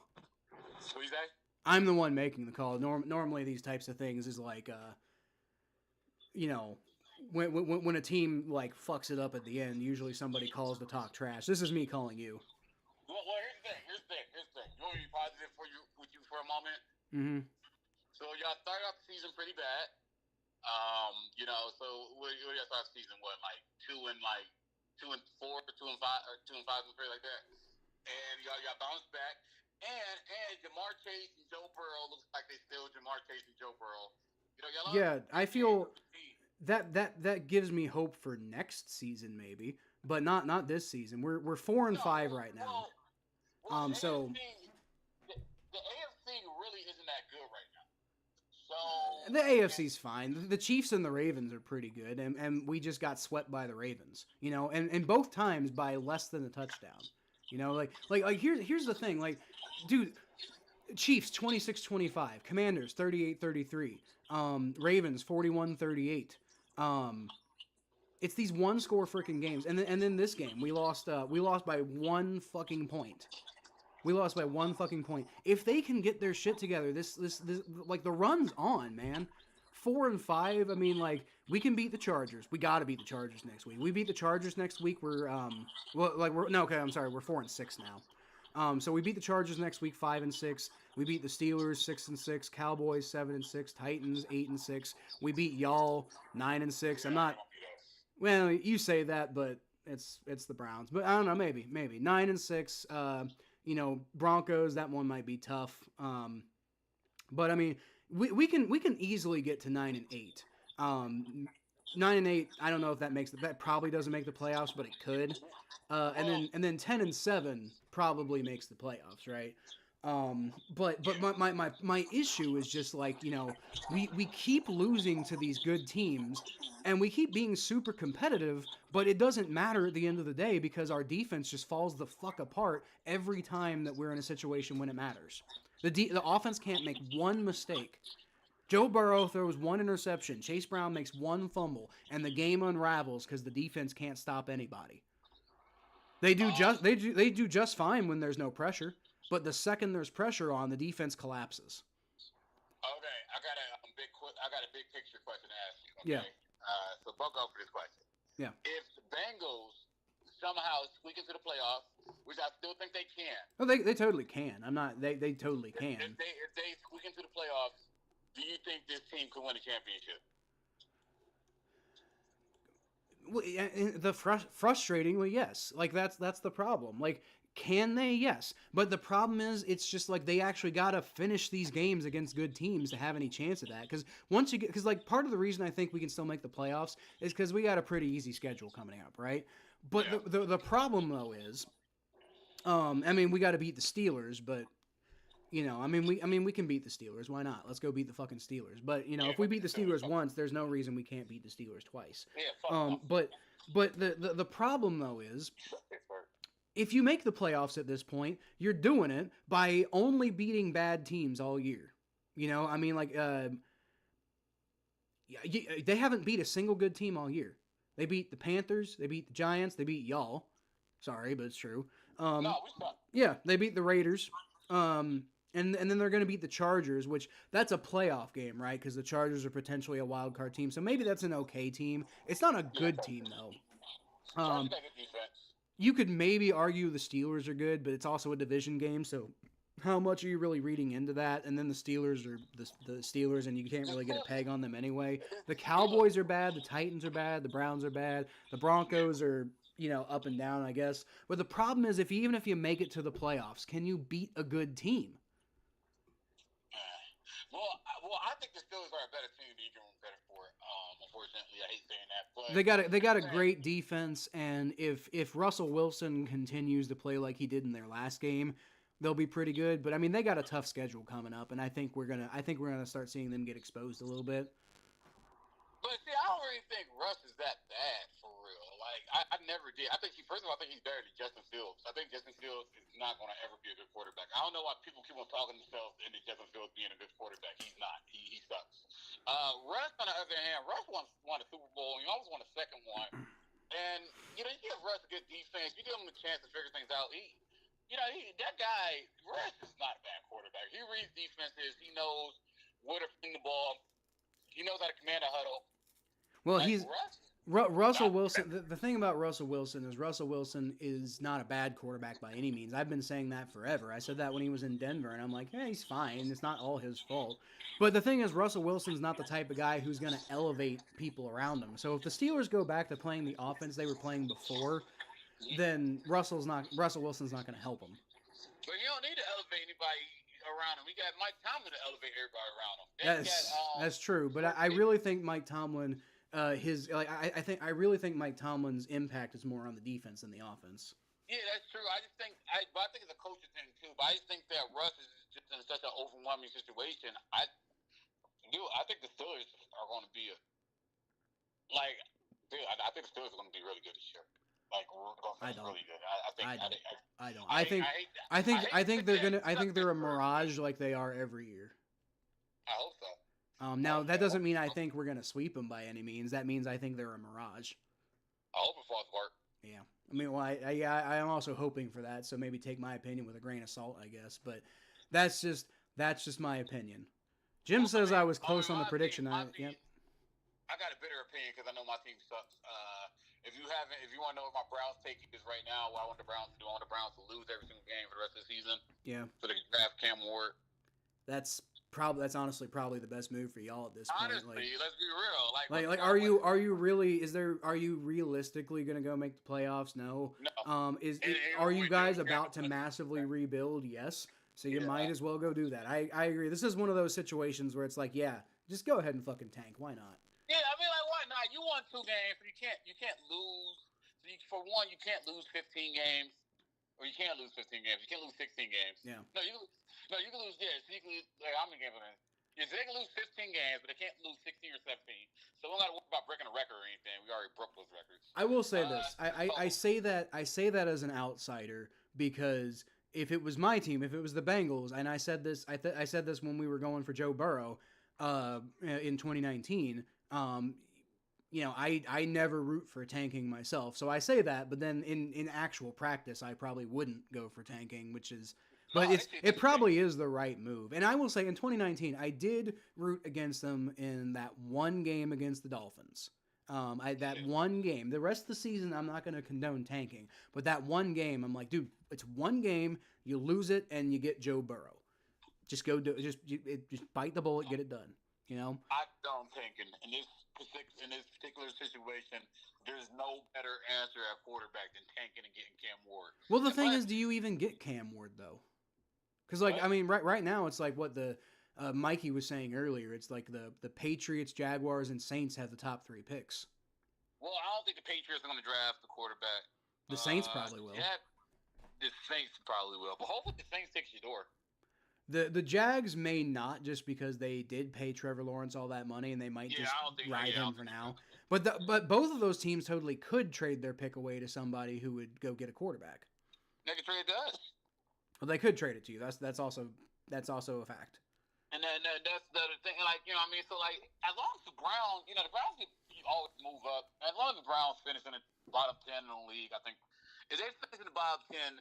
They're gonna go, do whatever you can to get. They're gonna do whatever they empty out the clip before they get a quarterback. Doesn't mean you really think they're not gonna do it again. And that's what they're gonna do. They're gonna I can almost guarantee you that that's what the Browns are gonna do. Like this offseason, all they're gonna be like, all right, we need to get a quarterback this draft. Yeah. That's literally what it's gonna be. Is do whatever it takes to get the quarterback you want in this draft. And if that means trading away a player or two or some future picks or anything, they'll do whatever it takes to get that quarterback, because these are the Browns. That's what they do. They do whatever when they want something, they do whatever it takes to get it. Right. As crazy as it sounds, as crazy as the person is, and generally they find that person. And I hope it's not Shador Sanders. I pray to God it's not Shador. Yeah. Please don't be Shador. Yeah. God, please, God, please not Shador. Yeah. Cam Ward, please. Not anybody but Shador, but Cam Ward or point yours, but not Shador. Please, not Shador. No. I agree with you. I think we got to get a podcast going at some point though, dude, because I'm still live right now, and I think this would be much better if it was both you and I on camera. I got you. Hey, man. I'm down. I'm down to do one. Be the Battle of Ohio sadcast.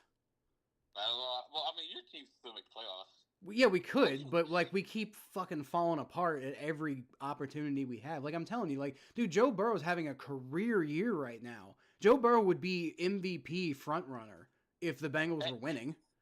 Hear me out. I would trade my. I would trade my stadium in Brook Park for your quarterback. You fuck off. I'm not hearing that out. Are you crazy? What? Hell no. It's gonna be a very nice stadium. All right. Well, hey, let's get a podcast going together at some point. But I'm gonna hop off here. I'll get off your stream. I'll let you do your thing. All right. See you. Peace out, Mikey. Oh God. Oh man, guys, this is exhausting. Man, the offense makes one mistake and we go from blowing them out to losing. The offense makes one mistake and the defense just fucking falls apart. Every week it feels like this is the story. You know, yeah, boo on Chase Brown for the fumble. You know, boo on Joe Burrow for some of those overthrows. I don't know what the hell he was doing. And yet, despite the overthrows and despite all the BS, Joe Burrow he got the job done when it mattered.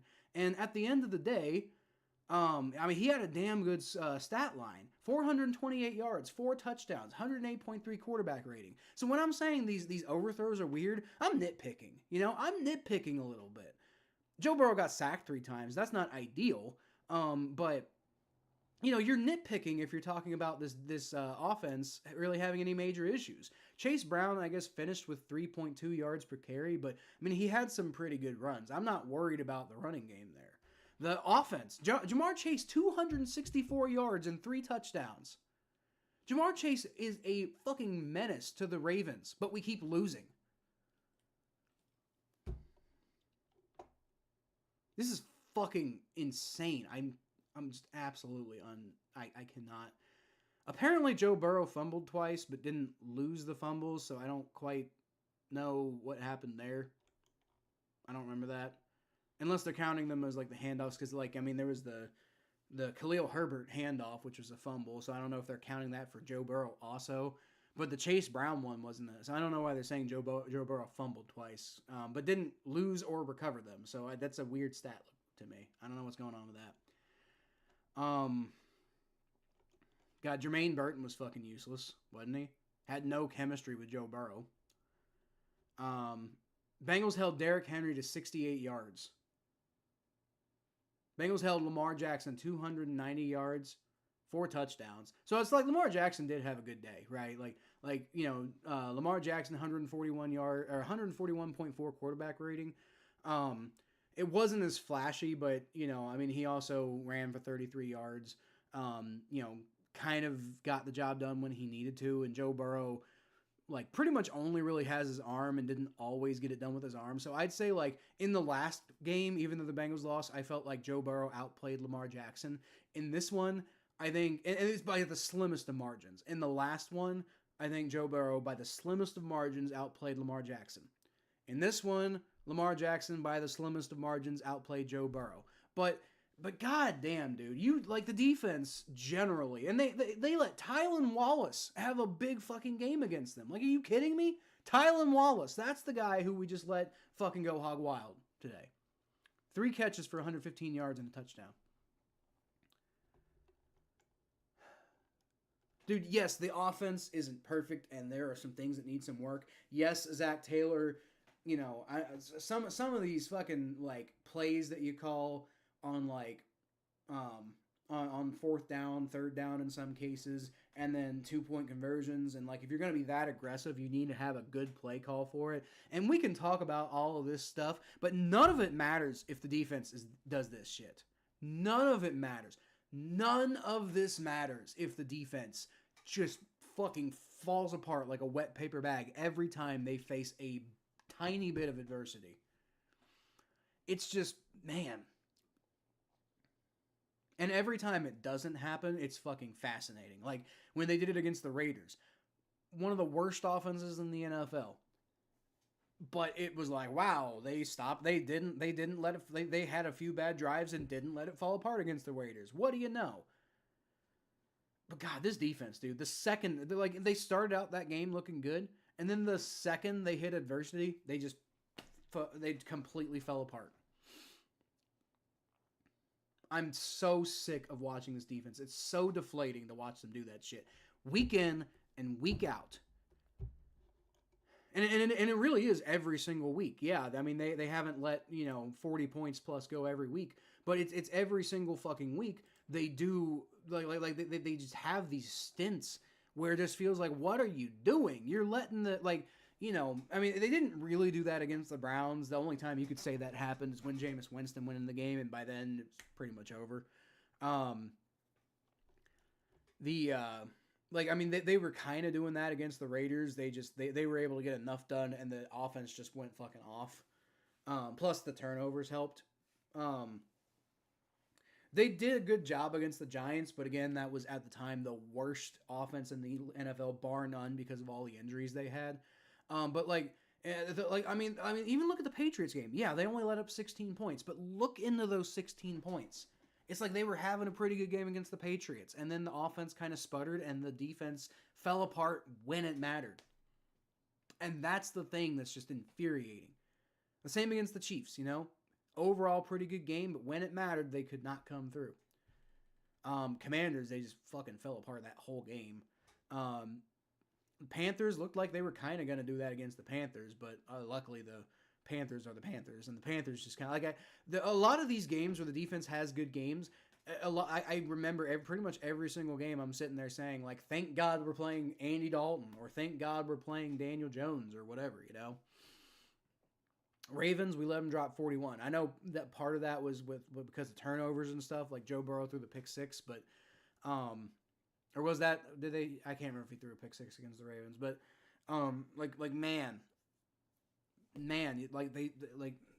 Joe Burrow can't make one mistake. If Joe Burrow or Chase Brown or whoever makes one mistake, the game's basically over, because you can't overcome. The defense can't overcome anything. They can't overcome anything. They can get off to some decent starts, but the second they run into adversity, they just lose. It seems like they lose all their confidence and they fall apart. Again, they stopped the, hurt-ass Giants. They stopped Deshaun Watson's Browns, but he also, exploded his leg at one point. They got absolutely shredded by the Eagles. They really just were not looking like you really need them to look against a bad team like the Raiders. Yeah, they only held them to 17 points defensively, but that's still, the way the Raiders were looking, it shouldn't have even been like that. And then the Ravens, man, dude, we had a 14-point lead, and Chase Brown has one fumble, and the whole fucking thing spins out of control. It's just man, here, and y'all remember, I was like, oh hell, but I wasn't like, oh, I'm ready to give up yet. It's like we still have a pretty good cushion. It'll be okay if we can just get our shit together. And the offense did. The offense did get its shit together, but the defense just fell apart. It's like the second that they start feeling bad, the second something that makes them feel less confident, they just completely lose their entire edge and fall apart. And I think part of that has to do with Lou Anarumo's scheme, because it's about, preventing the big play, and Lou Anarumo's scheme is all about preventing the big play and making them matriculate down the ball down the field. And the problem is, when you're playing a really talented offense, they're really capable of doing that. And they rely on turnovers, and when you don't get those turnovers, like when Cam Taylor-Britt doesn't catch that interception, and to be clear, great play by Cam Taylor-Britt to make that play, but when he doesn't actually make the interception, it doesn't matter, because they just fucking, fall apart anyway. I can't remember. I think they scored a touchdown on that drive. Cam Taylor-Britt, missed the interception. The Bengals had an 86% chance to win the ball game. Did an 89% chance, almost a 90% chance to win this game. And then Chase Brown fumbled the ball. And it kind of went back up to 82 at one point, but it was just a fucking it died from there. They had a little bit there. They 65.6% chance when Cam Taylor Britt had his big play, but then they overturned it, and then it never after that point it was never in the Bengals' favor at all. The very next play, nope, the Ravens. We thought for a second, Cam Taylor Britt, he got the pick. They might actually pull this one off. Nope. Turns out it wasn't a pick, and then the defense just completely falls apart the second that play is over. Dude, I'm telling you, Cam Taylor Britt is not a number 1 corner. DJ Turner is not a number 2 corner. They need to be number 2 and 3 respectively. And I'd like to keep them on the team, but they don't need to be in the roles that they're in. We need to go get, dude, if we don't make the playoffs this year, I seriously think you're talking about moving on from Zach Taylor. And I seriously think you got to get rid of Lou Anarumo and try something completely different on defense. You got to rebuild the defense, dude. And that sucks because you got a lot of really good guys that you like there, I love Jermaine Pratt. I love Logan Wilson. I love, Von Bell, one of my favorite players in Bengals history. You got a talented defensive line. You got B.J. Hill. Sheldon Rankins in theory, but how much does he really do? You got Trey Hendrickson, one of the absolute best pass rushers in the NFL. And then Sam Hubbard, he's up and down. Better run blocker than he is a run stopper than he is he's not always great at that. But, he's talented. Drafted Miles Murphy, and he shows flashes here and there, not enough. You got one of the best backup linebackers in the NFL in Akeem Davis-Gaither. And you got all this talent, and this is the result you get. It's because you have no pass rush outside of Trey Hendrickson. And he does get the job done sometimes, to be fair. He's enough on his own to do some disruption, but not all of it. And then you have no help from your secondary. They just can't fucking stop anybody. Every once in a while, DJ Turner will make a big play to knock a ball down. Every once in a while, Cam Taylor Britt will almost get a turnover. Sometimes he does get a turnover. And then Geno Stone will, every 3 weeks, he'll show up and do something. But for the most part, this fucking secondary is just a wet paper bag at best. And then in the running game, nobody can tackle, sometimes they can, but not enough. Not enough of the time they can't. What did Derrick Henry end up today with, yards per carry? Because I know part of it was he didn't get a ton of carries. Yeah, 4.3 yards per carry. They held him to 68 yards, but dive into that. That's 4.3 yards per carry. If they had used him more, he probably would have had a pretty damn good game. But, the Ravens part of that's the Ravens got behind early, and Lamar Jackson just, he had to throw it 33 times. Joe Burrow threw the ball 56 times. Think about that. And he did it damn well, too. 428 yards, 4 touchdowns. 264 and 3 of those touchdowns going to Jamar Chase. What a fucking legendary duo. And we're just fucking pissing it away right now. Because we have no fucking defense when it matters. Well, we have a defense. We got talented players there. But when it matters, it's just... The chances of the Bengals making the postseason at 3-6 are slim, but Slim's about to leave town. The choke job with the secondary is a heartbreaker.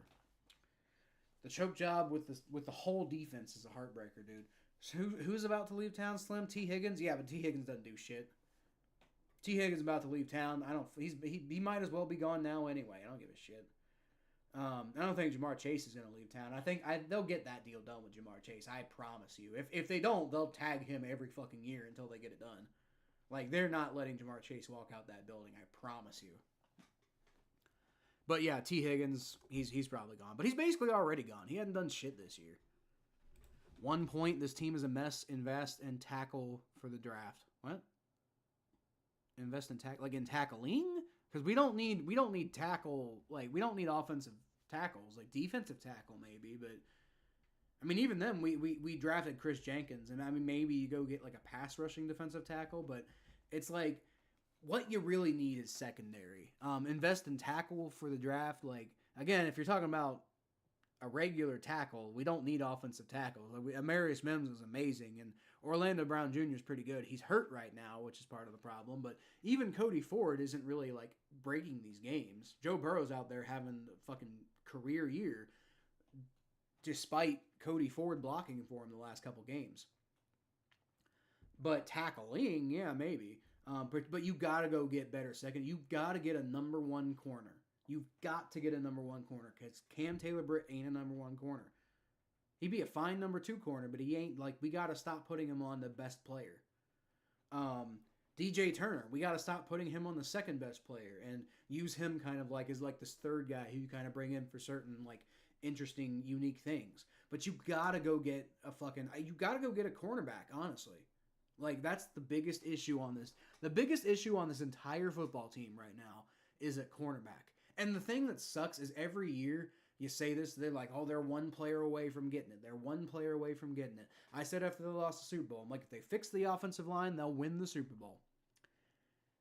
And now they've got such a high-powered offense because they fixed the offensive line, and now the defense sucks. Like, God, we cannot catch a break. And it's because they just don't pre-plan for this shit, man. As a Vikings fan, been through this, I can relate. Yeah, I'm sure you have. Y'all still haven't won a Super Bowl either. You know, you can definitely, I think you can definitely relate, Jim. You can definitely relate. I get it. Was that the Browns fan? Yeah, that was Thomas. He's the co-host of the podcast that we don't do as much as I would like, but that just a lot of that scheduling conflicts. It's hard for me and Thomas to find time together these days, so it's just tough. But it's midnight now, and I just staying up to watch these fucking games just to get fucking disappointed every fucking week. It takes a fucking toll. And I'm sick of losing, dude. I'm sick of losing, and I'm even more sick of losing, and it being because the fucking defense just cannot get its shit together to save their lives. Like, we've got such a good offense, and we're wasting it because this defense sucks. You know, we can go get to 5-6 next week, and maybe then we're thinking like playoffs, maybe. You know, yeah, we can go beat the Chargers next week. You know, we can beat the Steelers the week after. We can beat the Cowboys and the Titans and the Browns. And then what is that? What's that? We're 4-6 now, so we end up 5-6, 6-6, 7-6, 8-6, 9-6. Now we can beat 9-6 going into those last two games. And then, worst case scenario after that, we're 9-8. Worst case scenario after that, we're 9-8. But theoretically, we could beat the Broncos and Steelers too. We could end up 11-6, which I know sounds absolutely insane right now. I'm not saying we will, but we could. It's not. We don't have a tough schedule. It's just like the Steelers games. It might be kind of tough. The Steelers games be pretty tough, especially the one in Pittsburgh. Especially if what I think's going to happen happens, and that the Steelers are going to have to be fighting for the division at the end of the year. So that Week 18 game's probably going to matter. So you're going to get their absolute best in Week 18. Then again, maybe you get the dream scenario there. Maybe you get the dream scenario there where the Ravens kind of fall off a little bit and the Steelers have clinched the AFC North by and God, I hate bargaining with something like that, but maybe you get lucky and the Steelers have clinched the AFC North in Week 18. They play their backups, and you kind of get a win there, And the Steelers are more worried about, keeping their team healthy than they are about keeping the Bengals out of the playoffs. So maybe you end up winning that game, the path to the playoffs is right there. 4-6 doesn't feel great, but you could theoretically be 11-6, just because that schedule is fairly favorable.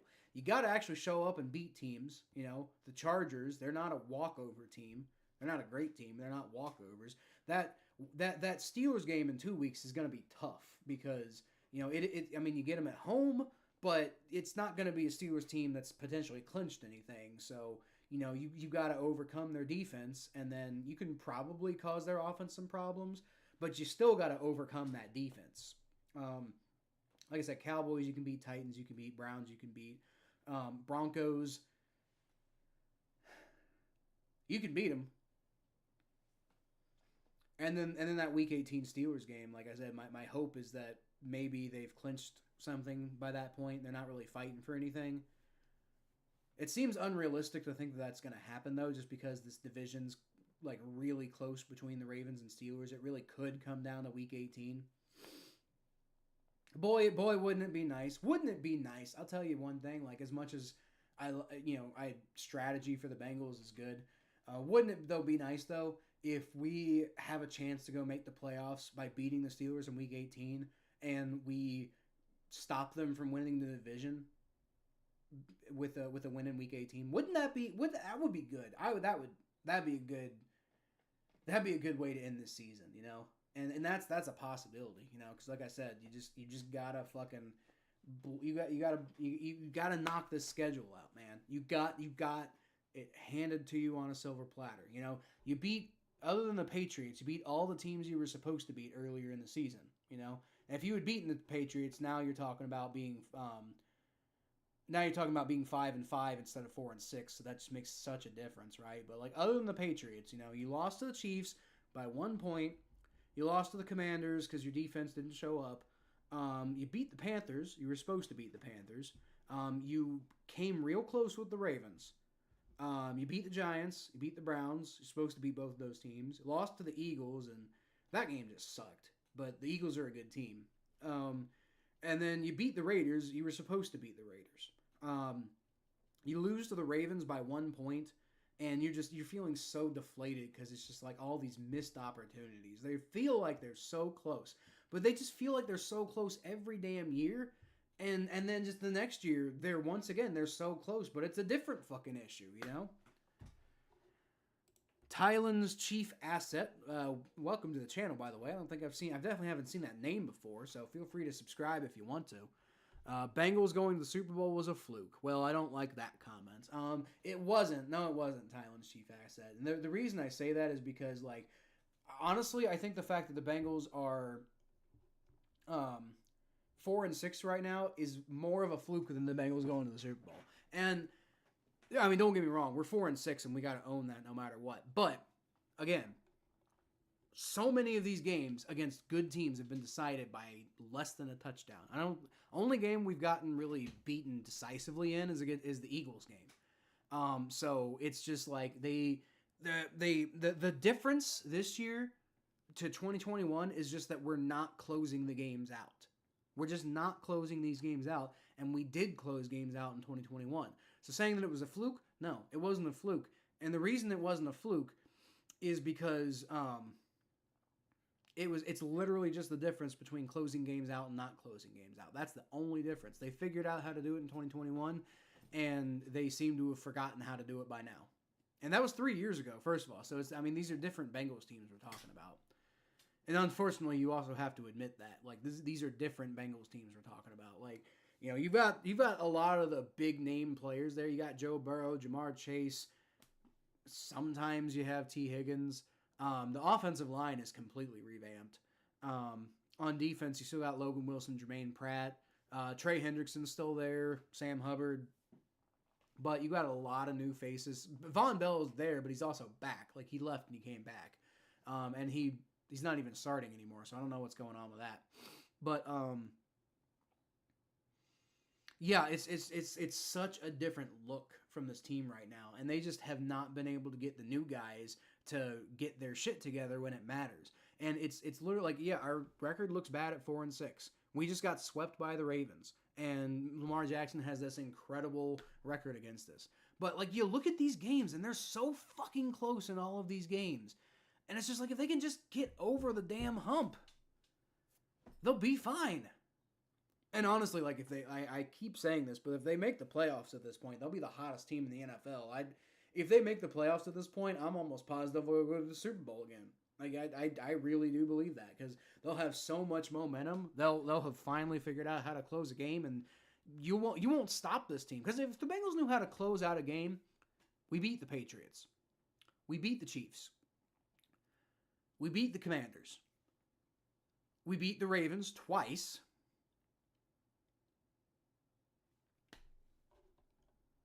And then suddenly we're, what is that? 9-1. We're 9-1. You got that Eagles game is just a fucking weird game. You can't really massage that one, but every single other game, if the Bengals close out fucking games, then they're 9-1 right now. So was the Bengals going to the Super Bowl a fluke? No. It was just that they had a strategy. What might be fluky is us thinking that Zach Taylor and Lou Anarumo knew how to fucking game plan. Because like what they did is I think what they did is they and what might be kind of fluky is Lou Anarumo and Zach Taylor caught lightning in a bottle one time, and ever since then they've just been trying to they found the formula that worked that one time, and they've just been doubling down and doubling down and doubling down on that formula, and it's so obvious that it's not working anymore. God, this year, it feels a lot like 2020. Our record's going to end up better this year than it was in 2020. But this year feels a lot like 2020. Because that's what I kept saying that year, too. And you know what? The good news is, in 2020, the next year, we went to the Super Bowl. So, maybe? Maybe next year? I don't know. Maybe this year, too. But this year feels so much like 2020. Because I kept saying in 2020, they're so close to breaking it in these games. In Joe Burrow's rookie year, I was like, they're so close to breaking these games open and winning these games. And if just a couple of things go different in all of these games, then they're making the playoffs in Joe Burrow's rookie year. And who's going to stop them? And I was right about that. And when they actually did that in 2021, they did go to the Super Bowl. I don't know how they get back to doing that now, because this defense is just absolutely horrendous when it matters. So I don't know how you take it in that direction now. I just don't know, you know? So Kitty Goes Meow are exactly what they should be or close to. They beat who they're supposed to beat. Yeah, well, yeah, except for the Patriots. I mean, they could be theoretically 5-5 right now if they had beaten that team. And then at 5-5, you're feeling weird about this year, but you're feeling a little better because, you've been winning more often than you've been losing lately, right? If you beat the Patriots, then you're 5-5, but you're coming back from 1-2, and then you end up you're 4-3 after the Browns game, then you lose that Eagles game, and that sucks. But then you beat the Raiders pretty decisively, and then you lose to the Ravens. So you're 5-5, and that feels weird. But you're like, hey, dude, we can still go make the playoffs. We've been getting it done. We just can't get it. We can't finish these games against the good teams, and we're gonna have to figure that out come the playoffs. But look at the schedule we've got. If you beat the Patriots. But the problem is you didn't beat the Patriots because you fumbled that game away, and now you're 4-6, and you're like, yeah, the playoffs maybe, but you got to be damn near perfect the rest of this year. You can probably afford to lose 2 games the rest of the year. Really, you can only afford to lose 1 game the rest of the year, but there's a chance if you lose 2 games that you make the playoffs. Not a big one, but there's a chance. I think they went 9-8 last year and didn't make the playoffs.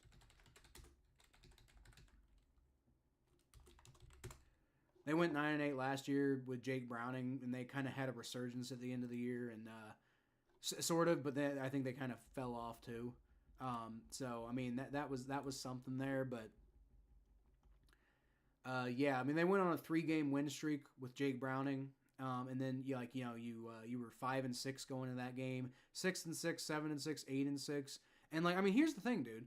Another 3-game win streak, Chargers, Steelers, Cowboys. You can pull that off, and then suddenly you're going from 4-6 to 7-6, and then you're not feeling too bad.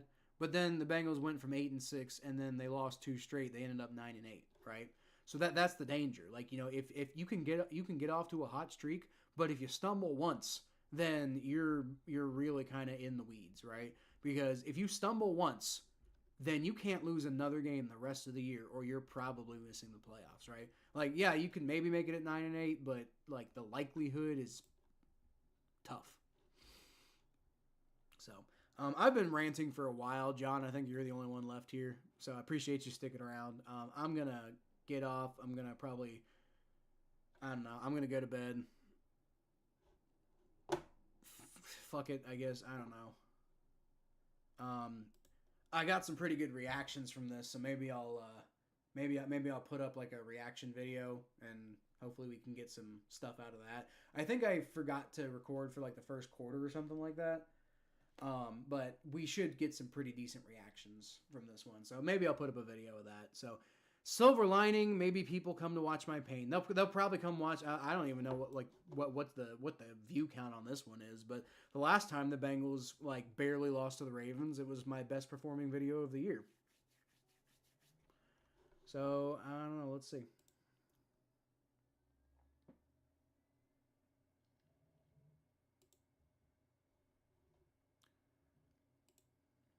What do we got right now? It's not going to tell me the view count right now. But we did gain a couple. We gained 2 subscribers. We're up to 513 now, so that's not too bad. I mean, I got to get those watch hours up. That's the main thing. Got to get those watch hours up. And I got to do it before March too, because March is when I had a big surge. Last year, March is when I had a big surge. I'm guessing from all that draft content. March is when I had a big surge of public watch hours. So I got to get the public watch hours up before March. Otherwise, it's going to reset, and it's going to be really tough to get monetization at that point. But it is what it is. God, the Bengals make me so mad, dude. But you know what doesn't make me mad though? You guys. You, John, everybody else is gone, I think, at this point. But y'all, I say this about damn near at the end of every fucking time we do this because they piss me off.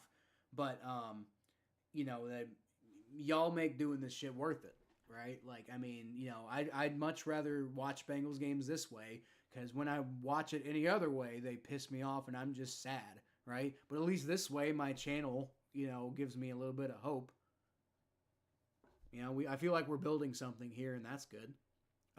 If the Bengals are bad, at least there's a silver lining in it, right? So, but yeah, I really am gonna get out of here. So I appreciate y'all watching. I'm fucking floored. Not surprised, but floored that we lost that goddamn game. And all the other ones like it too. Have a good night. Unfortunately, KGML tonight. Yeah. 4-6.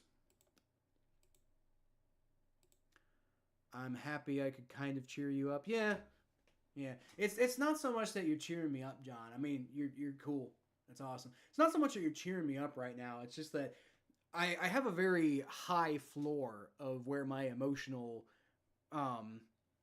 where my emotions go with Bengals these days. Because like it used to be when the Bengals lost, especially big games, I would just fucking it would kill me for like weeks and weeks at a time. I'd still be thinking about some of these like bad losses. Like years later, and just like, man, that sucks so hard. What I'm saying you guys do is it's not so much that you cheer me up. Sometimes you do. Usually not, because it's kind of hard to cheer me up when the Bengals are so fucking frustrating. But what you do is you don't let me, you help me not fall into that pit of despair. And I appreciate that. I really do. It's why it's a big reason why I've kept doing this channel, even though it's been so much work and not like, at least monetarily, it hasn't been any payoff yet, right? That's the main reason I keep doing it, is just because it's like, it's cathartic, Man, just what could have been if this team just got their shit together when it mattered. But it's always like, oh, you almost had it, like that one fucking commercial. But, I appreciate you, John. You're a breath of fresh air. I'm going to get out of here. I'll leave y'all, as always, with a hooday.